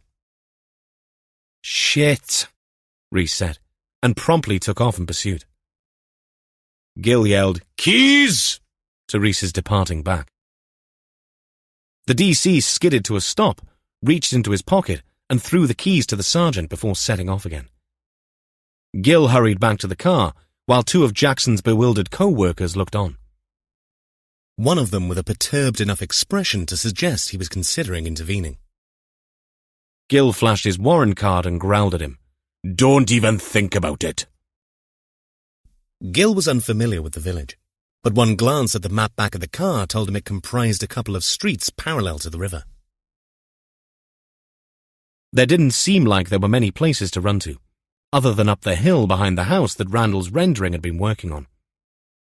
From there, a lane led out into open countryside, to the western edge of a large unpopulated area on the map. Center. Gil cursed and turned the Audi around to follow via the roads. This should have been very simple. All they wanted was a chat. For Jackson to behave like this, to want to avoid them at all costs, meant something big he didn't want to talk about. "Think you can get away, do you? Right, a pudrin. We'll see about that." There were other words he could have chosen, but the insult tripped from his lips. Nothing too bad. He could have come up with several to turn the air blue, but opted for pudrin, as in waster, since more than anything, this cat-and-mouse nonsense was a waste of bloody time. Rhys was no stranger to a foot race. He'd been in pursuit of miscreants many times in his brief career in the force. Usually, though, the miscreants were pissed, fully or half-high on drugs, or unfit in a plethora of other ways. But Ethan Jackson was a different animal, a different class of miscreant, a fit one. By the time Rhys crested the wooded hill, Jackson had reached the bottom, and, sticking close to a hedge, was hot-footing it across a field that angled uphill. Rhys clocked the lane running parallel to the field, but saw no sign of Gil. He reached for his phone, sucking in huge lungfuls of air as he did. "Sarge!" He puffed out the word. "Rhys!" Gil sounded surprised. "Got him?" "No, but I can see him. I think he's part gazelle. Heading west." "Yeah, towards open ground. If he gets to the centre area, we'll need a search party." "He's headed uphill, Sarge." "Right, then you'd better get after him. I'll try to get ahead of the bugger. We'll do a pincer manoeuvre." "Got you." "Then why are you still on the phone?" Rhys pressed the red button to end the call and shoved the phone in his pocket before loping off after Jackson. Gil had pulled in to take Rhys's call. He scrolled to a map app on his phone again, orientated himself, and used his finger to trace the direction that Jackson was taking. He put the car in gear, drove past the post office, and right along a lane marked as no through road.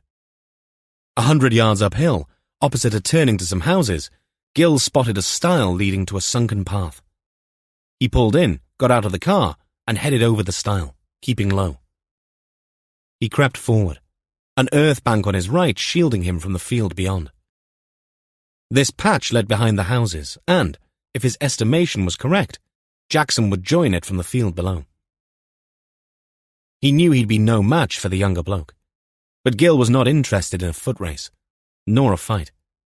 He just wanted to make his presence felt. 5 minutes passed. Nothing from Rhys. But then, thankfully, Gil heard grunts and rhythmic gasps from someone exhaling a large amount of air from lungs burning from the effort of staying ahead of a pursuer. Gil counted to 20 and then stepped out from his hiding place to emerge halfway up the field. A big burly copper, he stood and looked down at the flushed and out-of-breath figure of Ethan Jackson 50 yards below him. "Oh, shit," Jackson said, and ran diagonally into the field. "Come on, Ethan! Where the hell are you going?" Jackson didn't answer. He was too out of breath. But Gil's words struck home. After running a dozen steps, he pulled up, stopped, and glanced around for an escape route. Seeing none that did not involve a great deal more effort, he leant forward, hands on his knees, heaving air into tortured lungs. "Yes, you could run," Gil said, summarizing Jackson's dilemma. "But then we'd need to get the chopper up. Very expensive. Likely to incur the wrath of the suits holding the purse strings, and my boss, who isn't in the best of moods as it is." "Christ!" Jackson yelled, at no one in particular. "Fair enough, and they may be listening too. Other pronouns are available. But in the meantime, come this way." Gil made a sweep with his arms towards the sunken path. "I have a nice shiny car for you to sit in. Though from the state of those trainers, you'll need to take them off before getting in." In the field below Jackson, Rhys had appeared. He gave a wave and started up towards Gil. Jackson had not moved.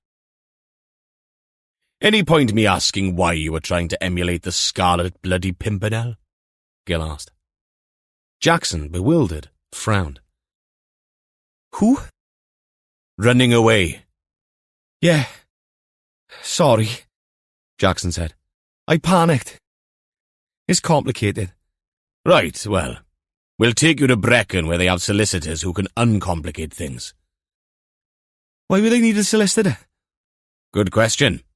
But since we've had to chase you over the hills and far away, my boss will insist we do things by the book going forward."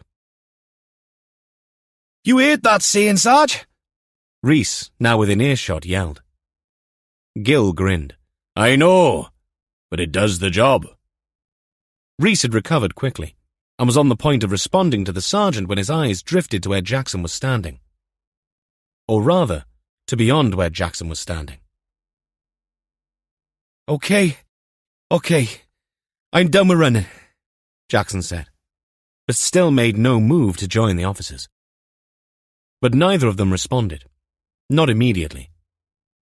It was Gil, who, having tracked Rhys's eyeline, said in a half-whisper, "You sure about that?" Jackson smiled. "Oh yeah. I'm absolutely—" "Run!" Rhys yelled. Jackson turned and saw what Rhys had already seen. Heading towards them at pace was a group of 30 cows. 30 cows with calves. Every man in that field knew what that meant. That they were far more dangerous than any bull. Half a dozen people died every year from cow-related attacks. Many people who had never been in a field would find that difficult to believe. But having been called to scenes where such attacks had taken place, both Gil and Rhys were all too aware. Gil was already running back to the path. Rhys was 5 yards behind him. Jackson, however, had been 20 yards away. Gil got the gate open, and Rhys got through just as Gil slammed it shut. "What are you doing, Sarge? How's Jackson going to—" "The bugger can climb over," Gil yelled. They watched, unable to do anything, dread in their eyes as Jackson ran for it. But cows could run fast when they wanted to, especially mothers with young that they perceived as being under threat. Mostly that threat came from people with dogs, but not always. Sometimes people were enough. The lead cow got to Jackson 10 yards from the gate. Half a ton of beef sent him sprawling. The corner of the field funneled as the path led to the gate. It allowed room for only 2 or 3 cows. But 2 or 3 cows were more than enough to kill someone.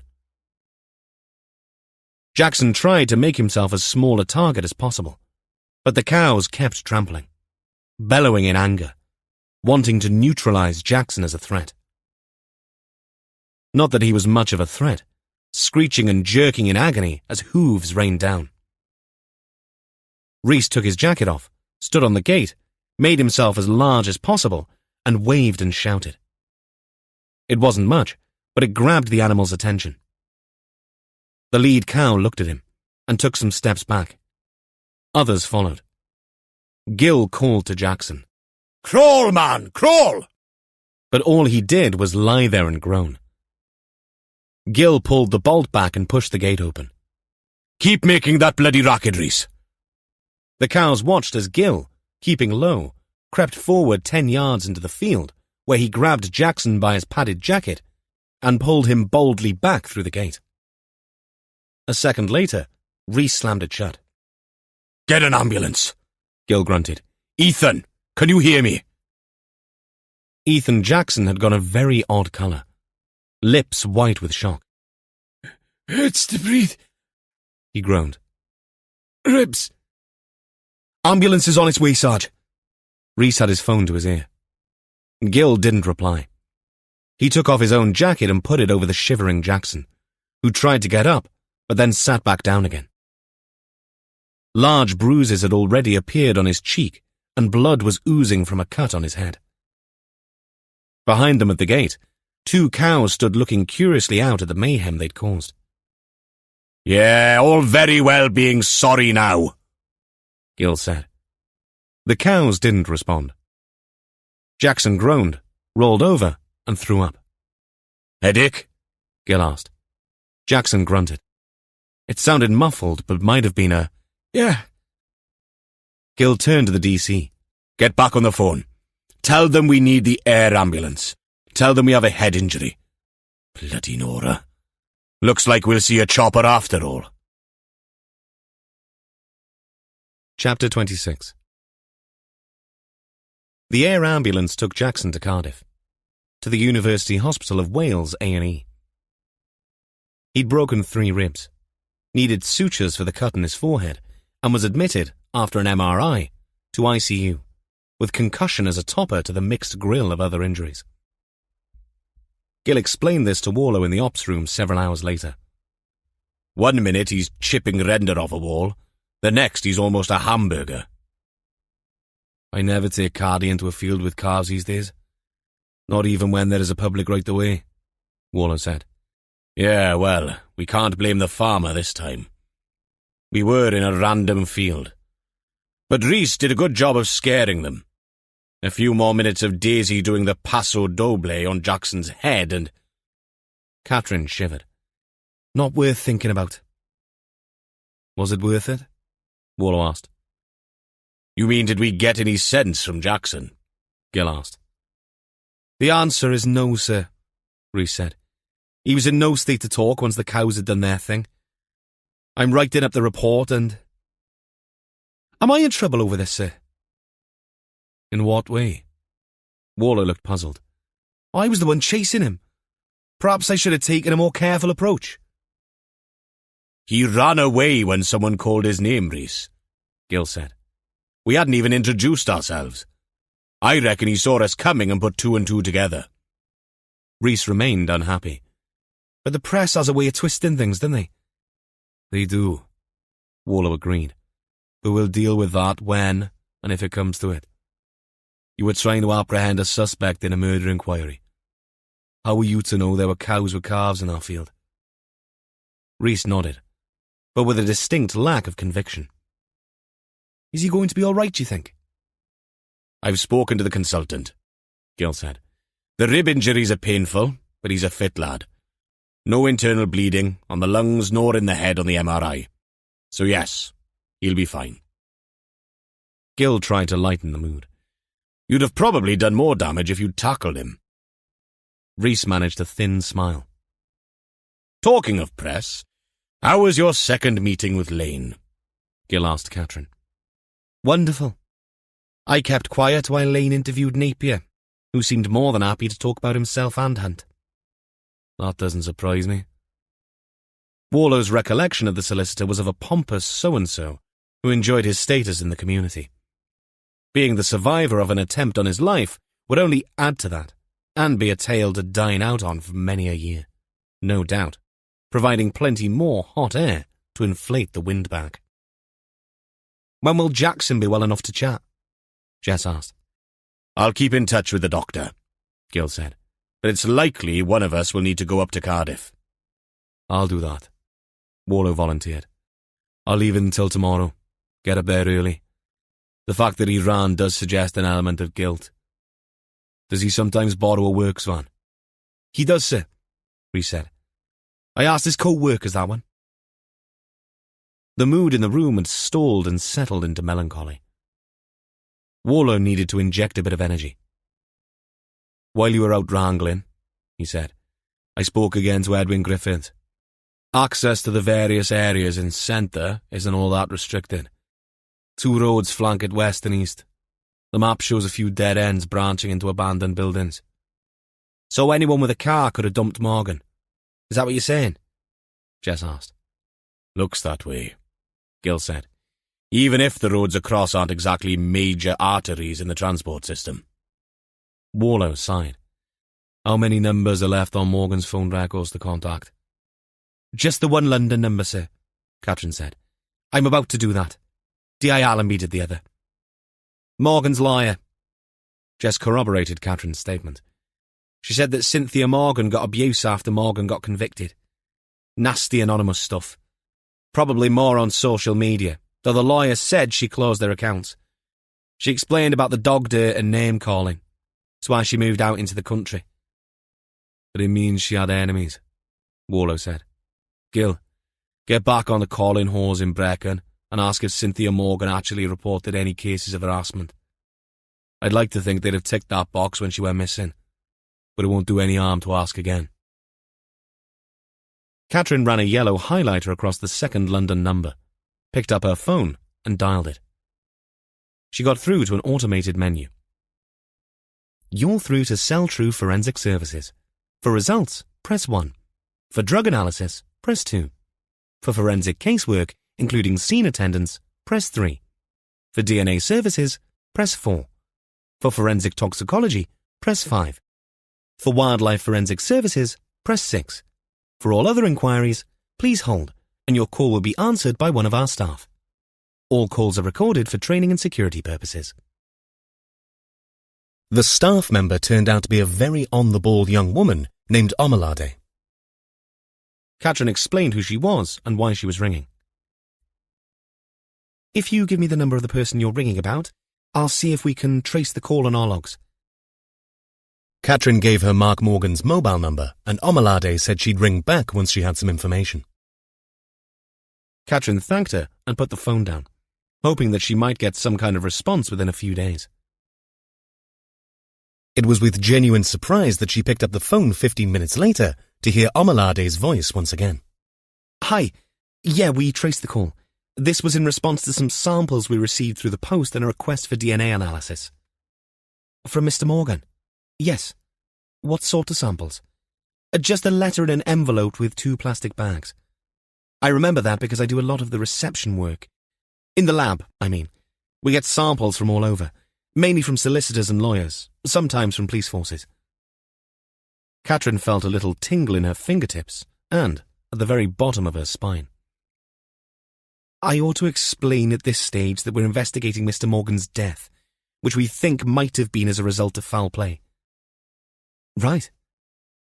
Omalade's matter-of-fact response spoke of someone well used to dealing with cases of foul play. I'm telling you all that because whatever confidentiality issues might arise, I'm pretty sure we'll get a warrant. Can you tell me if these samples have been analysed? No hesitation from Omalade. Yeah, that's easy. And I'm not betraying anything confidential. I'm sure of that because I was the one who sent them back to Mr. Morgan unanalysed. What? Why? Because the samples he sent us had no paperwork. Unless it's a criminal investigation, we need the permission of the person whose sample it is before we can perform any analysis. Look, We send an acknowledgement as soon as they arrive. But then they sit and wait to be processed. We don't do a lot of familial DNA work. But in paternity cases especially, we must have permission. It's a legal requirement. And this wasn't a forensic case. This was a private request. So it sat in the pile for a bit. So you posted the samples back? We did. It took some time for us to make sure we hadn't lost any paperwork. But it was there, just not signed. So everything went back, including the original letter of request. I had to tell him that when he rang. To what address? Oh, right, I thought you'd ask me that. It was a mouthful, I can tell you. Somewhere in Wales. Hang on. Yes, I can spell it. I'm not going to try and pronounce it. Minyrafon. Minerafon Camllwch, Catherine said. Omalade laughed. Yeah, that sounds cool. I didn't even know Welsh was a language. You're among the many, then. My partner said it looked like Elvish. No, he left the building a long time ago. Elvish. Oh, right. Omalade laughed again. Good one. Catherine said a thank you and goodbye, sat back, and immediately wrote up the call. But she also wrote the name Celltrue on a post-it note and added Morgan sends forensic samples underneath it. Then she took the note and stuck it on the board next to Morgan's name with a big question mark at the end. She studied her handiwork before turning towards Warlow at his desk. You might want to see this, sir. A statement which, coming from D.S. Richards, always made the rest of the team's ears prick up as well. What have you got? Warlow joined her at the board. Catherine explained and saw Warlow's eyes widen. What the hell is Morgan doing sending forensic samples off to labs? Rhys asked. Could it be something to do with his case? Gil suggested. Why not? Warlow said. His lawyer said that he felt he was onto something. So he was playing private detective too. Jess stood with arms folded. That's a recipe for getting up people's noses. Gives us yet another motive for someone wanting to get rid of him. If Povey had found something at Minerafon, she'd have let us know. But just in case, Rhys, give her a ring and ask if there was anything like that, even in the rubbish bin. However, even as Warlow spoke the words, he remembered that dust-free area on the desk that once might have been a space occupied by a lever arch file. If someone had taken that away, they could have taken an envelope containing obvious forensic samples. Did they say what samples they were? Catherine rolled her eyes up. My God, Lane must be turning my head to mush. I've got to ask, sir. Give me 1 minute. Catherine went back to her desk and phoned Omalade. The conversation took less than the stated minute. She thanked the Celltrue employee again and walked back to the board with a new post-it note. On it, under samples, Catherine had written 2 numbered entries. 1, bloody tissue. 2, toothbrush. Not much to go on, Sarge, Rhys said, staring at the words. But Warlow disagreed. Maybe not. But people have got life in prison with less evidence than that. Chapter 27. That evening, at 9, ITV ran the documentary entitled The Light Remains, The Killing of a Legend. It opened with a chilling explanation of the facts. On a cold January evening in 2023, Ronnie Probert lay asleep in his bed in the home he once shared with his wife. Now, Ronnie lived alone after her passing in a house filled with her memory and the treasures of a career as one of Wales's most beloved and lauded sportsmen. Probert was a rugby player known the world over. A legend. But on this dark winter night, the legend's world was about to come crashing down. In the early hours of the morning, masked intruders broke into the Probert house in a quiet village in the heart of rural Carmarthenshire. Ronnie was subjected to a prolonged and harrowing ordeal. Beaten and humiliated, the intruders left with what little money Ronnie had in his house. A few £100 he kept for paying the workers who came to help the pensioner. The following morning, a neighbour raised the alarm. Ronnie Probert was rushed to hospital. Badly injured, the police began investigating the aggravated burglary. But Ronnie did not recover from his injuries. He died from a secondary hemorrhage directly attributed, at post-mortem, to the original attack. The focus of Dyfed-Powys Police's investigation immediately changed. This was no longer an aggravated burglary. This was now murder. And a new team was brought in to hunt down the killers. As well as the millions watching across the country, 4 TVs in 4 different households beamed out the images to a nervous audience. Rhys and Gina sat together on their sofa. Gina nursed a gin and tonic with a slice of lime, the ice clinking in the glass as she swallowed the drink. Rhys, meanwhile, had poured himself a tall glass of lager. He appeared on screen in the second shot, outside Probert's house near the tiny village of Hebron, named after a chapel that took its name from a geographical biblical reference. "Oh my God, you look fab," Gina said. "Do I?" "It rained, so I had to wear a coat. Fits you well, though, and the suit. Bit tight, I thought.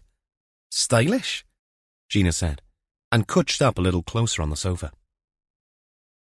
The scene shifted to studio, with a featureless dark backdrop and Rhys, alone, without a coat, and this time without a tie, studio ready, his words edited to add drama to proceedings. "The first 72 hours after a murder provide the most evidence.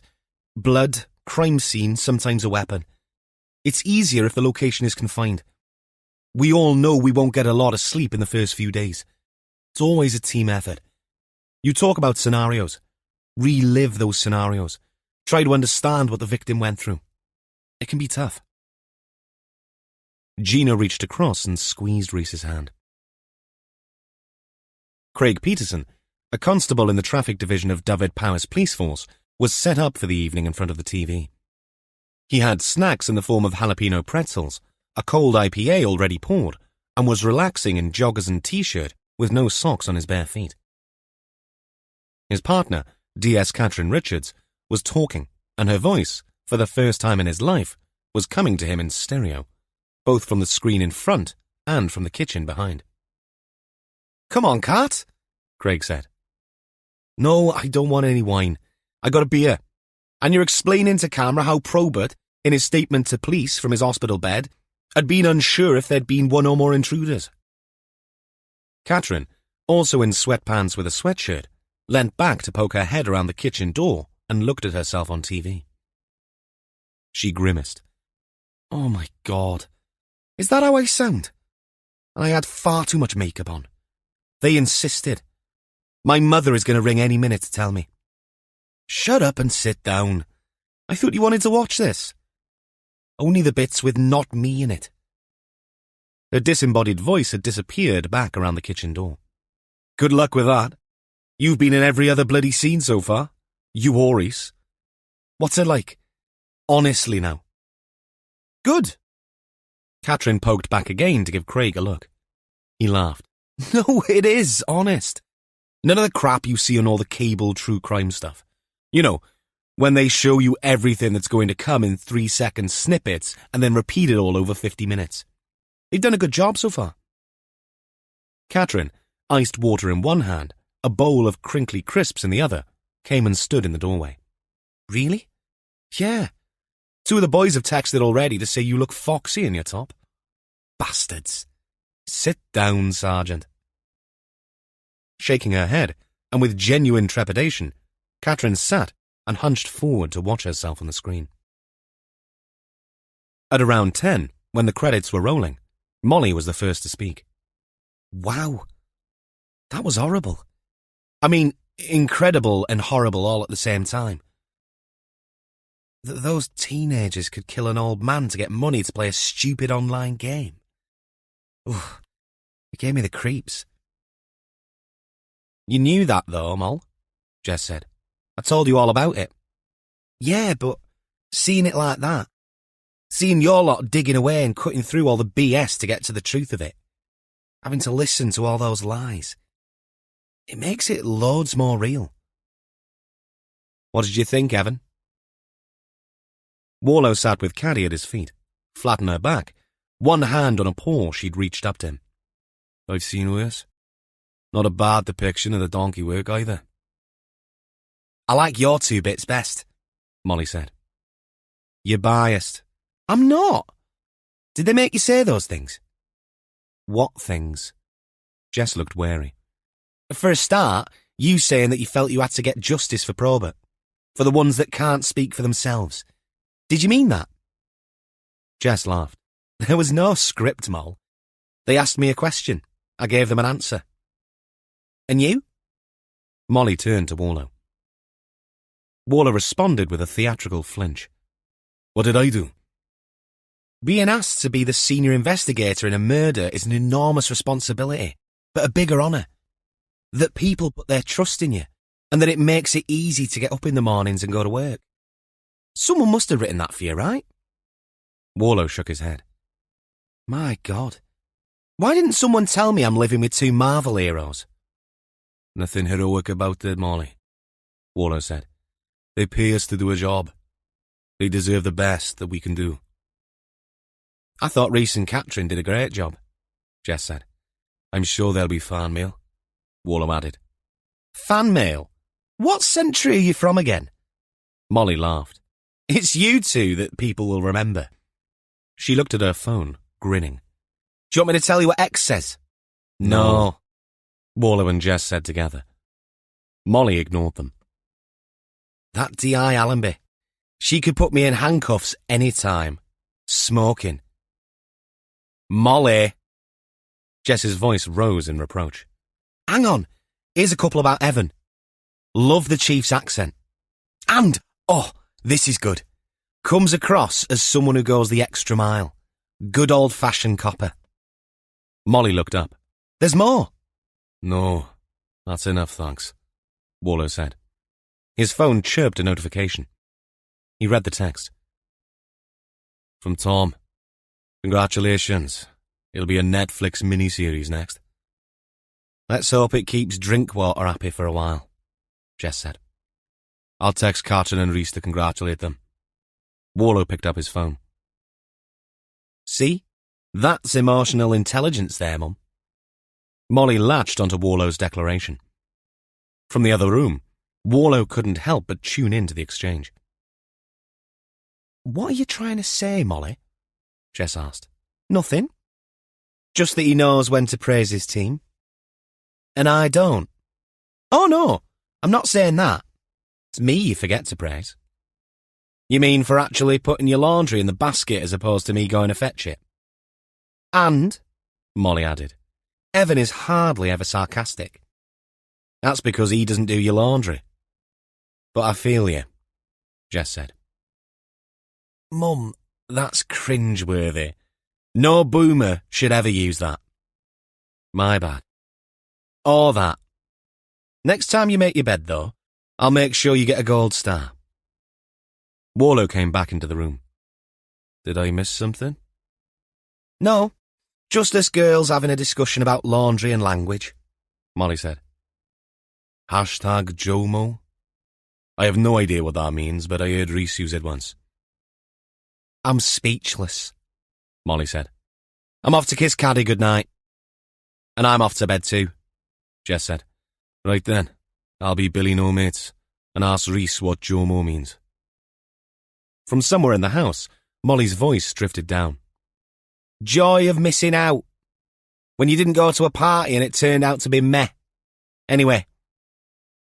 Jess looked at Warlow and whispered, I swear she has superhuman hearing. I heard that. Molly's voice came back from out of the ether. Jess, grinning, mouthed, She didn't. In Gil's house in the old market town of Llandilo, there'd been no beer or wine or crisps. Gil sat alone while his wife, known to everyone that knew Gil as the Lady Anwen, had been out for the night. Someone's birthday. A meal and a few drinks. Gil had watched the programme alone, unperturbed by the emphasis they'd placed on the horror of the home invasion and the images of the victims' injuries. Unlike the majority of punters who would have seen and heard the descriptions and shivered for fear of it ever happening to them. They'd shot the scenes well enough. Rhys and Catherine looked like real people. not plastic actors. As with all documentaries, this was an after-the-fact representation. If anyone in the country had watched without knowing the outcome, they'd been living in a bubble since the case, and its conclusion had made headlines. Okay, they'd spun out the story as it had appeared to the team. Suspects and red herrings.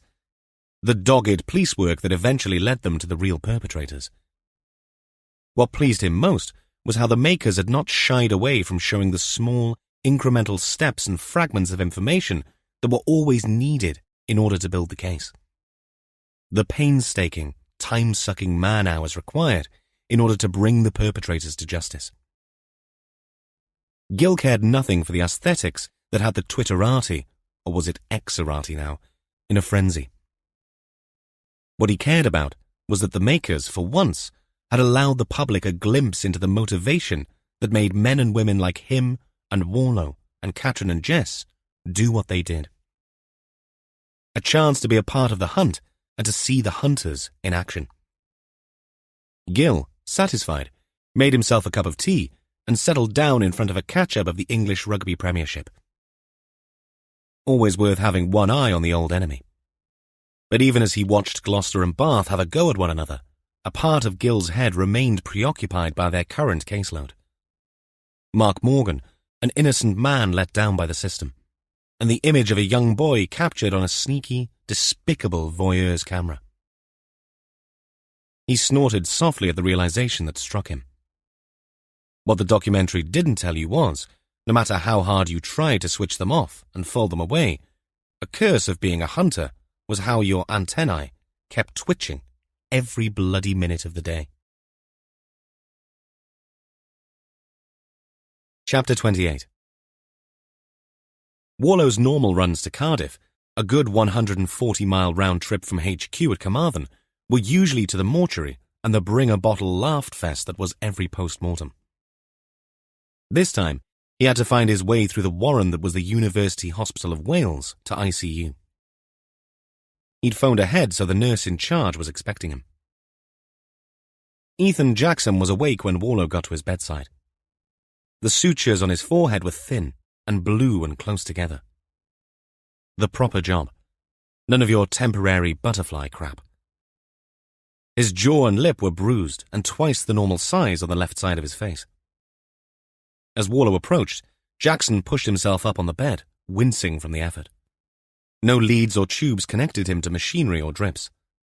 Because of that, Warlow suspected he would not be in the ICU for long. He was awake and moving. Relatively speaking, he was walking wounded. Everyone else in here, from what he could see after a quick glance around, was in worse shape. Jackson sensed Warlow's unspoken question. "They're moving me out later today, to a ward." His voice sounded nasal and muffled and oddly limited. Come to think of it, his jaw moved little when he spoke, as if he was practicing to be a terrible ventriloquist. "That's good then," Warlow said. "The nurse, Laura, she told you who I am?" "Detective Chief Inspector Warlow. But you weren't with the two that chased me yesterday." "No, I'm allergic to cattle." A grimace, perhaps a suppressed laugh, crossed Jackson's face. "I won't take up your time, Ethan." Warlow pulled up a chair. "The reason I'm here is to get details about your movements the last Thursday night and Friday morning."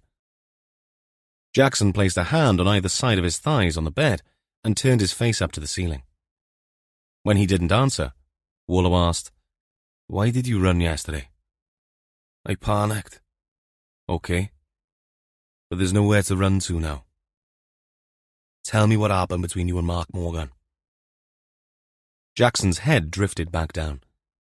The swelling in his face prevented Warlow from reading any kind of expression, but his voice pleaded. Nothing happened. I haven't seen the bloke. I haven't been near him." Warlow could be patient when he needed to be, but in the face of this consistent denial, it was wearing thin. "Did you hit Mark Morgan with your car, Ethan?" Hit him? No. Jesus, no." "Then why did you run from my officers yesterday?" Because Because I was in my car that night. But I was nowhere near bloody Morgan. Were you near Brecon? No way. I was up in Merthyr. I was at my ex-girlfriend's place. That's why I panicked. I didn't want to tell you because if my missus found out, your partner, my partner, the one I'm with now, if she finds out, what were you doing at your ex-girlfriend's? Jackson's head fell forward. What do you think? She's an ex with benefits. You're telling me the truth? We can check all this. There'll be CCTV, ANPR. I know. You can ask her, Alana. She'll tell you I was there. Warlow did his best to quell the anger that threatened to erupt at any moment towards this feckless idiot who'd wasted everyone's time and almost got killed in the process. You know what, Ethan? Sometimes I wish we still had the stalks. Do you know where they are? Ethan frowned in concentration. The sutures on his swollen forehead moved a millimetre downwards. Those things where your head and arms come through wooden blocks. And where people that walk past can throw rotten veg and fruit at you. Sometimes even a sharp stone. Nice halfway house punishment for criminals who were a total waste of oxygen. I'm sorry, okay? Jackson said. But even now, there was little contrition. Merely a whining half-apology, as if what had happened was being blown up out of all proportion. You ever heard of karma, Ethan? Like in Sutra? No, not like in Sutra. Like in the consequences of your actions. Such as the universe putting a herd of mama cows in that field you ran into. We could prosecute you for wasting police time. You know that? Jesus, man, come on. But, as I say, we'll stick with karma. Occasionally it does a better job than the CPS. Does your ex have a phone number? Jackson reeled it off. I'm going to do my phone in from my car. Your story had better hold water, Ethan. Because if I have to come back here, I'll drag you out, and we'll be chatting in an interview room in the Nick.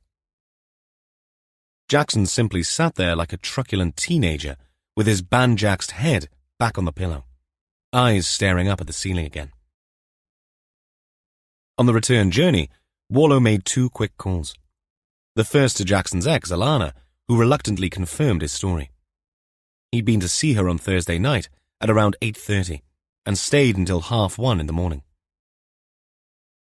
Just what sort of domestic arrangement he had with his current missus that allowed him to stay out that late midweek, Warlow didn't want to know. And he didn't bother to find out. Warlow was thorough, but not cruel. He also took the details of Jackson's car from Alana. They'd checked for its whereabouts in those early hours. It might have been possible for him to have driven over to Brecon, since it was only a half-hour run from Alana's place. Merthyr to Bridgend was more like an hour, and the fastest route would be via the M4. Lots of cameras on the M4. Warlow's second call was to Rhys, to tell him he wouldn't be back for 11's, but might be there for lunch, and to make sure the tea was good and hot in Sennybridge when he arrived. Catherine was already in the operations room. At least there she could avoid the worst of the inevitable ribbing that her appearance in the documentary had invoked. It would have been worse and personal at HQ. This way, she only had the social media side of things to deal with. And she could do that best by not looking at her phone, preferring instead to attack the last few numbers on Morgan's phone logs. The one that had her attention now was a Brecon number, a landline with an area code. The person who answered repeated the number by way of greeting. Catherine introduced herself briefly and explained the call. The person on the other end of the phone reciprocated, politely announcing his name as Ishwa. Yes, I rang Mr. Morgan. All to do with the lock-up, you see. Lock-up? I bought my house from Mrs. Cynthia Morgan, but there was no garage. Chatting to neighbours, I learnt that previously Cynthia's husband used a garage at the end of a block of 4, you see. On a patch of land going towards the boathouse. Is that near the river? The Usk, yes. We have a nice bungalow on Fenny Vach Road. Ishwar's accent was far from local, but his pronunciation was excellent. And the garage is not in use now? No. There are 4 garages in a row on a patch of waste ground next to a field. I see some people using 3 of the garages, but the one on the end, I see no one using it. It has a rusty padlock. I wanted to see if Mrs. Morgan would consider selling me the garage. Useful storage, if nothing else. Another link to Cynthia Morgan. Another little tingle at the end of Catherine's fingers. She checked the date of the call from Ishwar to Morgan's phone. You spoke to him about that recently?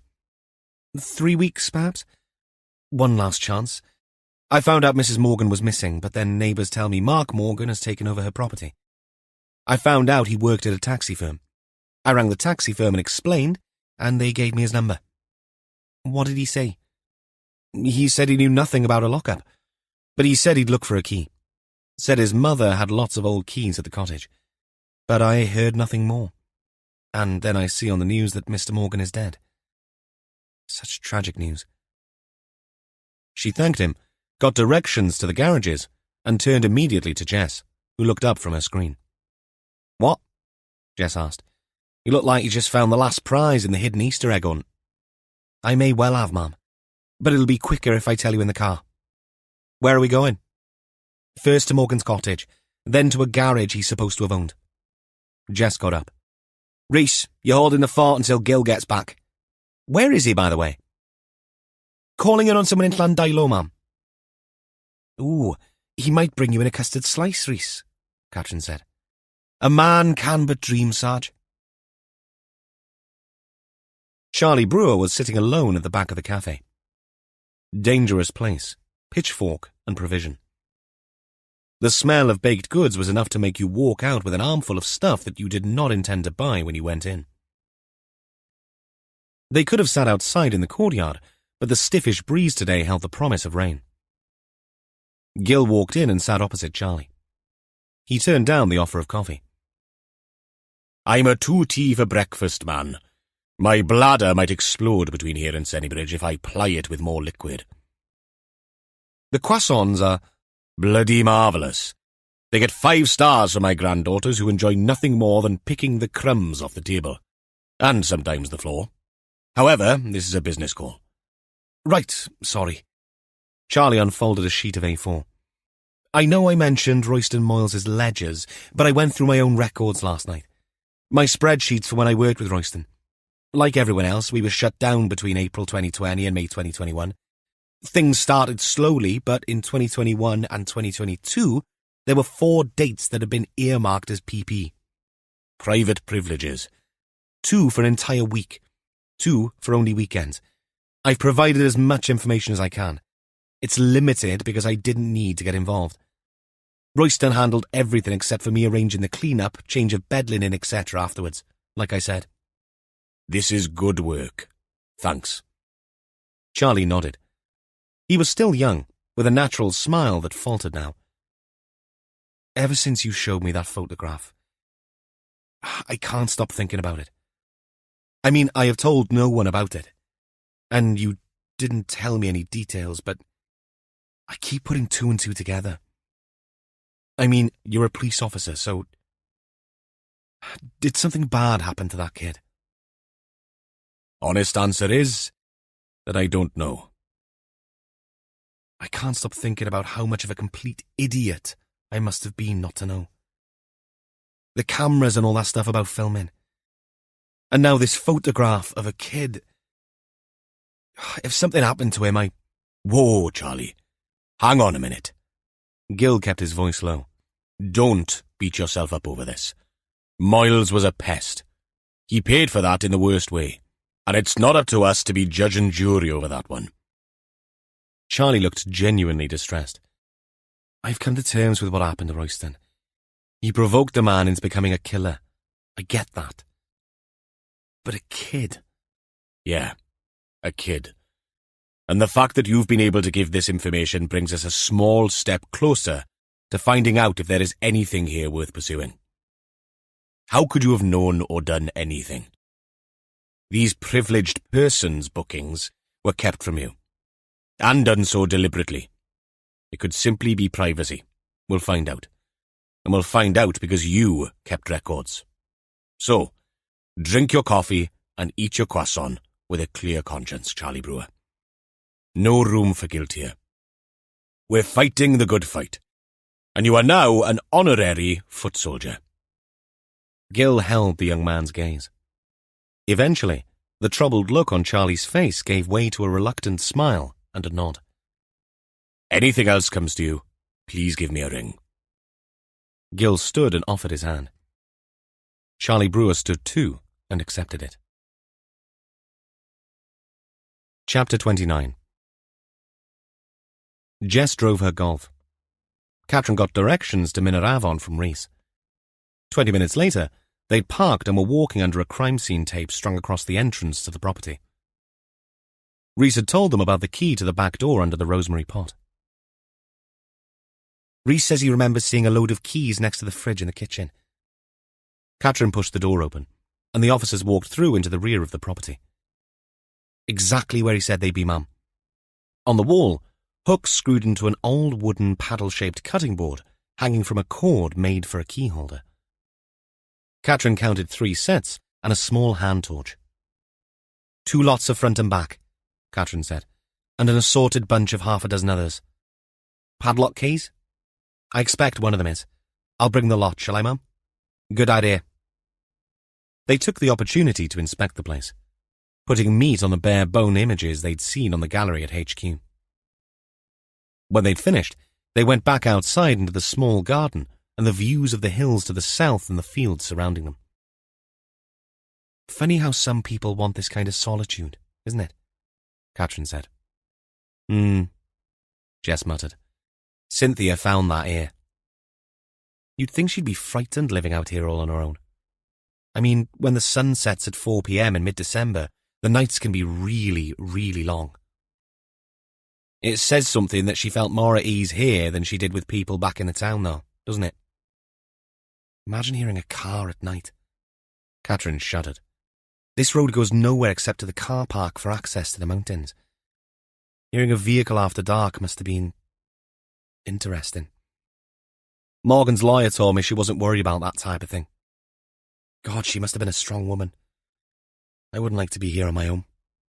No, not my choice either. Jess turned away from the view.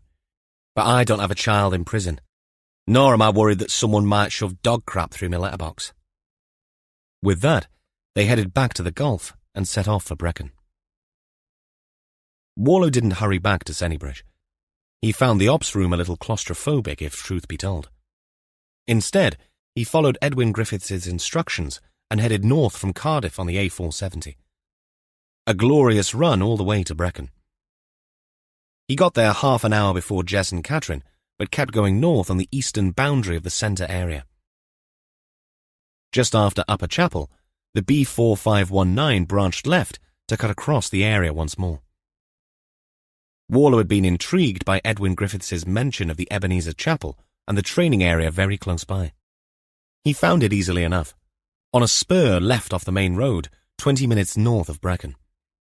A small white-painted building that looked from a distance more like a house than a place of worship. No towers or spires, a typical example of nonconformism's tilt away from the ostentation of churches.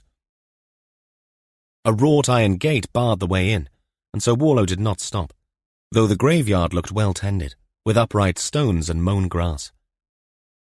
He followed the narrow road, not as open as the western crossing of the training area to the east, with a shallow valley on his left and higher ground on his right, until he arrived at another red flag, a cattle grid, and what must have once been the farmyard.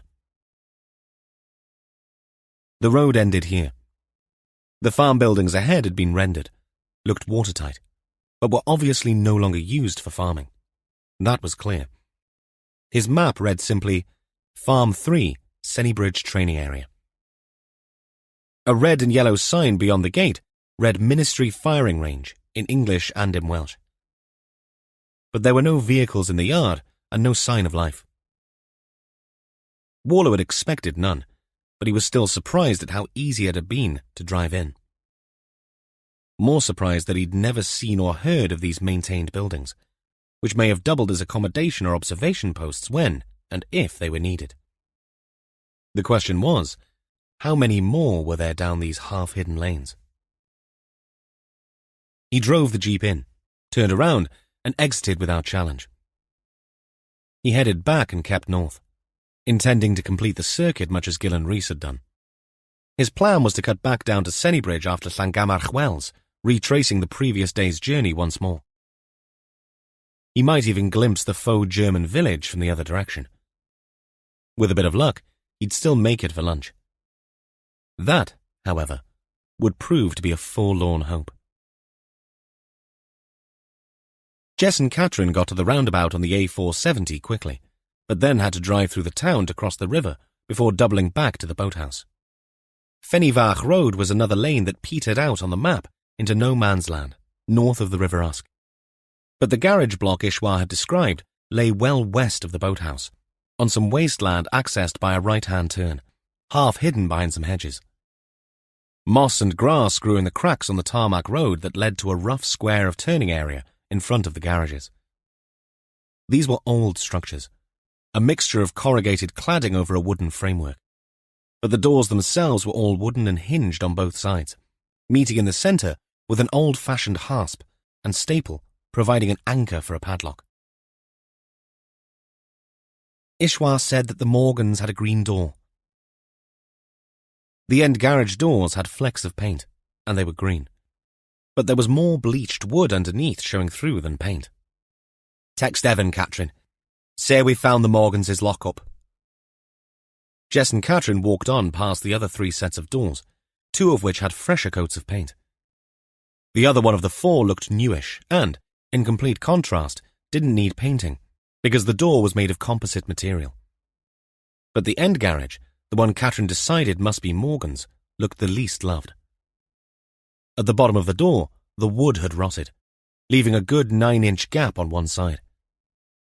Jess got down low and looked in. Too dark, she said. Catherine yanked at the padlock. Bit rusty, but I'll try some keys. Jess left her to it and wandered around the square of flat ground. Tall hedges hid the spot from the road. Behind, more hedges bordered fields beyond, stretching away to the horizon as the ground rose. Quiet spot, Jess said over her shoulder. I don't think any of these keys fit. Catherine jingled her collection. But the lock looks as if it's been oiled. Jess joined her to check and agreed.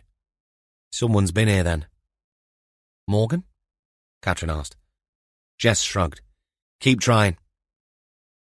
She wandered over to the furthest edge of the space, past some piled-up wood that had been used to repair one of the other garage doors, to where the tarmac abutted the encroaching weeds.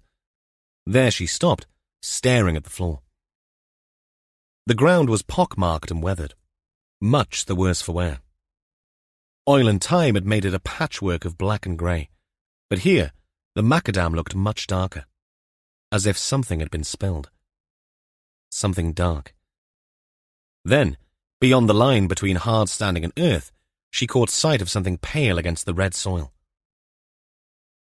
She took out a ballpoint pen from her jacket pocket and nudged the white object. At first, it looked like a rough stone. But when it moved as the pen came into contact with it, Jess gasped. Not a stone. A tooth, still connected to flesh on one side. Flesh that had dried and crinkled in the dirt. Catherine, Jess called. I'm going to fetch a tire iron, ma'am, for the lock. Think that's a good idea? Come and look at this first, but then yes, a tire iron sounds good. I want to see inside that garage. Why?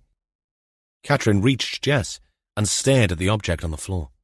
It's a tooth, Jess said. Ripped from a jar, I'd say. Could be an animal's, but then I got to wondering about all this black staining beneath us. The officers exchanged looks. You think it could be blood, ma'am? Jess stood up, and it was then that she saw the tire marks. Only 10 feet away, black, like the stained tarmac under her feet, but crisscrossing the grey floor. Black from the blood that had coated the rubber and been transferred to the floor beneath. Could it have happened here? Katrin asked. Jess didn't answer. Remember the mess on Morgan's face?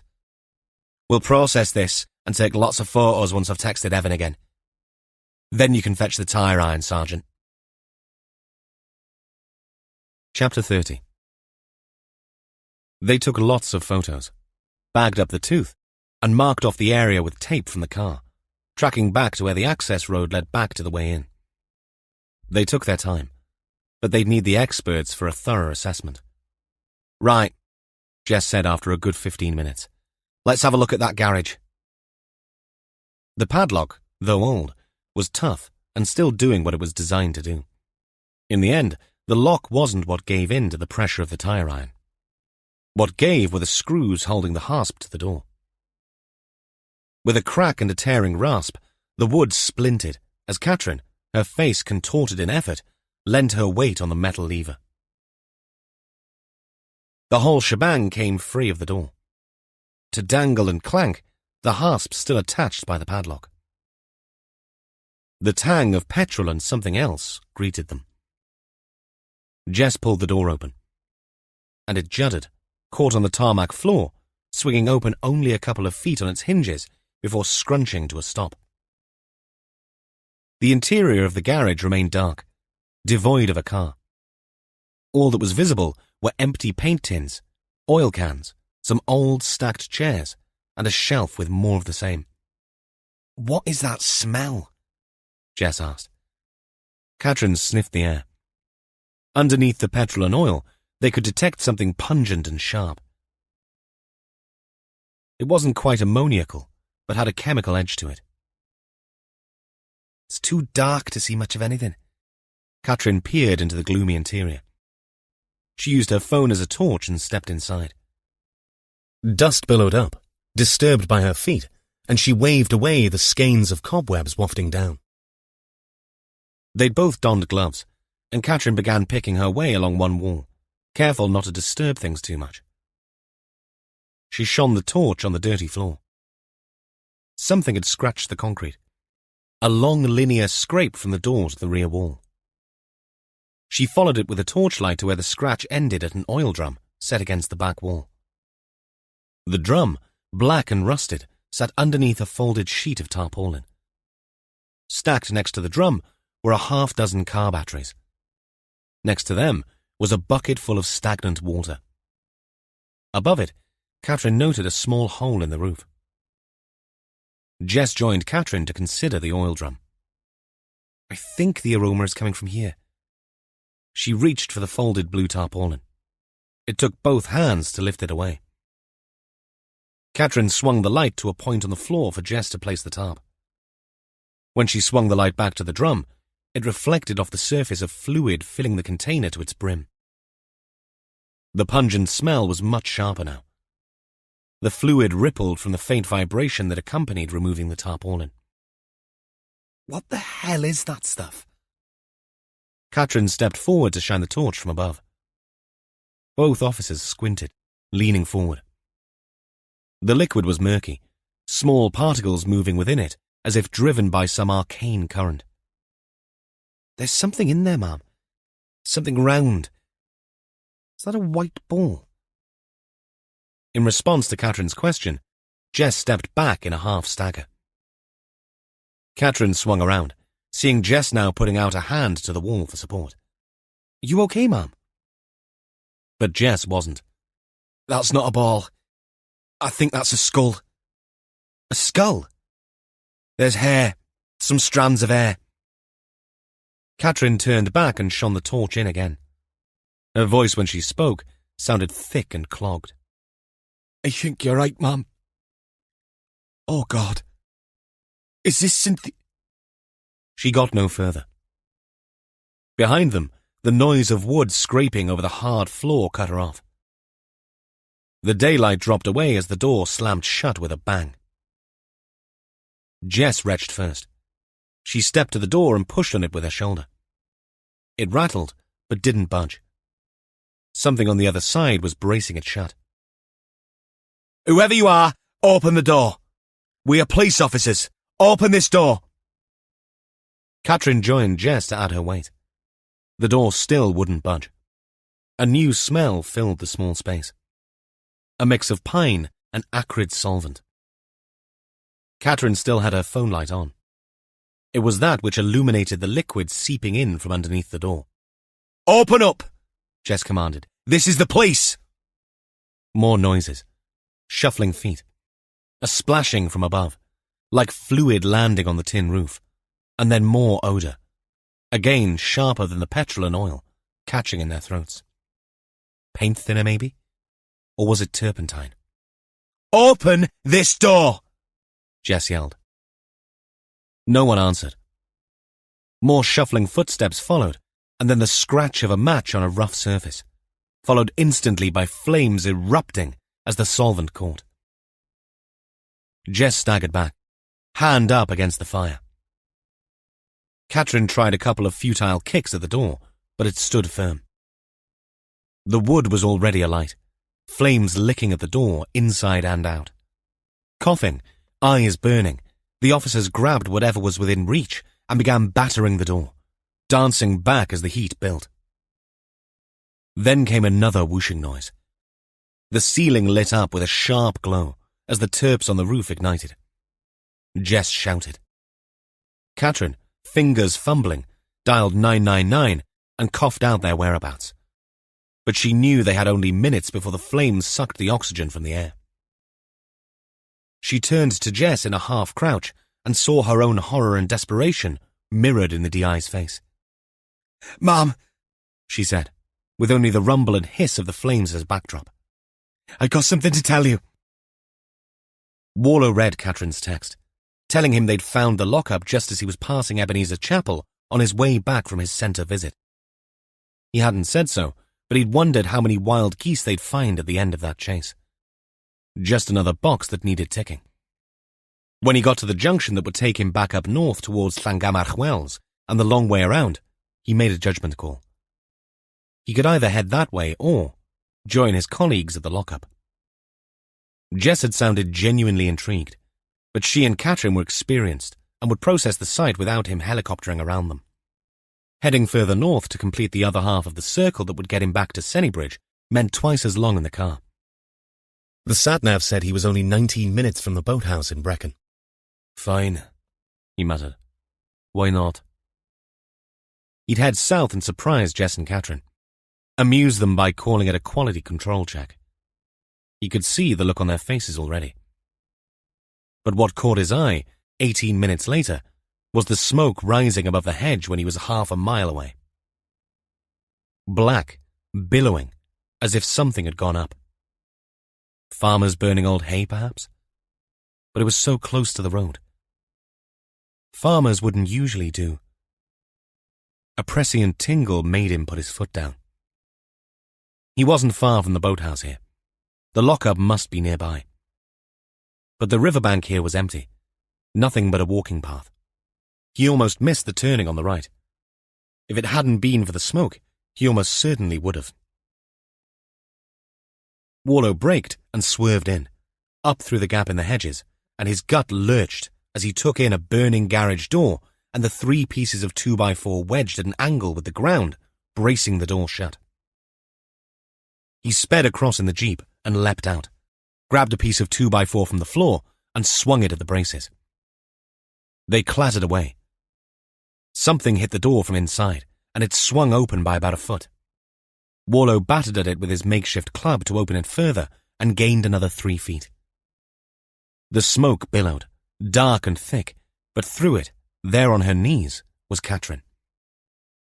Warlow flung away his club and ran forward, grabbed at Catherine with one hand over his face to ward off the heat. Eyes shut against the smoke, he yanked her out. She wore a mask over her face. A simple one that every good officer carried these days, along with gloves. Then he went back for Jess, coughing, on her knees, masked and gasping for air. Warlow felt the heat from the flames surge and singe his hair. But he had Jess, and dragged her out of the inferno, smoke catching in his throat and hot in his lungs. From somewhere came the wail of fire engines. Close by, probably only a few minutes away. but they would have arrived a few minutes too late. He did what he could until the ambulances came. He gave Catherine and Jess water from a bottle he had in his car. He made them sip, listening to them cough, while the garage and those next to it in the block burnt fiercely. By the time the firefighters began putting it out, the Morgans' garage was a blackened hulk. A couple of hours later, and for the second time that day, Warlow walked through the entrance of the University of Wales Hospital in Cardiff, this time heading for A&E, for a chat with the burn specialists, trying and failing to blank out in his mind's eye those 3 pieces of wood, braced hard against the tarmac to stop the garage doors from opening. There were only 2 words he could think of to describe that. Attempted murder. Chapter 31. As Warlow sat waiting to speak to the doctor, he rang Gil, Sean Buchanan, Molly, and lastly, Craig. The traffic officer immediately dropped everything and headed to Cardiff. Molly, on the other hand, took things astonishingly calmly as Warlow tasked her with looking after Caddy. The dog would be a good way to keep her mind off things. But Warlow, sitting in a hospital waiting room, couldn't enjoy that luxury. He could only think about the big scary what-ifs that kept rumbling in his head like great dinosaurs of dread. What if he'd decided to explore the other side of Centre today? Stuck to his plan and driven all the way around, in a circle, turned north instead of south? What if he'd been 1 minute later arriving at that burning garage? He recognized this as the mind-sapping horror every accident victim went through. How a few seconds of delay or haste changed one's existence irrevocably. Riding high on its shoulders came blame and guilt and misery. It did no good to dwell, and yet it was impossible not to. A void beckoned beyond these thoughts, one some people fell into and never managed to claw themselves back out of. Warlow did a job which brought him into contact with the worst that human nature could spew out. He saw, touched, and wiped his boots clean of things no ordinary or sane person would ever seek out. If they did come across such people or things, it usually left them scarred for life. But in this job, you had to run your hands under the cold water tap and get on with it, driven by the simple creed of not letting it happen again if there was anything at all you could do to prevent it. Worse than that was a sapping certainty that crept up on him as he sat in that soulless room. A certainty that lodged in his head like an unwelcome guest and wouldn't go away now that it had arrived. The certainty that someone was 1 step ahead of him in this case and had been from the outset. Someone who'd had a lot of time to consider all the options and who thought they had all the bases covered.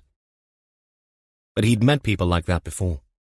All it took was 1 domino to fall. The right domino. What he needed to do now was find the damned thing. With 5 p.m. already come and gone, and miles away in Llandilo, Geraint Lane sat waiting. He found a spot where he could observe the comings and goings in front of Napier's office. He'd been there since 4. Firstly in the corner cafe, where he'd made a pot of tea and some Victoria sponge last an hour. Now hunkered down in his car. A predator in his den. It was almost 5:30 when a DP response vehicle approached and pulled up outside the office. Moments later, Napier's old-school dark navy Jaguar pulled out from the little yard behind and drove down the hill with the response vehicle pursuing. Lane sat up and did the same, staying a couple of vehicles back. He'd had no training in surveillance. He'd learnt on the job. Traffic was still reasonably quiet since the school run had long ago ended. But Llandilo was never easy to negotiate with roads designed centuries before for driving cattle, and before that, for Roman legions to march across the land. And in between, religion held sway with the Church of St. Taylor, the focus before planners drove a new road right through the middle of its churchyard. That, more than anything, remained the cause of both its quaintness and its transport woes. The town had grown organically from the 6th century, centred around the church. No one had envisaged gigantic refrigerated trucks rolling through the hallowed grounds then. But Gearide Lane had no time to ponder history. This evening, he was hoping to obtain the information that might get him out from under Roger Hunt's jackboot. Right, John Napier. Let's see where they're hiding you, Lane said to himself. The little convoy headed east, over the river bridge and right at the Firewacht lights, taking the Bottom Valley Road towards Carmarthen. Napier sat alone in the Jaguar. Lane couldn't make out anybody in the passenger seat, though it was difficult to be sure with the response vehicle in between. The journalist was familiar with this patch, and the pubs and restaurants along it. Not that there were many. But he dined at Wright's and Apollin, both award-winning spots, more than once. Always at someone else's expense, though. But Napier did not stop at Llanarthny, nor Nantgaredig, where the pubs and restaurants were. The convoy kept heading west, flanking the river until they reached the T-junction, where Napier expected them to turn right, towards Carmarthen and all points west. It was with genuine surprise that he saw the left turn indicators flash ahead of him. What's this now?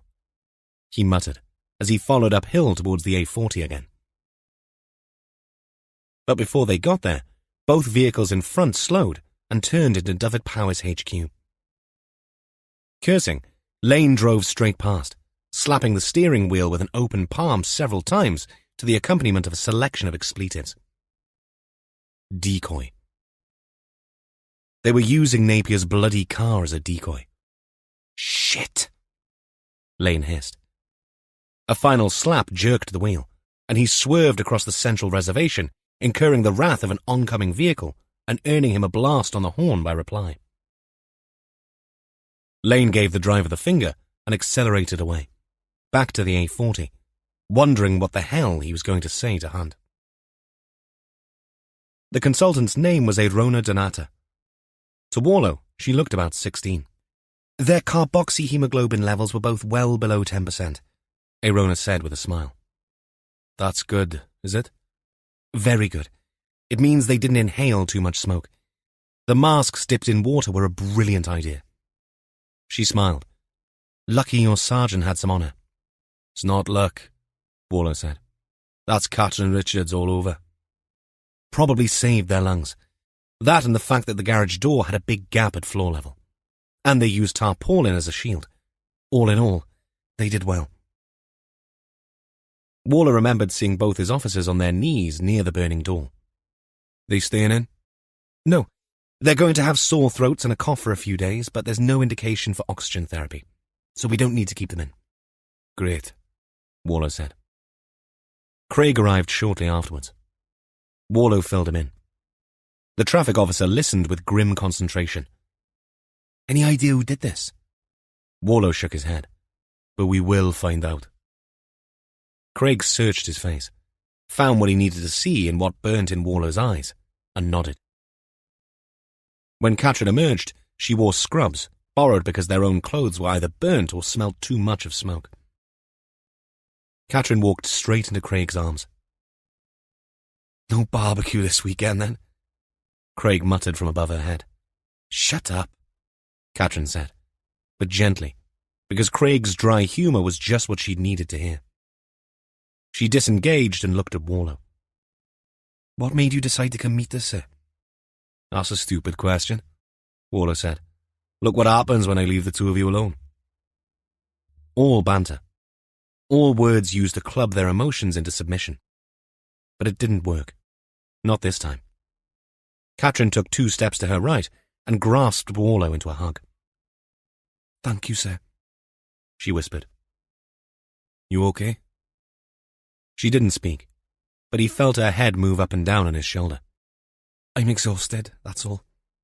Right. Well, let Craig scrub the front step tonight. You put your feet up. I won't be expecting you in for a few days. She coughed gently and pushed away. Where's Jess? Warlow asked. I think she was on the phone. Right. You two get off. He watched them leave, Craig's arm around his partner's shoulder. Warlow didn't go back to his seat. He'd had enough of that. He paced instead. The holding area had been busy. Now it was even busier. A couple of people were moaning in pain, others slumped over in wheelchairs, or looking anxious while being comforted by relatives. More than once, Warlow wondered which circle of hell Dante might categorize a British A&E unit if he'd been given the option. But then, a dark-haired woman in scrubs emerged from the clinical area, carrying a misshapen white plastic bag. Warlow took a moment to realize it was Jess. He'd never seen her in poorly fitting clothes before. He waved. The scrubs were way too big. He walked across and took the bag, but she didn't pause. "Let's just get out of here," she said, her smile wavering. "Okay," Warlow said. "The car's a bit away." "Doesn't matter. I need to get some fresh air." "Have you spoken to Molly?" "Yeah." "She's okay?" "She said you'd rung her 4 times. I wanted her not to worry." The hospital lights were bright above them, making Jess's pale features even paler. Warlow spotted a smudge of soot on her forehead, but decided not to comment. Could have been worse. A lot worse. The Jeep had been left across the road from A&E in the inadequate visitor car park, up some steps, but at the far end of the upper story. "If there's one thing this place needs, it's a bloody decent car park," Warlow said as they reached the top of the stairs. But Jess didn't answer. Warlow had taken 3 steps away from her when he realized she'd stopped and was hanging on to the metal handrail. She was shaking badly. Warlow turned and reached out to her, his hands sliding around her upper body. "Jess, it's okay. You're okay." "Oh, God, Evan. Oh, God. What if you hadn't come? What if you hadn't dragged me out?" "I know, but I did. That's all that matters." "Oh, shit." She sighed out the words, shifting her weight to stop the worst of the shakes that were now kicking in and making her legs tremble. "I think I'm going to pass out." "Sit. Head down," Warlow ordered. Jess did, an ungainly pose, both hands on her ankles, her head between her knees. "It's shock," Warlow said. "Delayed, maybe, but still shock." Deep breaths. I know. For half a minute, that's all she did, until she glanced up again at Warlow on his haunches next to her. "I keep thinking of Moll. What would have happened to her? Could she stay with you, Evan? If anything happened?" "Christ. Hey, don't worry about Molly. She can stay as long as she wants. You both can. You know that." "Oh, fuck. I keep smelling my hair burning." "That was mine," Warlow said, "when I came in to fetch you. Yours looks pretty good." "Pull the other one, for Christ's sake." She stood, stumbled a little, and then fell into his shoulder. Warlow held her without speaking until the worst of the shivering subsided. "It's 50 yards to the car. I couldn't get in any closer. Stay here and I'll fetch it." Jess pushed away. "No, I'm fine." "No, you're not. But if we make it to the car, you can sit back." "What about mine?" "I've organised the uniform to take it to HQ." "I could drive it back if—" "Forget it. Let's get you to Fireblythe." They took it easy, walking slowly until they got to the Jeep, and Warlow helped Jess in before sliding in himself. Once she'd sat, Jess coughed, a spasmodic thing that lasted a good 15 seconds. She held her hand up when she'd finished. "It's just irritation. There's water in the door bin there." Jess reached for the bottle and swigged thirstily. "We didn't see anybody," she said. "We heard some footsteps but didn't hear a car approach. Nothing like that." "We don't need to talk about this now." "We do. I do." Warlow threw her a glance. He read anger in her face. "So how did they know you were there?" "That's what I want to know." "Povey's up there, and the fire investigator." "Good." Warlow put the car in gear and drove out. "I may fall asleep," Jess said, coughing more gently this time. "If I shut my eyes, I know I will." Go ahead.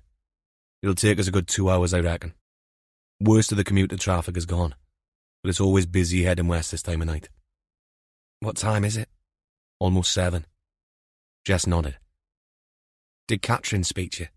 Briefly. Craig was there. I sent them off. Jess took a deep breath before speaking again. When we were in the garage, when stuff started to fall from the roof and I grabbed the tarp as some kind of protection, Catherine told me she was pregnant. What? A mixture of surprise, delight, and then horror washed through Warlow. That's fantastic. It should have been, shouldn't it? News like that. But she wanted to tell me, because she said if we didn't get out, if they found us, they'd be looking for an arsonist and triple murderer. I cried a bit then, Evan. I have to admit. Warlow turned his face towards the road ahead, hoping that Jess couldn't see how white his knuckles had turned as he gripped the steering wheel. Gripped it with such force, he wondered if it might snap. I won't say anything until she announces it, he said, softly, slowly. They drove on through the roundabout and out towards the motorway.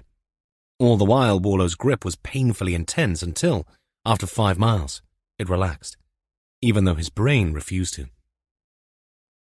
He couldn't remember when he'd been so angry. About Morgan's injustice, about his death, and now about almost losing 2 of his officers, one of whom was pregnant, the other, before he had the chance to say the things he wanted to say. He glanced across, but she'd bunched the plastic bag full of her clothes up into a makeshift pillow, and her head was leaning against the window, her eyes shut, asleep. When they'd get home, Molly would be there, and there'd be more tears in all probability. That would not be the time. And he knew how easy it was to use Molly as an excuse for his emotional shortcomings. But they were a family in need of his help, and it somehow felt wrong of him to capitalize on that, like some creepy Victorian landlord. In his head, he heard his youngest son's voice. "Jeepers, Dad, what are you like?" Good question. One he'd asked himself many times. Chapter 32. Warlow left before Jess or Molly got up the next morning. He crept about his own cottage like a thief, fed the dog, left a note to tell everyone he'd done so, certain in the knowledge that Caddy wouldn't let on, and would, in fact, behave as if she'd not seen food for a month. That was a Labrador thing. Still, he knelt at the front door before he left and gave the dog a hug for being quiet and for being Caddy. He drove straight to the site of the fire without passing go. Povey was already there and had been on site since 7 a.m. Warlow turned up half an hour later. He already knew the fire scene investigation officer by name. Brian Chalmers had been involved in investigating a caravan fire when Warlow had run a murder case in Newtown. It was difficult to say what his body shape was, since every time Warlow had met him, he'd been encased in full firefighter's kit, with a red investigator fire service helmet on his head. He, Warlow, and Povey stood surveying the blackened skeleton of the garage block. Only one, the furthest from the fire, remained standing and relatively unscathed. Chalmers said they all had to be demolished. "They're linked by concrete joists. Best to get it all away before it decides it's had enough and falls on someone's head." "You satisfied with the cause?" Warlow asked. "Given the statements we received from your officers, it's obvious an accelerant was used. You can still smell it. Terps is my guess. Splashed on the roof and the door. The roof is corrugated tin, but the framework was wood. Everything burnt inside. We are still picking through debris, but we did find a couple of interesting things." Chalmers led Warlow across to an evidence tent. "Most of what we're finding is badly burnt. What's left will go back to the lab for analysis, but take a look at this."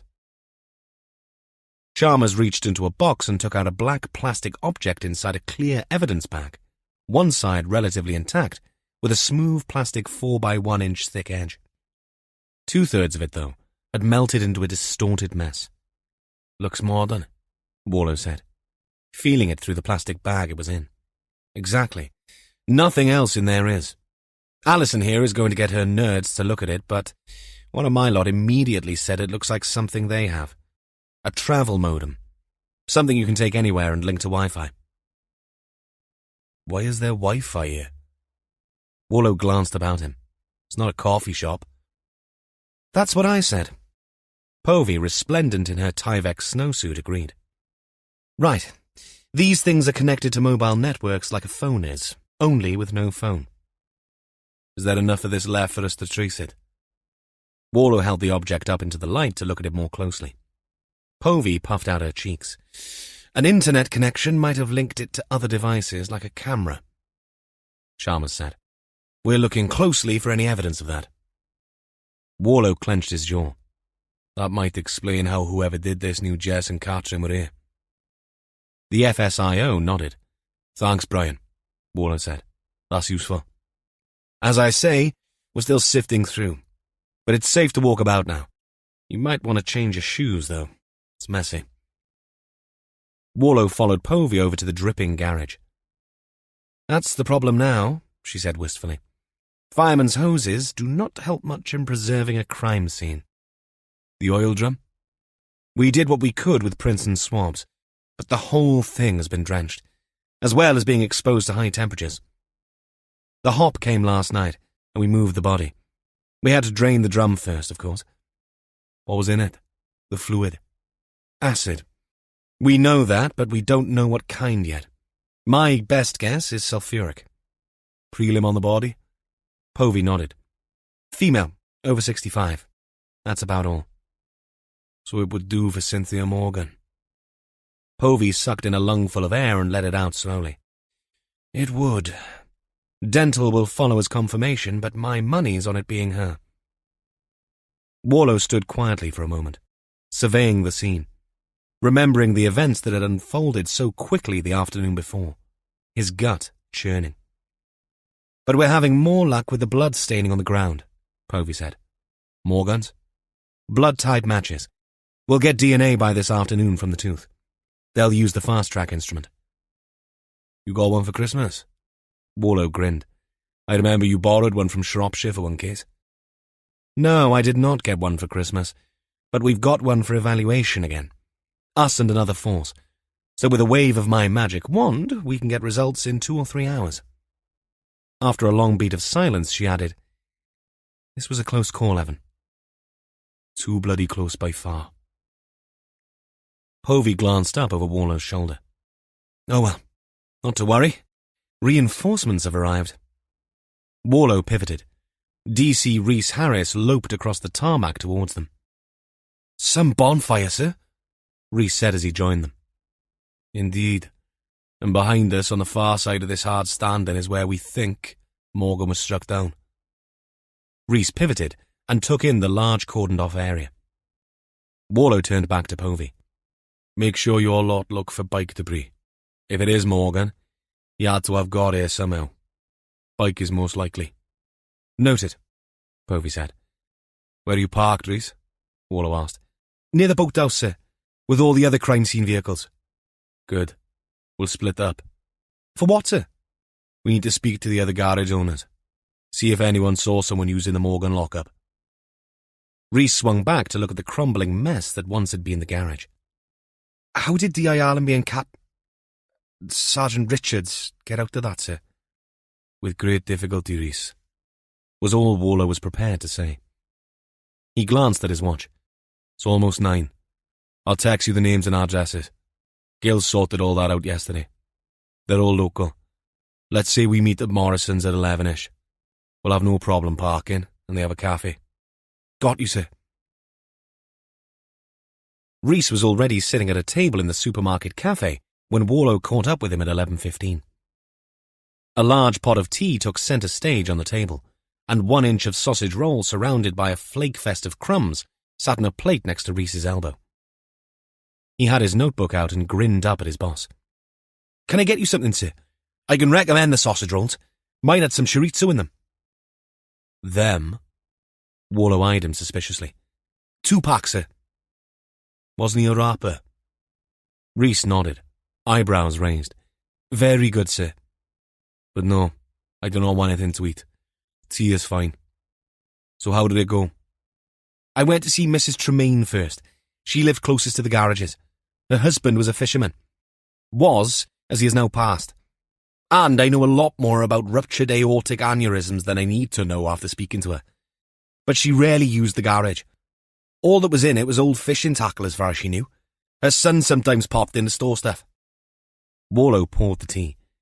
It came out pale. Clearly it could do with a bit more steeping. He stopped the pour with his cup half full. And the other name you gave me, sir, Peter Meadows. Rhys read from his book.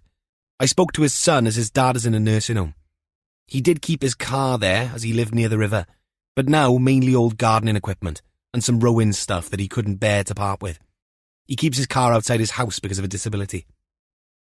Warlow groaned in frustration. The name I had was a store owner. They have a shop in town selling second-hand stuff. He is the chap who put a new door on the garage to use as a storage facility. Nothing too valuable, though. And he visits only every couple of months. He's never seen anyone there when he visits. Same with me, sir. I mean, they're a bit out of the way, unless you were a fisherman or a sailor. Which Mark Morgan's father was. Fed up with waiting, Warlow filled both cups with a marginally stronger brew.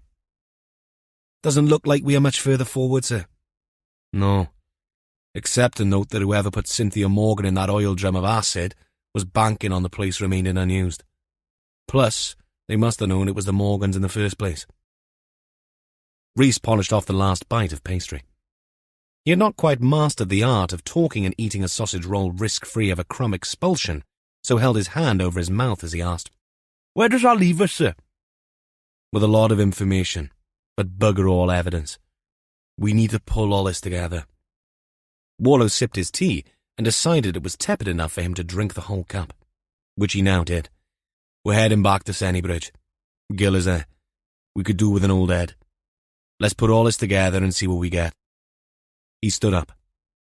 Rhys, suddenly panicked, slurped down his tea, still with a mouth half full of roll. Are we going in convoy, sir? You follow me. By the way, you have some crumbs on your chin. Rhys brushed away. And your cheek. Rhys scrubbed more vigorously. And on your shirt, collar, lapel, and in your hair. What? Rhys sounded horrified. Okay, that's a bit of an exaggeration, Warlow conceded. That flaky pastry is... Flaky. I did notice. Right, chop. And DC Harris, text Gil and tell him to get the kettle on. We'll be there in 10 minutes. I think I'll need a fresh cup for that. Chapter 33. When Warlow opened the door of the ops room at Sennybridge, he didn't know whether to be surprised or angry. Either way, he was not given the chance. Before you say anything, Jess, looking as always smart in a suit Warlow had not seen before, held up a hand. Catherine and I communicate on WhatsApp. We both woke up early, so at 8 a.m, we decided we were not going to sit at home and brood. Bloody hell, Jess. You can shout all you want, but ultimately it's our choice. Jess was giving him one of her laser stares. I talked to Craig about it, sir. Catherine sounded at least a little contrite. He agrees that as a coping mechanism, doing something to apprehend whoever did this is the best approach. Jess took over from there, and here we are. Fait accompli.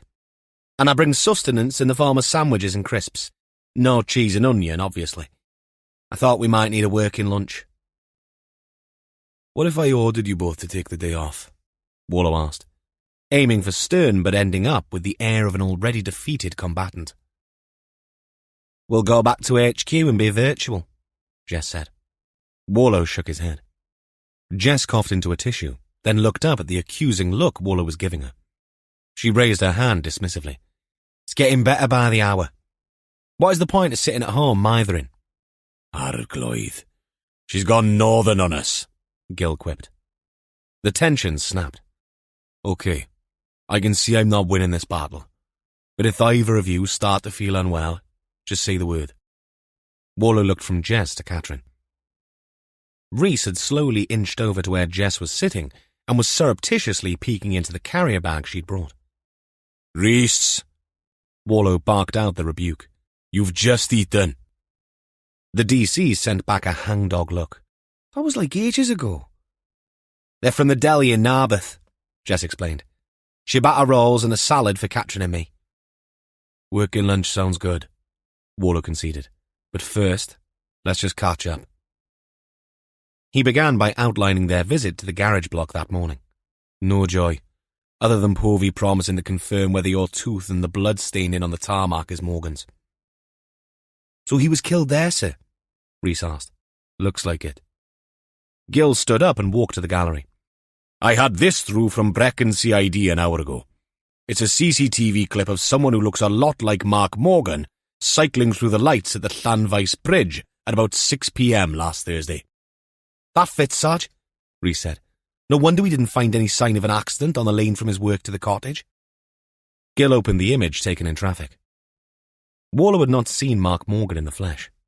Not whole, anyway. He'd gone to the garage. "You'd have to cross the river, and the bridge is the only route," Gill said.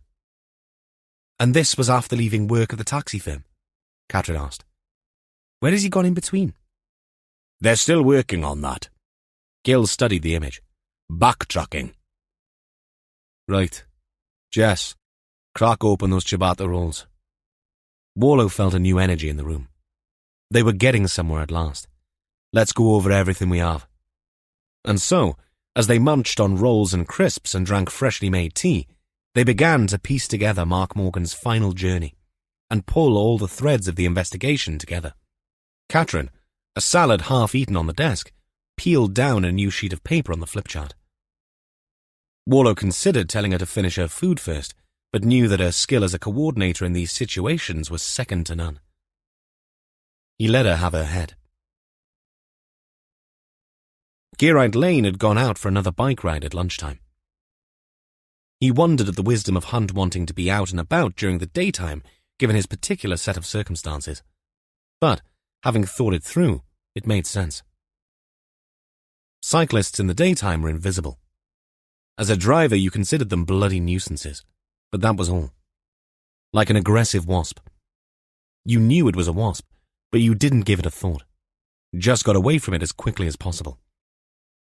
But seeing a wasp in the dark with a headlight on, now that was dangerous and memorable. Lane guessed that was Hunt's way of thinking.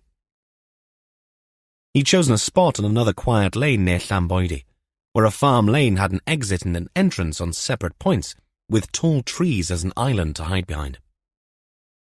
Hunt was waiting when Lane, out of breath as usual, got there. You're late, Hunt said. Navigating and cycling at the same time. Not my forte. Lane gasped. Where is he staying? Hunt had no time for small talk. Okay. Give me a minute. I followed him last night. Where? Right. That's just it. I dunno. Lane didn't see the knife before Hunt had it in his hand and had stuck it an inch into his thigh. He screamed, convulsed up and back off the bike to fall sprawling. Jesus Christ, man! What was that for? For you being a total fucking waste of space. Hunt was getting off his bike, laying it down on the verge. They drove into police HQ. I couldn't risk hanging about. They'd have CCTV. Hunt knelt next to Lane. He had a smell about him, a chemical smell. Lane wondered when it was he'd last properly showered. He held the knife before hovering over Lane's chest. I need to know where Napier is. I know you do. What do you think I'm doing? I got the woman cop to get me in with him. I've spoken to him. The twat actually enjoys it, I think. But I couldn't just ask him where he was in hiding, could I? I followed them last night. But the police, they're still jumpy. I don't care about the police. I know you don't. I know you don't care about anyone or anything. But there was nothing I could do. He turned away to his saddlebag. He brought out a phone, pressed and swiped, and showed it to Lane. The image was of a big building. It panned to the signage outside. Glangwili General Hospital. Then it panned to a parked car.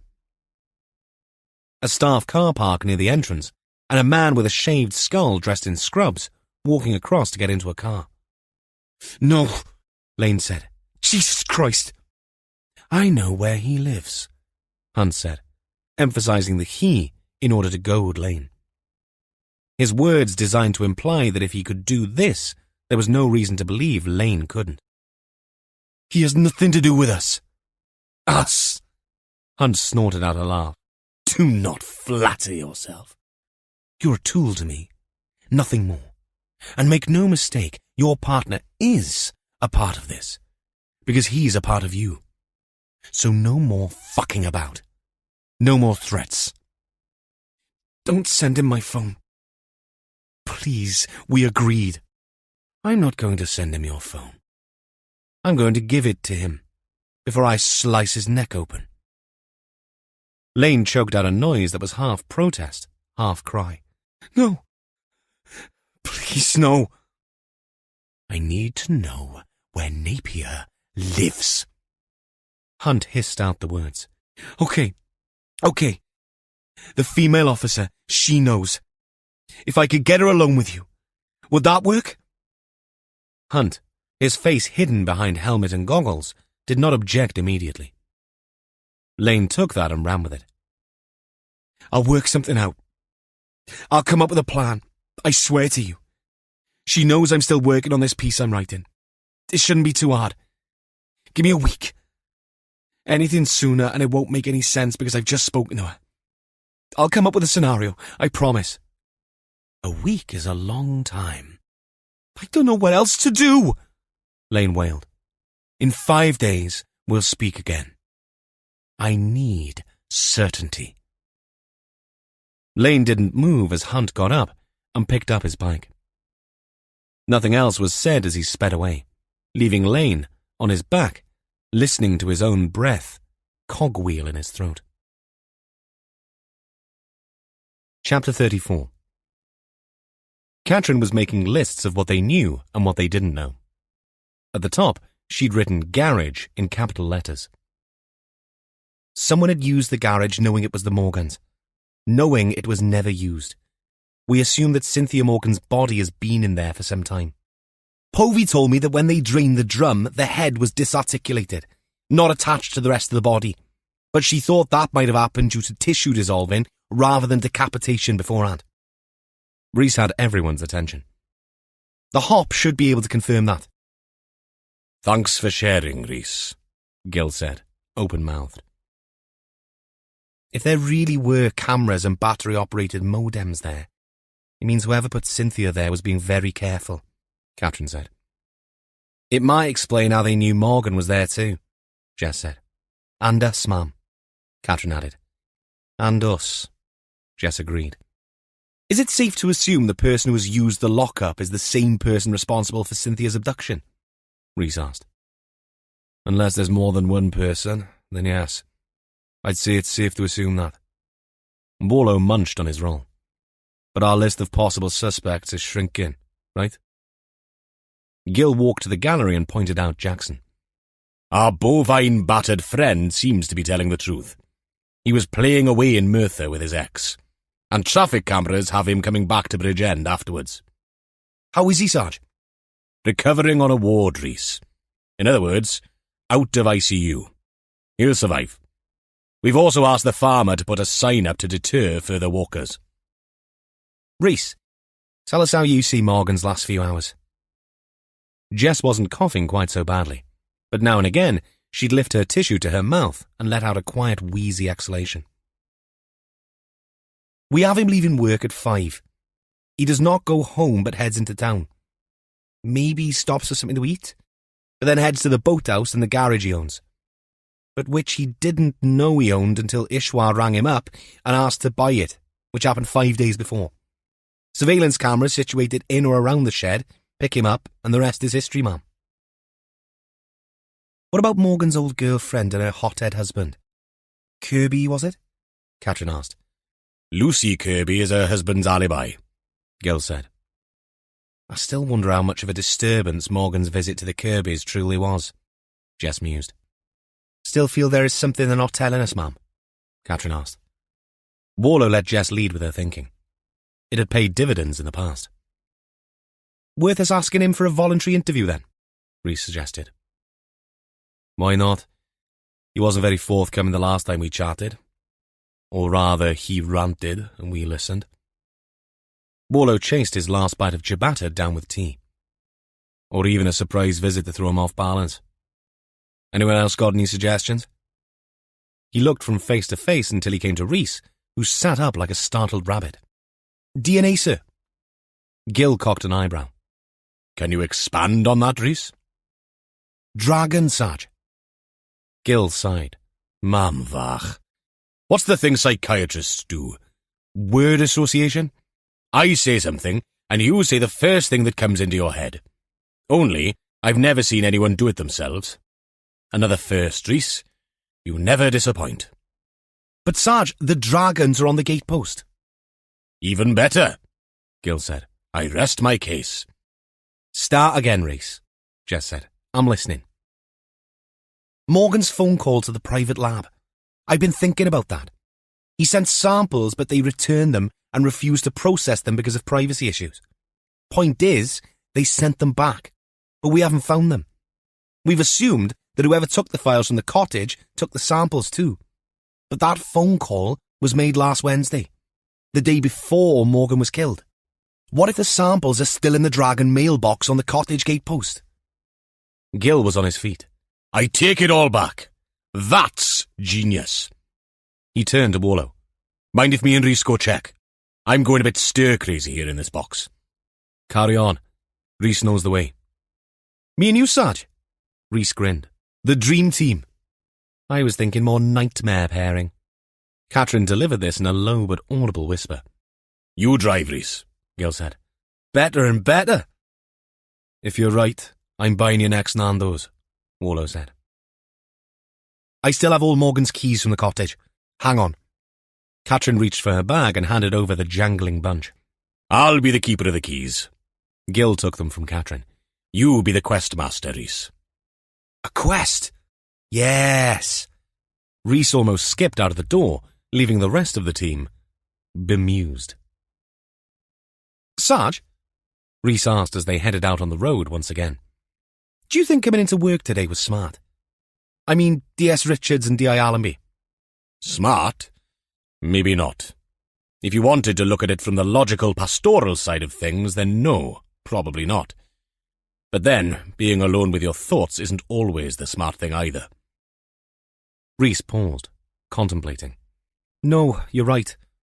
When we lose badly playing rugby, it's much easier to take when we're together on the bus than sitting alone, wondering if it was all your fault. Collective mourning. Not to be scoffed at, Rhys. Plus, women are tough, Sarge. Gil swallowed back the reflex quip that sprang to mind. Something along the cannibalistic lines of, not if you marinate them for long enough. For once, he played it straight. Some feminists would take you to task for stating the obvious there, but I'm willing to tease out this little eel of perception from the crevice it's hiding in. What has brought this lightning bolt of insight on? It's just that some of the other blokes I know on the job, would probably ride the trauma train if something like that happened. Being trapped in a burning building and such like. You know, take a couple of weeks off and not be blamed for doing it. But seeing Catherine and D.I. Allenby come to work today, pretty awesome. Gina is the same. She's a lot tougher than me. The stuff she has to deal with. Gina, Rhys's partner, had training as a family liaison officer. Almost always, the FLOs weathered the emotional storm that accompanied the worst of crimes. Murders, missing children, and unnatural deaths. Many an idiot, and by far and away the majority of those oiks you describe has made the mistake of underestimating the XX chromosomes. I'm glad to see you're not one of them, Rhys. The life lesson was interrupted by Gil's phone ringing. This time, one of his grandchildren had downloaded the banana phone song. Though he'd now mastered the technique of altering the tone himself, a minor miracle, he left this particular one on, knowing that it would annoy everyone around him. Though, of course, Rhys had immediately begun to sing the words as the phone rang. Hello? Gill answered. Sergeant Jones, it's Charlie Brewer. What can I do for you, Charlie? We are likely to have a dodgy signal, so I won't engage you in sparkling repartee. Okay, I'll get to it. I had some old calendars of Royston's. Something about them bothered me. I remembered why this morning, and I've got one in front of me now. Royston used to mark calendars often with single letters for meetings and such like. He'd use the letter N when he met with John Napier. Gill saw the significance instantly. You think that the N entries for the privileged people bookings might have something to do with Napier? I don't know, but Royston was a creature of habit. It's probably nothing. No, it's good, Charlie. Good work. I thought you'd want to know. Gill thanked him again and filed away the new information. Charlie was right. Hardly a smoking gun, but it did mean Gill needed to have a word with Napier. Good news, Sarge? Rhys caught the faint grin on Gill's face. Another rickety step up the ladder, Rhys. Nothing to do with Morgan's case, though. Are you multitasking, Sarge? I suppose I am. But the Lady Anwen often says, life is complicated enough without banana skin shoes. Rhys crumpled his features. What does that actually mean? Buggered if I know. But I'm interpreting it as needing to keep things as simple as possible. So, though I have several irons in the criminal investigative fire, I try to burn my hand with only one at a time. And at this moment in time, it's sizzling in anticipation of the Morgan mailbox. I hope I'm right, Sarge. The mailbox was cast aluminium and fixed to the gatepost, half covered in rampant ivy. Gill sat in the car while Rhys tried the keys. After several minutes, the DC finally got the thing open. He had his back to Gill as he fished inside, but quickly turned with a grin like a child on Christmas morning, holding in his hands a lumpy brown envelope, which he turned as he strode towards the car so that the rear faced Gill. When he got close enough for Gill to read what he was pointing at, the sergeant slipped on his readers, powered down the window, and read the logo. Cell True Forensic Services.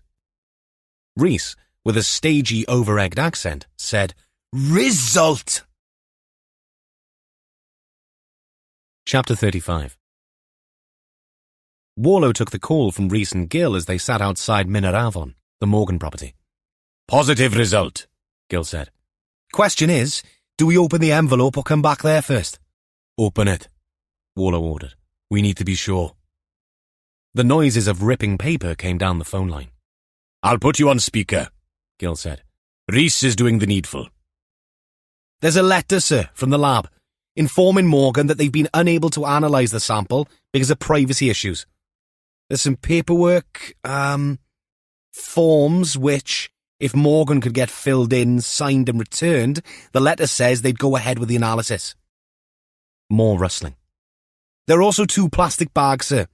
One with a toothbrush, blue and white strips, which looks used. One with a scrunched up paper napkin or tissue, stained. I'd say with what looks like blood. No labels? Warlow asked. Only A and B, Rhys said. Okay, Warlow said. Povey has her toys in play, namely a rapid DNA assessment machine. Stay where you are until I speak with her. He ended the call with a stab at the red button on his mobile. Jess had been listening. Warlow explained what Rhys and Gill had said, but kept his phone in his hand as he navigated to Povey's number and called it. Povey answered after half a dozen rings, which was slow for her. Synchronicity, she said by way of a greeting.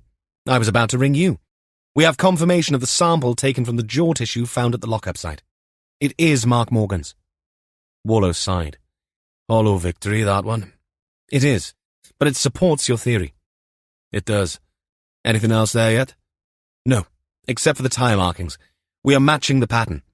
Looks like a 19565 R15. Manta grip. Sold all over the place in all the big tire outlets. Send the details. I'll get someone to look into that. But in the meantime, Rhys and Gill have 2 DNA samples found at Morgan's house. Quickly, he detailed the link to the Cell True forensic lab. I'd like to know whose DNA Mark Morgan was trying to check. If they can get the samples to me, I can get them sequenced by the close of play today. That's what I needed to hear, Alison. Warlow rang Gil back immediately. Take photos and send them to me. Then get down to Povey and Carmarthen. She's waiting for you. On it, Gil said. When the images came through on his phone, Warlow uploaded them to the database. Or rather, Catherine did. All 3 officers viewed Gil's snaps, doing their best to make out what was inside the plastic bags the lab had returned. That looks like a blue serviette, doesn't it? Catherine said, staring at the stained, scrunched-up tissue paper. Yes, or the kind of hand towels you find in kitchens and industrial areas, Jess said. And the toothbrush? Warlow asked. I agree with Rhys. The bristles are splayed. Much used, I'd say, Jess said. Morgan clearly thought he was onto something, Warlow mused. But right now, Kirby is next on my list. Catherine, let's go and shake that tree, if you're up for it. I'm with you, sir. Want me to drive? No, I'll drive. You look up manufacturers of blue serviettes, hand towels and kitchen paper. Rhys and Gil met Alison Povey in a forensic investigation van in the car park of Dyfed Powys Police HQ at Llangunor. She was in her snowsuit when they arrived and took possession of the samples. This Quick ID mobile unit is fully kitted out for demonstration purposes, she explained. You can sit in the seats behind the driver and swivel around to watch what I do. If you want, that is. Gil excused himself. He had enough to do in the real instant room. But Rhys, being Rhys, jumped at the chance. Povey provided the commentary as she dealt with the samples. The system you're seeing is on a completely transportable, self-contained, shock-proof box system with integrated battery fridge and fan unit. The box Rhys saw was on trolley wheels, now locked, and black with metal-reinforced ribbing.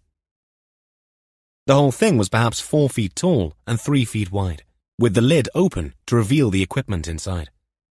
This consisted of a black box about 2 feet tall, with a sloping screen facing forwards, next to a laptop, under which was a refrigeration unit. We need the fridge for the cartridges. There are solar panels we can set up to charge the battery too, if we're in the field for longer than 2 days. Looks impressive, Rhys said. The results of years of research. The DNA sequencer is American. The transport system is French. But the whole thing is designed to be simple. What we'll do is resample what's in the bags and run them through the system. Rhys watched as Povey removed the stained tissue as if she was in an operating room, cut a small section away, soaked it in something, and then used a fresh swab to take a sample of that. She then broke the swab off into a special cartridge that she proceeded to insert into the top of the analysis machine. DNA results in 2 hours used to be the stuff of fiction, only available in CSI TV programs. That's not true anymore. We'll wait for this to run, 90 minutes or thereabouts. Then we'll do the toothbrush. I can see how this would be useful, ma'am. I mean, a test result in hours as opposed to days or weeks. What is there not to like? But won't it put you out of work? Povey laughed. It's only DNA. A crime scene may have 100 samples. Chemicals, fingerprints, anything you can think of. This machine is quick, but not designed for volume testing.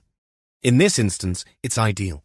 And if we were out in the back of beyond, the result could be sent via secure cell phone networks to the national database for comparison purposes. What samples can it analyze? Blood, saliva, mucus, bone, you name it. The machine extracts, amplifies, separates, and comes up with the profile. Have you got one of these now, ma'am? Not yet. Povey sounded wistful. This machine is being evaluated by us and our colleagues in the Joint Scientific Investigations Unit in Bridgend, who do everything for Gwent and South Wales Police. We have to provide a business case. But you'd like one, Rhys said.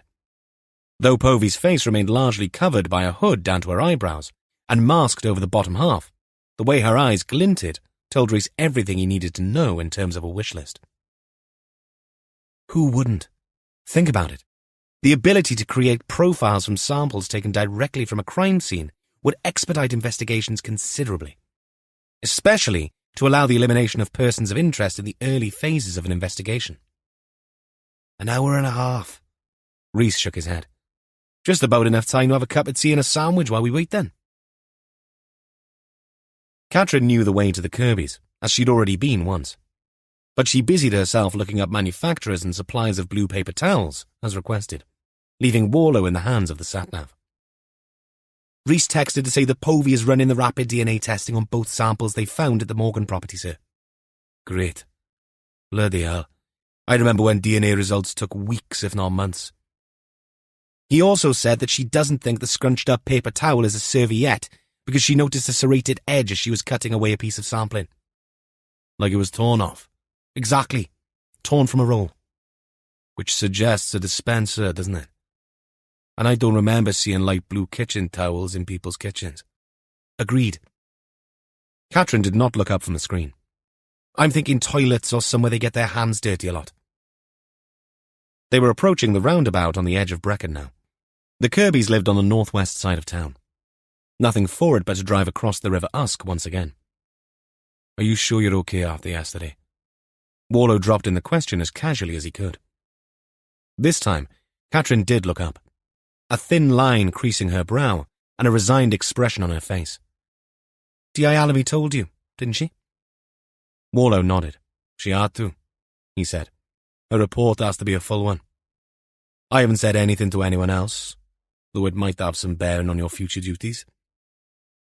Catherine nodded. It was all I could think about when things were at their worst. Just before you arrived and smashed the door open. Warlow could only nod feebly. I'm barely a few weeks gone, though I've tested positive twice. As far as I remember, pregnancy is pretty binary. You either are, or you are not. This time, Warlow did throw his sergeant a glance. I suppose, she said. No suppose about it. He grinned. Congratulations. I'm delighted for the both of you. Or is it the three of you now? He side-eyed her this time. There is only one in there, right? Catherine beamed. We'll have to wait for the scan, sir. Any morning sickness? Nothing, sir. Denise had it with one but not the other. I've been lucky so far, Catherine said. In more ways than one. Best not to think about that too much. That's what Craig says. But he was more upset than I was after the fire. A near miss, he called it. Still a miss, though. Warlow made the executive decision to steer the boat away from these choppy waters for now. You've spoken to Kirby before, haven't you? I have, sir. Remind me of what he does. He's a surveyor of some sort. He does reports on condemned properties. He mentioned something about inspecting buildings. Not buildings on army sites by any chance? Catherine frowned, following Warlow's logic, but without comment. Did we check his statement for where he was last Thursday evening? His alibi was Mrs. Kirby. Okay. Get Gil to check with his employer if they're the sort of operation that has vans. You're thinking of tyres, sir? I am. The tyre sizes Povey came up with from that lock-up site are too big for a normal car. A van might fit. I'll get on to that now, sir. The nice voice on the sat-nav said, At the roundabout, take the first exit. Warlow did as he was told. Chapter 36. Heenan Property Consultants Limited had offices on the High Street in Brecon, in an old building with casement windows. They'd tried to brighten things up with colourful signs, but, like the rest of the street, nothing about the place looked modern. Catherine walked in and showed a warrant card to a flustered young man, who immediately called a more senior employee. We're here to see Nick Kirby, Catherine said. The man wore no name tags, and was balding despite probably being in his early 40s. Is he expecting you? No, this is urgent police business. The man blinked a couple of times, waiting for more clarification, but he wasn't going to get anything from D.S. Richards, as her stony expression implied. After a few awkward seconds, the man nodded and walked through the door at the rear of the office to some stairs. They heard him run up, and a muted conversation followed. A few seconds later, the man reappeared with Nick Kirby behind him. Catherine reintroduced herself, and then Warlow. What's this about? Kirby asked, obviously none too pleased to see the detectives at his place of work, judging from his subdued tone and the furtive glances he sent to his very interested colleagues. There have been some developments in the case, Mr. Kirby, Catherine said. Can't this wait until after work? Kirby asked in a half-whisper. No, Warlow stated bluntly. Is there somewhere we can be that's private? We're open plan here, Kirby said. You can use the client office, someone said. Okay. 5 minutes, Kirby muttered. But Warlow was not going to be railroaded. It might take a bit longer than that. It's okay, said the balding man. We have no meeting scheduled. Kirby thanked him half-heartedly and led the way to a room at the rear lit by a large window which cast light on an oval table in blonde wood with aluminium and leather chairs tucked underneath. When the door shut, Kirby was instantly on the offensive. What the hell is this? He demanded. I've already spoken to you lot once. This is my place of work. You haven't spoken to me, Warlow said. Sorry? Kirby offered up the faux apology in a way that made it clear he wasn't sorry. Not in the slightest. If you'd rather come down to our ops room at Sennybridge, Katrin suggested. What the hell for? I've told you everything I know. Warlow didn't wait for an instant before pulling out a chair for Katrin. Have a seat, Sergeant, he said. There's no point making yourself comfortable, Kirby said. On the contrary, Mr. Kirby. There most certainly is in Sergeant Richards' case anyway, as she is still suffering a little from the shock of almost dying after an arson attack yesterday. Kirby laughed, but it faltered and died in the glare from Warlow's eyes. What? Warlow nodded. 2 of my officers narrowly escaped being roasted alive. So that's one reason I could not care less about your fellow workers seeing us turn up here, Mr. Kirby. Kirby paled.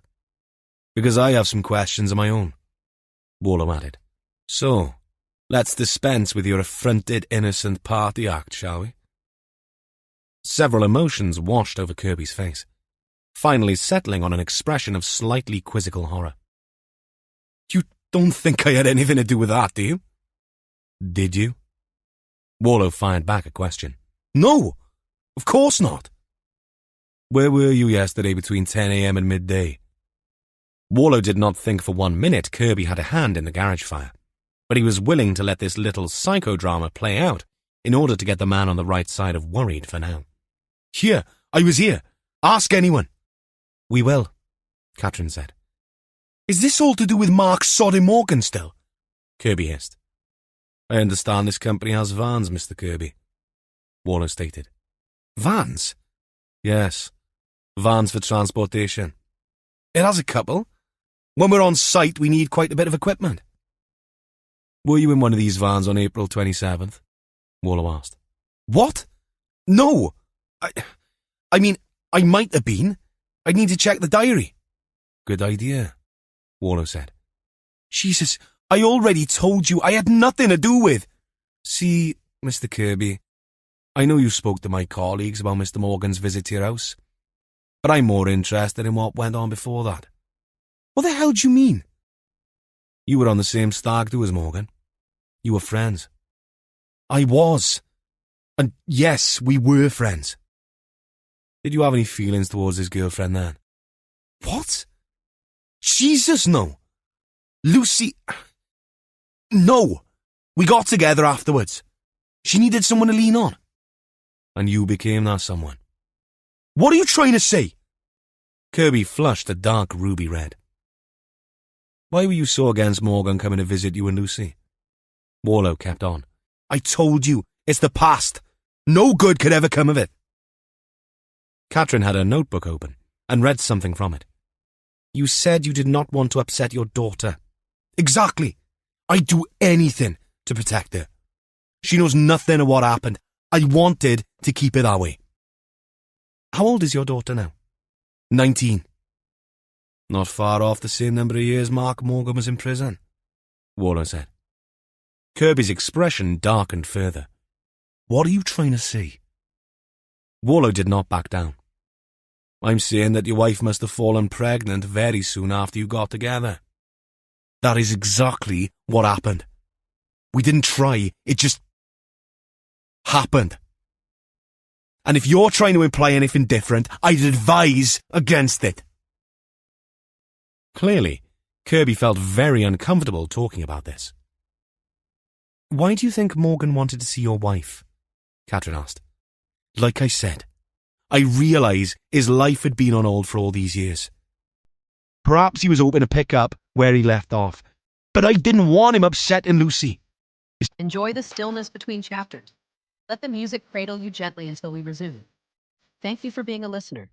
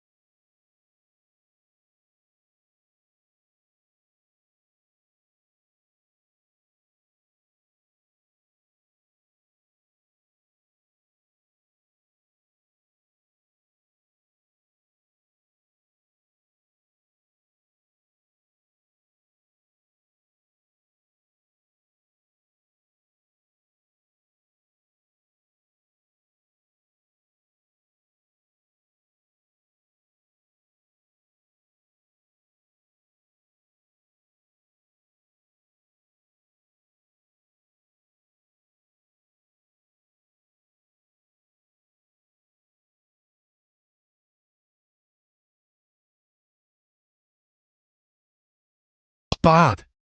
What happened? Like some awful nightmare. Mark did not deserve that. But it had nothing to do with me. Lucy and me, we just happened. And so did our daughter. That's all that's important to me now. Warlow studied Kirby. His words emerged in belligerent staccato bursts.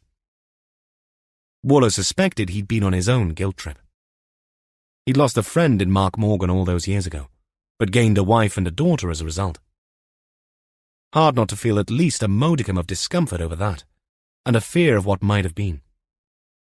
Morgan turning up would have crystallized all that into terrifying clarity. Did Morgan contact your wife prior to visiting her? Warlow asked. I honestly don't know. All I do know is that his visit did upset her. And his death upset her even more. She doesn't sleep well now. In fact, the other day I caught her going through old newspaper reports on her laptop from the time this all happened. She even had out her old albums, too. Photos of that bloody stag do. It's dredging up bad memories. It can't be good. Looking for what? Catherine wondered. I don't know. She didn't want to say. But I know she read up on all the old trial transcripts too when Mark got out. Catherine picked up on something in her notebook again. How did you get on with her father? Wasn't he the one who stopped Lucy going to see Morgan? He did. In his own way, he was a bit of a tyrant. Churchgoer and all that. Lucy rebelled against it eventually. But she was still living at home when all this happened. She moved out when we got together. Something in Warlow's brain was vying for attention with the words he was hearing. Like a big shape moving about under murky water. Something dark and sinister which needed to surface before he could confront it. Where is your wife now, Mr. Kirby? It's not school holidays. She does supply, but she's not been called in today so she could be at home. Except she's not answering her phone, Catherine said. Kirby frowned. Maybe she's out shopping or in the gym. Why? What do you want to talk to her for? Just a chat, like this one. Christ. When are you lot going to stop pestering us? Kirby flared. When we find out who killed Mark Morgan and his mother. Warlow got up, leaving Kirby to stare after him. But he paused at the door and turned back. In his head, he could hear Gil muttering, Columbo moment. One more question. Are you a manual or an electric man? What? Toothbrush. Manual. Missing one? The look on Kirby's face was priceless, and answered the question even before he spoke to confirm. How'd you know that? Blue and white stripe, right? Anger flushed Kirby's face once more. Lucy's been threatening to chuck that out for months. Have you lot been going through our bins? Warlow turned away and this time left Heenan and Co. Kirby did not bother to see him to the door. Chapter 37. Back in the car, Warlow talked it over with Jess via video call. You didn't fancy bringing him in for questioning then? She asked. Gill is in the process of checking if all the company vehicles were accounted for last week. But Katrin also checked with the office manager. Kirby wasn't lying. He was in work at the time of the arson attack yesterday. Jess coughed gently. It sounded less raw to Warlow than it had that morning. But it's his toothbrush that Morgan stole from Kirby's bathroom, you think? We'll know once the DNA comes back, Warlow said. Or Kirby identifies the toothbrush. How would that help, sir? Katrin asked. I presume everyone on that stag do will have had their DNA sampled for elimination purposes. I don't remember reading that was done. And why would it be? All the other stag do members were at the hotel. Jess nodded. That's a good point. Warlow considered this. If that's true, then why would Morgan want to check Kirby's if he didn't suspect him? Surely he'd want to match it with the unknown DNA found on the victim's bra. Should I go back in and ask Kirby if he'd be prepared to give us a DNA sample, sir? I wouldn't waste your time, Warlow replied. Kirby isn't the cooperative type. But I want all those Heenan vehicles and his car tyres checked. There's something about the Kirbys we're not getting. Something they're not willing to tell us. I can feel it. Then should I try Lucy Kirby again, sir? You can try, but I dare say her husband will have contacted her. No. What I suggest is driving to their place on the off chance she's HBI. Katrin cocked an eye. That's a new one on me, sir. Home but incommunicado, Jess explained. Like most people with something to hide. Warlow spoke a little as he and Katrin headed towards the Kirby's property. The DS knew better than to interrupt a Warlow period of cogitation. When they got to the address, there were no cars parked either outside or on the drive. Katrin got out and rang the doorbell twice with no response. She turned and spoke to Warlow through the open car window. I don't think she's HBI, sir. I think she's NHAI. Not home and incommunicado. She got back into the passenger seat, but Warlow was staring off through the windscreen at a point somewhere on the horizon that only he could see. 2 samples, he muttered, labelled A and B. Why? 2 separate samples would be my take, sir. Mine too. But what was Morgan trying to prove? Katrin frowned at that. I presume he had a lead on who the real attacker was. We know there was unmatched DNA on the victim's clothing that the CPS managed not to mention, or match, and the investigating force managed to displace. Sheer luck that an independent lab had hung on to their samples from the original investigation. Everything about this case, Morgan's exoneration, his contact with the forensic lab, it's all a matter of evidence. Warlow was now a dog with a bone. And why did Lucy Kirby want to look at old photos of the stag do? Katrin had no answers. Are we heading back to Sennybridge then, sir? Warlow glanced at his watch. Nearly 4 hours had passed since Gill and Rhys had taken the samples to Povey. He didn't answer Katrin's question. Instead, he posed one of his own. What about your research into blue paper towels? Several manufacturers and suppliers in the area, sir. You mentioned toilets. Craig says it's a habit I need to work on, sir. A smile flickered on the DCI's lips. Glad to see almost catching fire hasn't blunted your sense of humour, Katrin. But it's not common to see blue paper towels in toilets. It's commoner to see single-hand towel dispensers. The type that gives you folded towels. Either those or warm air dryers. When I think of blue paper dispensers, for some reason I think of dirt. Dirt or oil, sir. Craig uses up a whole kitchen roll when he's tinkering on the car. Warlow sat up. Oil. Oh, Jesus H. Christ, you have my permission to hit me over the head with a tire iron. I wouldn't do that, sir. You should, because I deserve it. Warlow started up the jeep.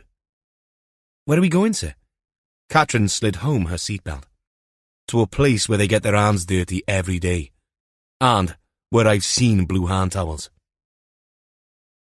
Edwin's coach and minibus depot looked quiet as Warlow and Katrin parked up, and both officers strode across to the garage area, drawn once again by the tuneless whistling accompanying a current radio hit.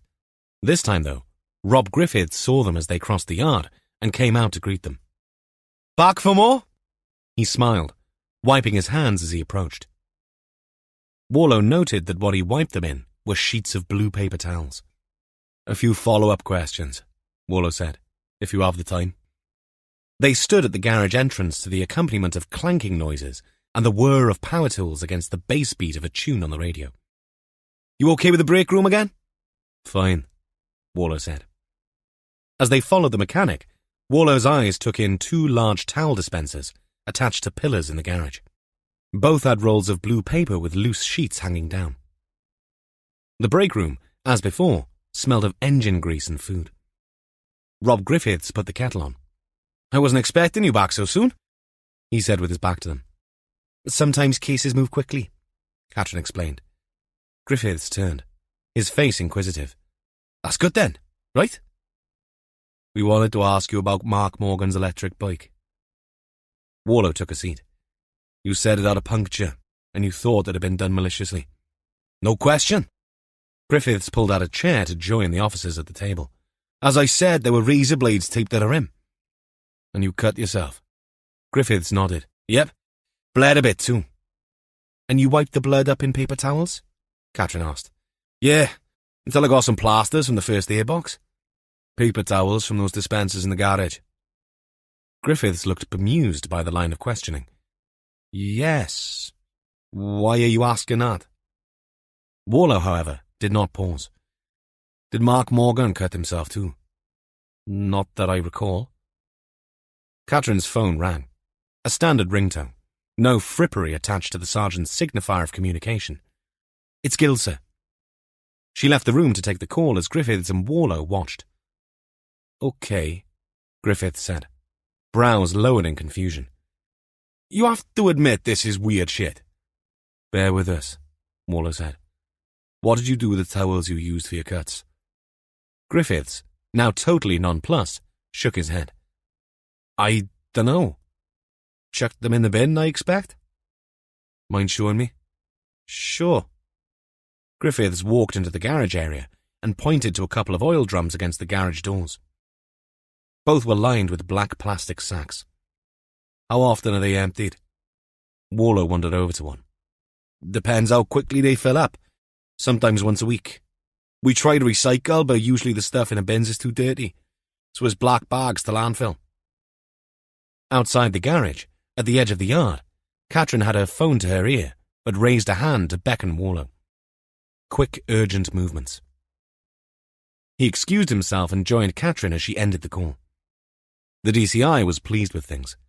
"Looks like we found our blue towel dispenser and a likely source for our forensic sample," he said with a faint smile. "Morgan was here at the time. He could have chosen his moment to retrieve a balled-up sample of Griffith's blood. The question is, why?" Catherine didn't answer. Only then did Warlow note the look on her face. "What is it?"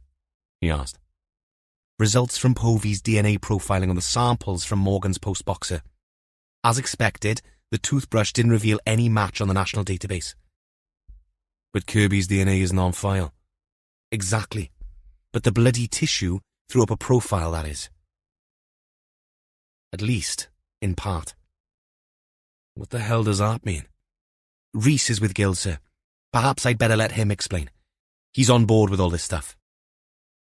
Warlow felt something roll over inside him. A sure sign that he was about to learn something significant. "Okay." Catherine had Gill's number up. She put through the video call. Both Rhys and Gill's faces appeared. Rhys's even more animated than usual. "I've just come back from talking with Alison Povey, sir. The DNA analysis from the paper towels threw up a match." "With someone known on the database?" "Not exactly, sir." "You said there was a match." "There is, with a sample taken from the attempted rape crime scene 20 years ago." "What?" Rhys took his time. "This is complicated, sir. The search showed a partial match.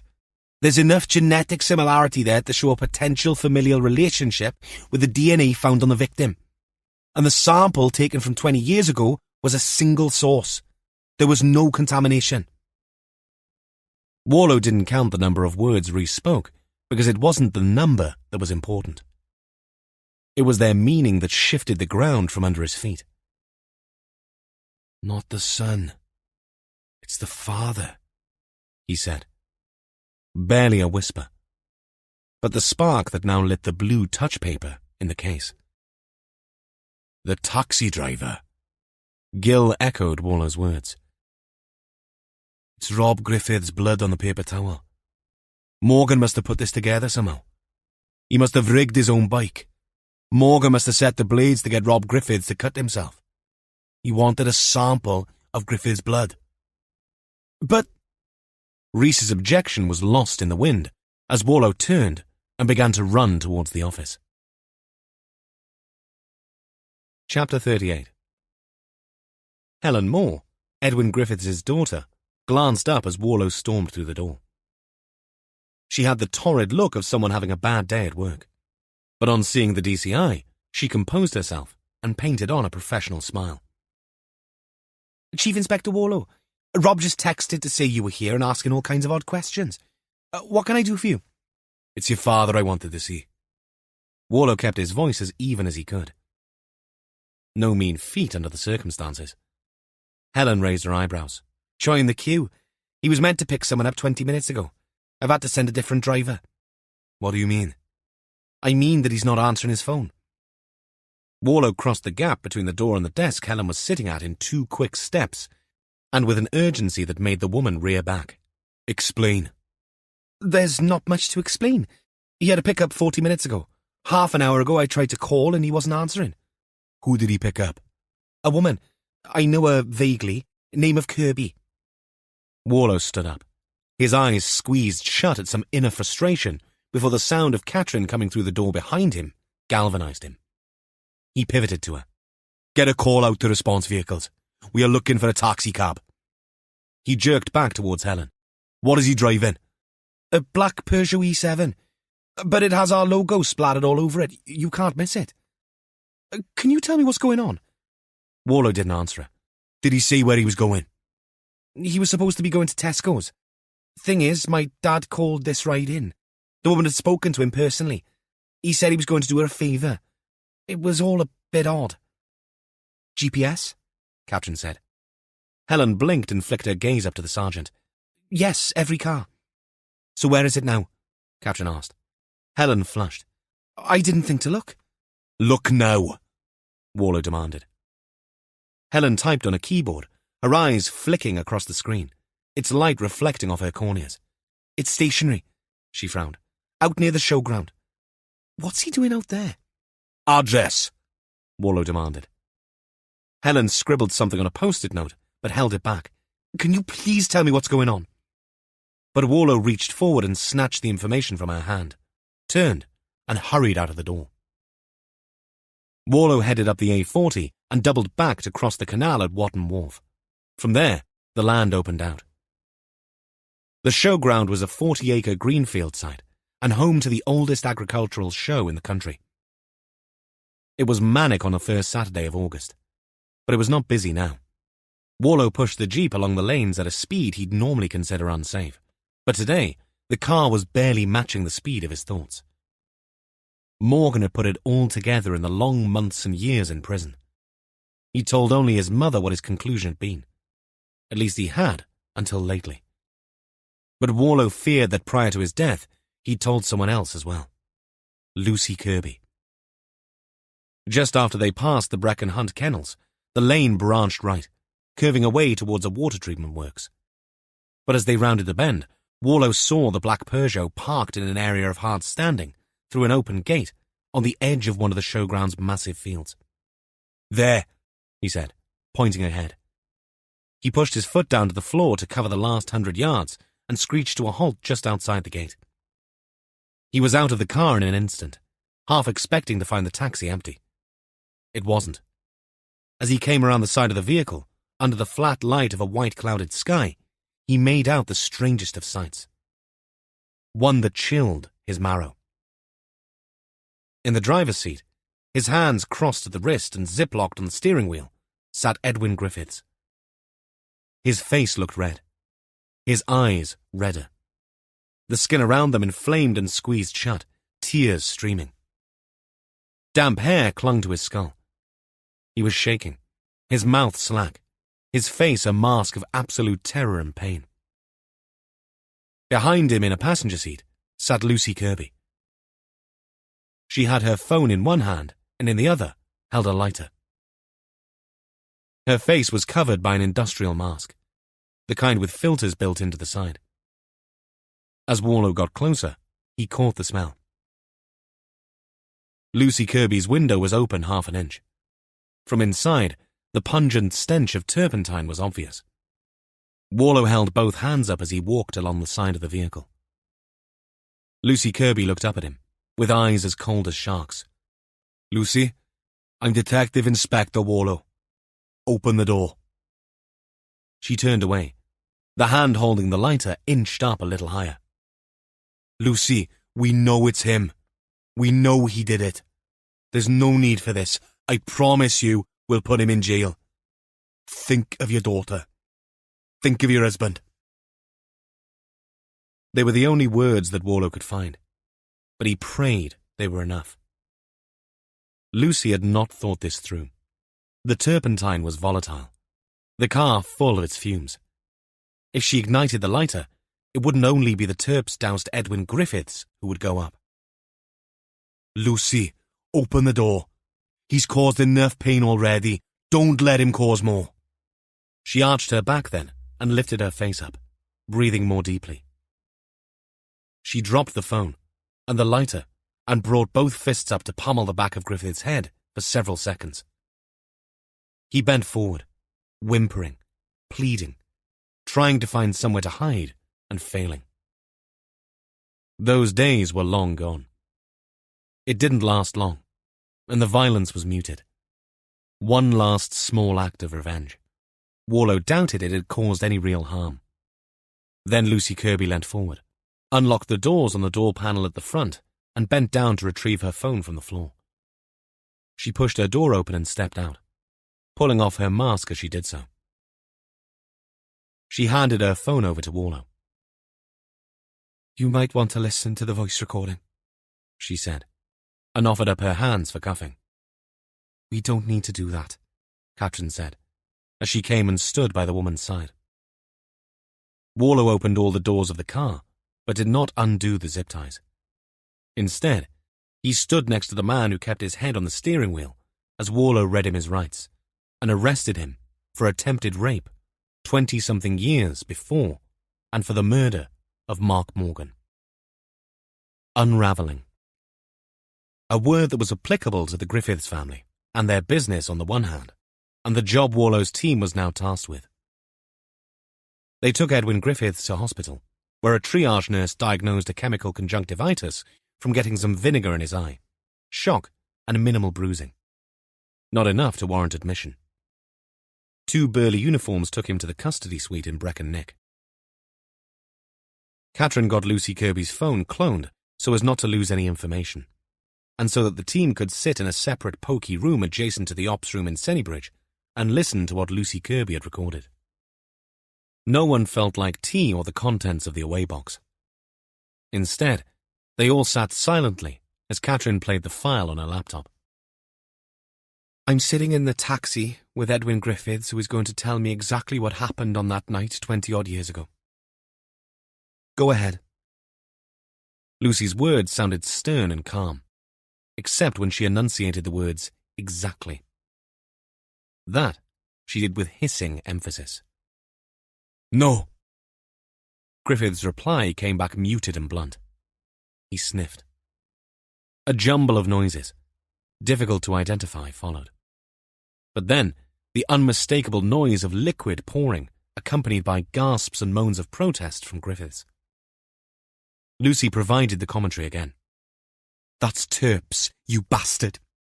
And I've got a lighter. I saw the news about that fire at the lockup. Mark thought you'd been using it. That was you, wasn't it? Leave me alone." Griffith sounded desperate. "I can't see, you bitch. I can't see." "Too late for that. You have 2 choices. Talk or burn." More rustling noises and a moan. "I have a lighter in my hand. Everything will burn in this car now.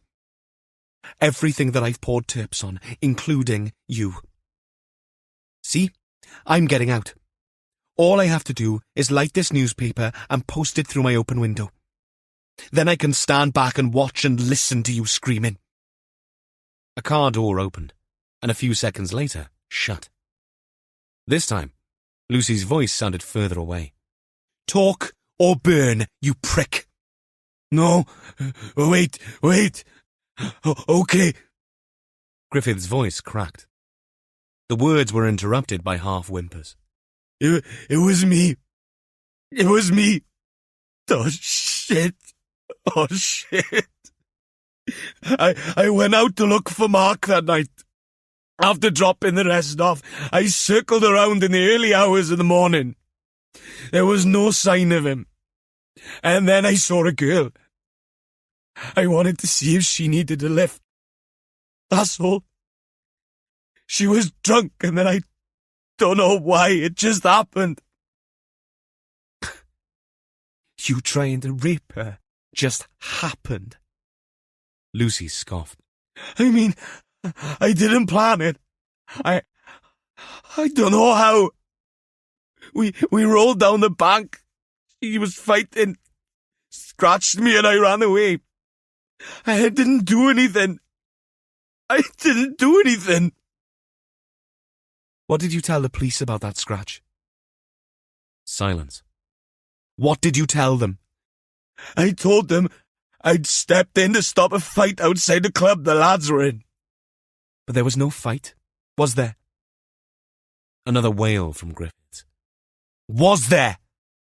Lucy shouted. No fight. It was her. She scratched me. And you watched as Mark Morgan was arrested and sentenced. I had a family. I couldn't say. You coward. You piece of filth. Griffith sobbed. What about Cynthia? Who? You know who I mean. Mark's mother. Mark worked all this out and told his mother. But she couldn't keep it to herself, could she? What did she do? Did she challenge you? She tried to attack me, scratch me in my cab. She was in the back and she scratched me. She wanted my blood. That's what she said. I had no choice. No choice. Lucy's voice was full of derision. You gave Mark Morgan no choice, you utter bastard. Please untie me. Please untie me now. No. I'm going to get into the car and use this lighter anyway. No! Griffith screamed. You promised. Please. Warlow sat and listened to it twice. It was a confession of sorts, but one obtained under most severe duress and threat to Griffith's life. It would not be admissible. But that didn't matter. It would never be used in court anyway. They did not need it because Povey's quick ID system came up trumps. A swab taken from Griffiths as part of the arrest processing came back positive as a match for the saliva on Melinda Jackson's bra, where Edwin Griffiths tried to bite her. That would be enough for any jury to convict this monster. But there was other evidence too, from the garage and the bewildered mechanics. Edwin was known as a man who liked to wash and clean his own vehicles. And yes, one of the larger vans had recently needed some repairs to a bumper and grille after Edwin said he'd struck a deer. But they'd seen no evidence of blood because Griffiths had cleaned the car prior to bringing it to the body shop. Edwin Griffiths' solicitor was already hinting at legal action against Lucy Kirby, including kidnapping and attempted murder. But the day after the taxi episode, in an interview room in Brecon, with Griffiths in custody in the same building, Lucy Kirby, in the presence of her own solicitor, told her own story. A story that, Warlow later admitted, affected him the most of all. Chapter 39. Jess and Catherine did the honours. Warlow, Gill and Rhys watched from an observation room. Lucy Kirby sat, quite calm and composed and unsmiling, with her solicitor next to her. In response to Jess's request to tell them what happened between her and Edwin Griffiths, she began from the beginning. I was pregnant when Mark went to jail. I wasn't showing. I missed a period and tested positive. When my father found out, he was furious. The last time I went to see Mark, I told him I'd lost the baby. Had you? Jess asked. She'd waited for Catherine to ask, but something in the sergeant's face, a flintiness in her eyes, dried up her words. Lucy nodded. I'd lost it. Yes. But by choice. My father's choice. He said unless it was dealt with, I'd have to leave home. My mother, she couldn't say anything. Or wouldn't. Not against my dad. He was dominant, church-going, full of a kind of toxic piety. He made us go to church and ruled the household. He said no child should carry the burden of the sin that Mark was guilty of. Neither officer commented, but Lucy wore a bitter smile. It's only 20-odd years ago, I know. Seems so old-fashioned now, but I was 17 and still in school. Still just a kid. Lucy shook her head and wiped a few tears from the corner of her eye. When I told Mark. She had to pause for several moments before she could continue. He said maybe it was for the best, too. He said he'd never want a kid to grow up with a father in jail, even if he hadn't committed a crime. He said I shouldn't go back and visit. Told me to find someone else. The muscles around her lips twitched at the mention of the word else, and then she sobbed openly again for several minutes. Big tears of regret and remorse poured down her face as she cried into her hands, her shoulders shaking silently. It took several moments for her to recover, but she did, eventually. Enough to carry on.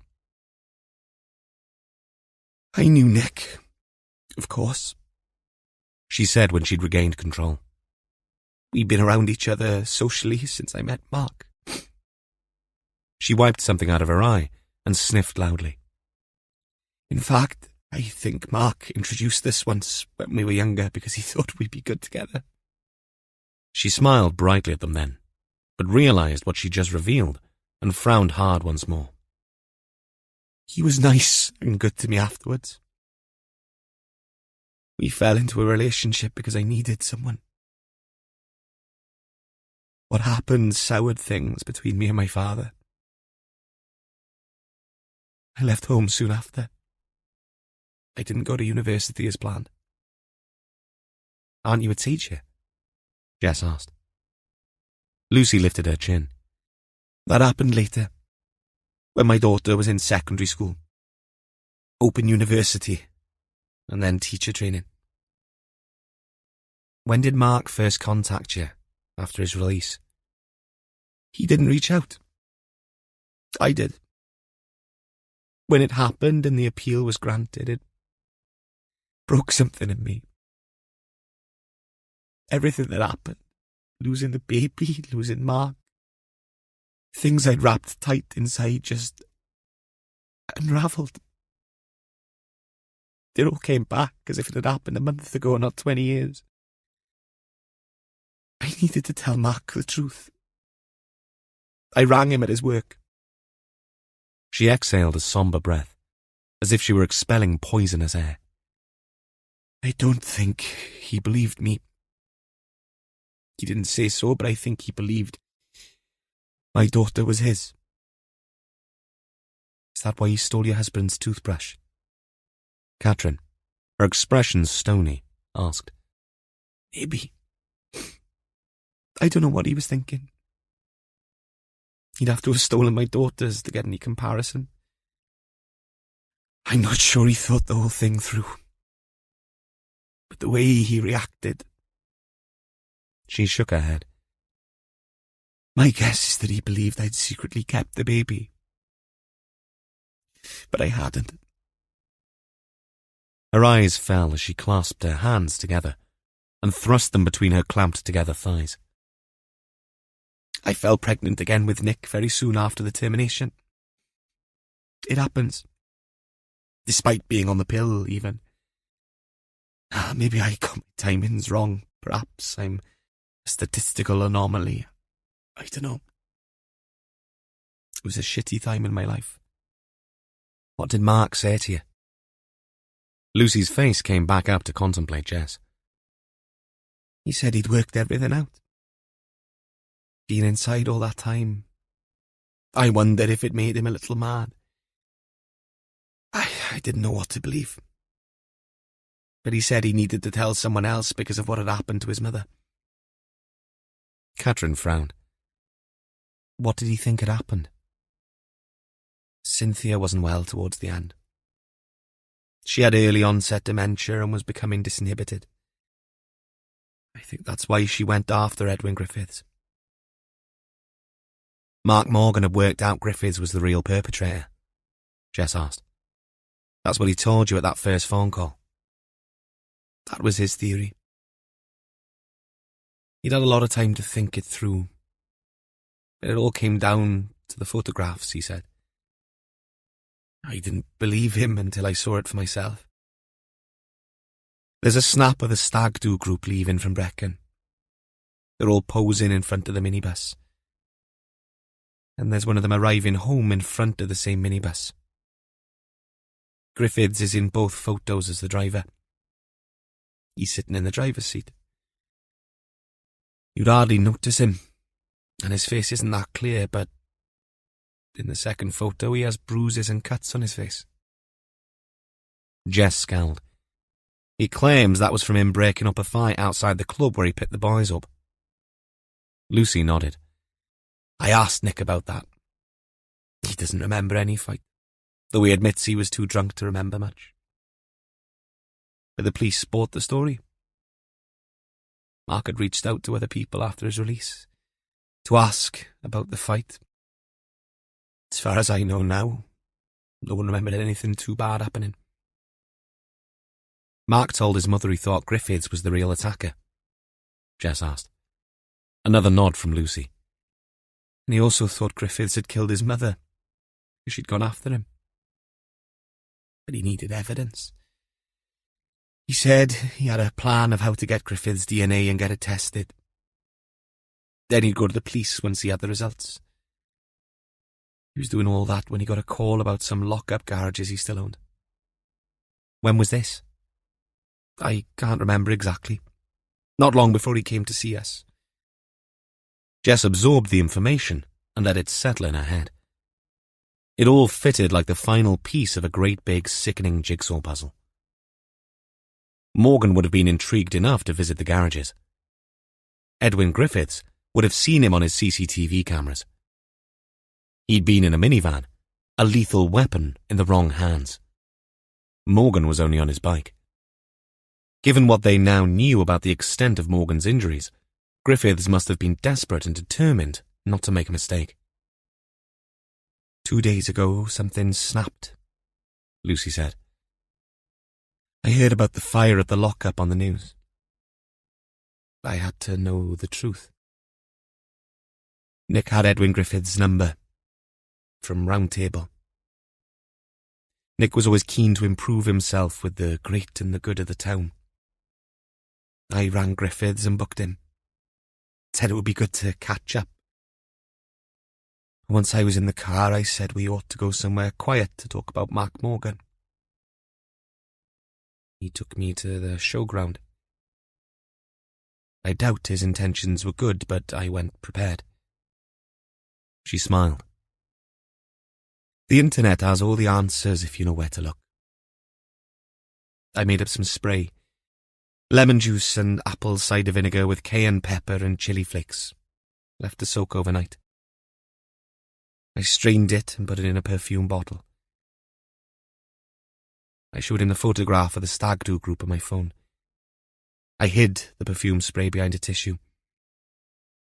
When he looked at me after seeing that photo on the phone, I could see in his expression that he wasn't going to let me show it to anyone else. That's when I sprayed the mixture in his face. It worked well. It worked really well. He screamed like a baby. I got out of the car. I knew he was going to come after me. I went to the back of the car looking for a weapon. I knew I'd been stupid to come just with a spray. That's when I saw the plastic bag with the tips and the extra long zip ties. Catherine held her hand up. Wait, he had the tips and the ties. Lucy's nods were rapid, little confirmations. I got the idea then. He had his head down on the steering wheel. I said I had some water for his eyes, but I didn't. The tie was big enough to loop around both wrists. It took seconds. Then I used the tips. I poured it over him. There was even a lighter in the bag. Lucy wasn't crying any longer. Instead, her expression had settled into something approaching a cold fury. That apology for a human being ruined Mark's life. He murdered him and his mother.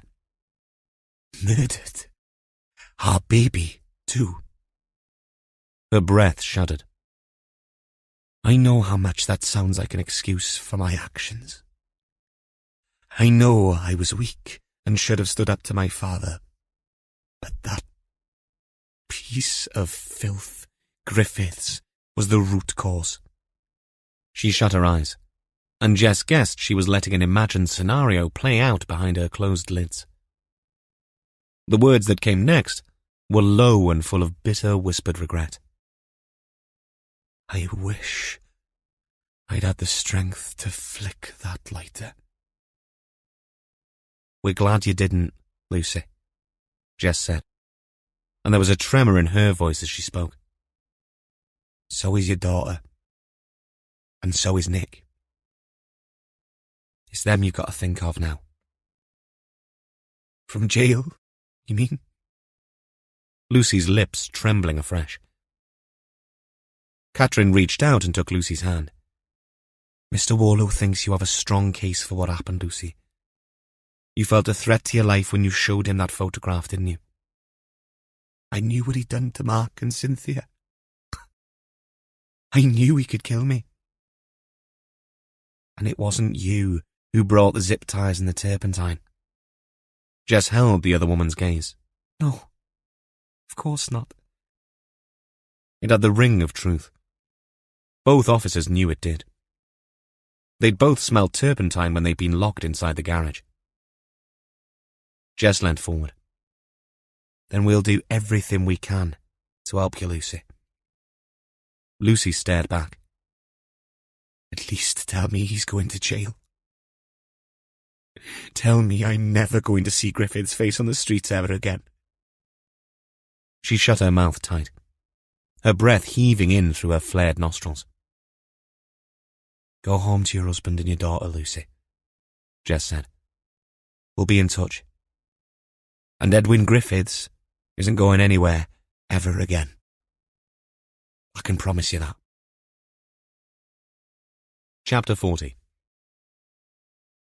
As with every murder case, the hard work really began once Griffiths was formally charged. They found saved files on his phone from the surveillance cameras at the lockup, showing both Mark Morgan on the site and Catherine and Jess's visit. The damaged taxi that had been on the point of being repaired at the firm's body shop was taken by Povey for further examination.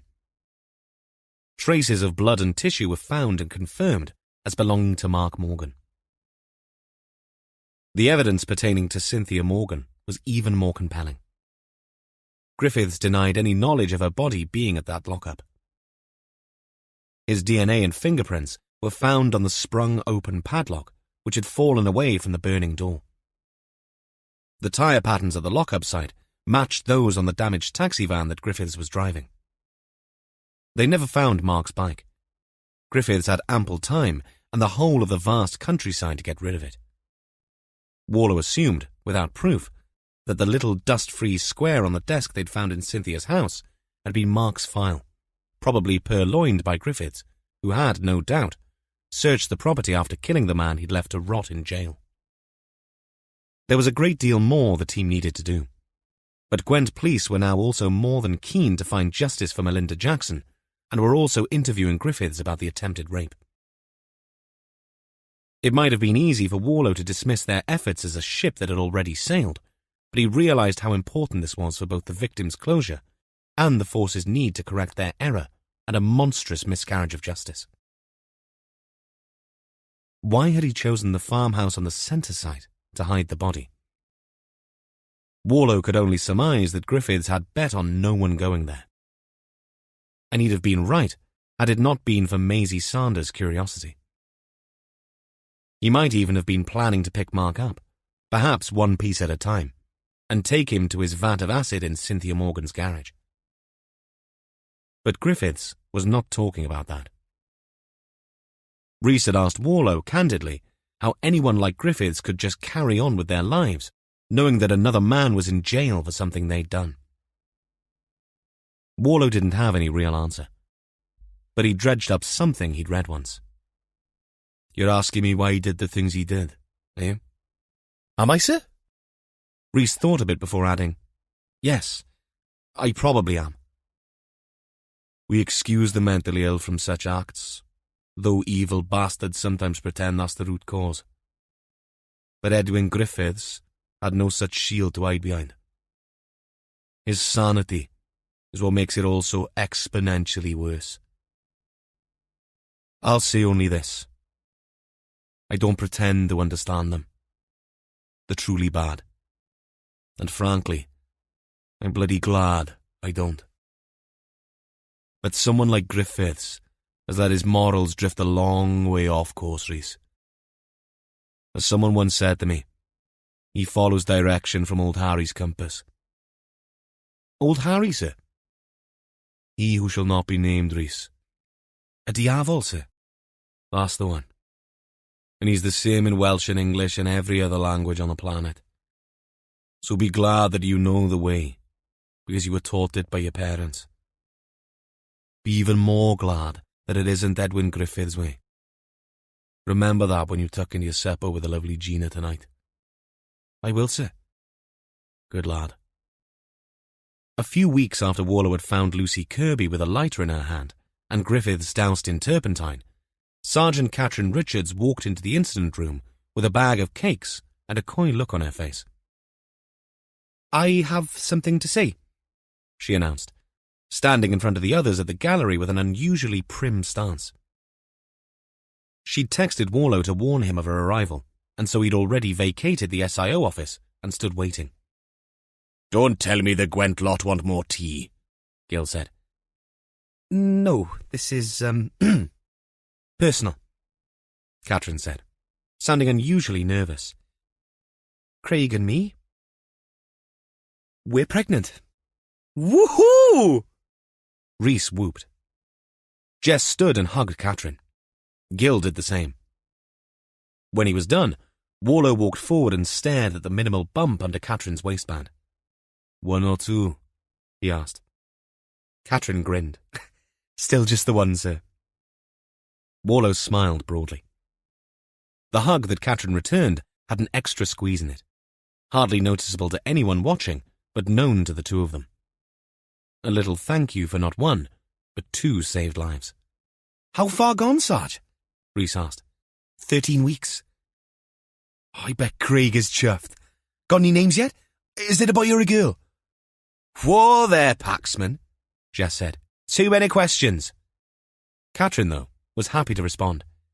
"We don't know the sex yet, so names are still up for grabs. Any suggestions, Rhys? Have you and Gina got any favourites?" If we did, I wouldn't tell you in case you stole it. My life wouldn't be worth living if you did." "Ooh." Gil lengthened the word into a 3-syllable intonation, full of surprise and accusation. "You've talked about kids too, then, Rhys?" "A frank and open discussion, Sarge. We are a long way from needing nappies yet." "I remember the days of terry toweling," Gil said. Warlow saw the opening and went for it. "That was that really nasty case of D&V you had, wasn't it?" Rhys guffawed. Even Catherine smiled. "I see you've been sharpening that razor wit, Mr. Warlow." Gil cocked an eyebrow. "One of us has to be funny, Gil." "Touché. Or as my granddaughter would say, too shy." "When is the baby due, Catherine?" Jess asked. "November. I intend to work up until 2 weeks before if I can." "I did the same with Molly, and I was in uniform at the time." "You going to show us then, Sarge?" Rhys's eyes opened wide. "I beg your pardon?" Catherine said. "The cakes! In the bag!" Rhys nodded towards her hand. "Not the one in the oven?" "Laters. Hopefully I'll be back by lunchtime. I'm only meeting him for coffee. He wants to go up to Miles's cottage at some point, but Craig says 2 of my tyres are barely legal, so I'm staying local today. The car's booked in for new ones tomorrow." She sighed.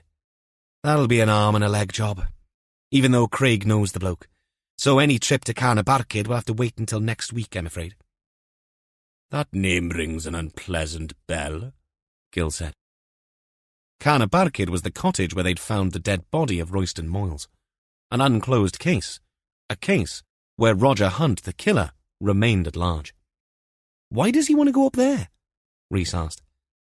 "Because Geraint Lane wants to meet me where it all happened. Soak up the atmosphere," he said. "I've already spoken to Drinkwater to try to pull out of all this, but he is insistent. Good PR, apparently. But I'll be back in time for lunch with tea and cake." "When you get back, I want to chat with you about Napier," Gil said. "The solicitor?" Rhys asked. "Yes. I need to talk to him about some of the bookings at the very place Catherine has just mentioned." "Is this to do with the covert filming of Renters?" Catherine asked. "Exactly that. There's a lead on a Misper case I need to follow up. Might be nothing, but I still need a word with Napier." "He's in his office most days," Catherine said. "I prefer to see him where we could be guaranteed some privacy." "Okay, I'll text you his address. He's been staying at a couple ever since Hunt's attempt on his life. One is his sister-in-law's in Whitland, but on weekends he's down at his second home in Angle. He'll be there today since he doesn't work Fridays." "Well off the beaten track then," Warlow said. "Indeed." Catherine placed the bag of cakes on Gil's desk. "I trust you to keep these safe from predators." She threw Rhys a knowing glance. "They will be placed in the human tissue for transplant box until your safe return, Sergeant." Catherine waved, turned, and then left. "Isn't that fantastic news?" Jess beamed. "It would be lovely if we got them something from the team for when the baby comes." "Something like a breast pump, Ma'am?" Rhys asked. All eyes turned in his direction, with varying degrees of disbelief writ large on their faces. "My cousin Rachel was always on about her breast pump when she had her kids," Rhys explained. "She used it so that her husband could feed the baby at night." "A bit too visceral, perhaps," Warlow said. "But we'll bear that in mind as we saunter around M&S." He returned to the SIO room and the stack of paperwork he needed to deal with. But he did so with a smile playing over his lips. You celebrated the good news when you could in this job. It was Friday, and the weekend was looming. A weekend he was scheduled to spend supervising Molly Allenby while her mother went to Manchester to an old friend's leaving do. Molly was in the middle of her exams, and a little cranky as a result. She needed meals and hot drinks and the distraction of walks with Caddy when required. All things Warlow could provide without too much difficulty. The Allenbys had yet to find somewhere suitable to move into, a situation he was still not disappointed with. But Molly's exams were due to end soon. After that, she had a week away with friends, the Ibiza rite of passage, and then a summer job helping at a cafe interspersed with the odd festival. After that, if all went well, university. Big changes all around.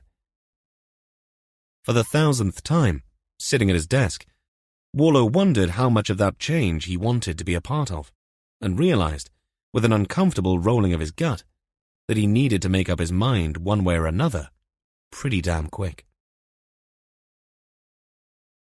We hope that you've enjoyed this Wormwood Media production of A Matter of Evidence, written by Rhys Dylan and read by Tobias Weatherburn. For more Wormwood Media productions, visit rhysdylan.com. Text copyright Wormwood Books 2024. Copyright in recording Wormwood Media 2024. All rights reserved. The moral rights of the author have been asserted. Thank you for listening.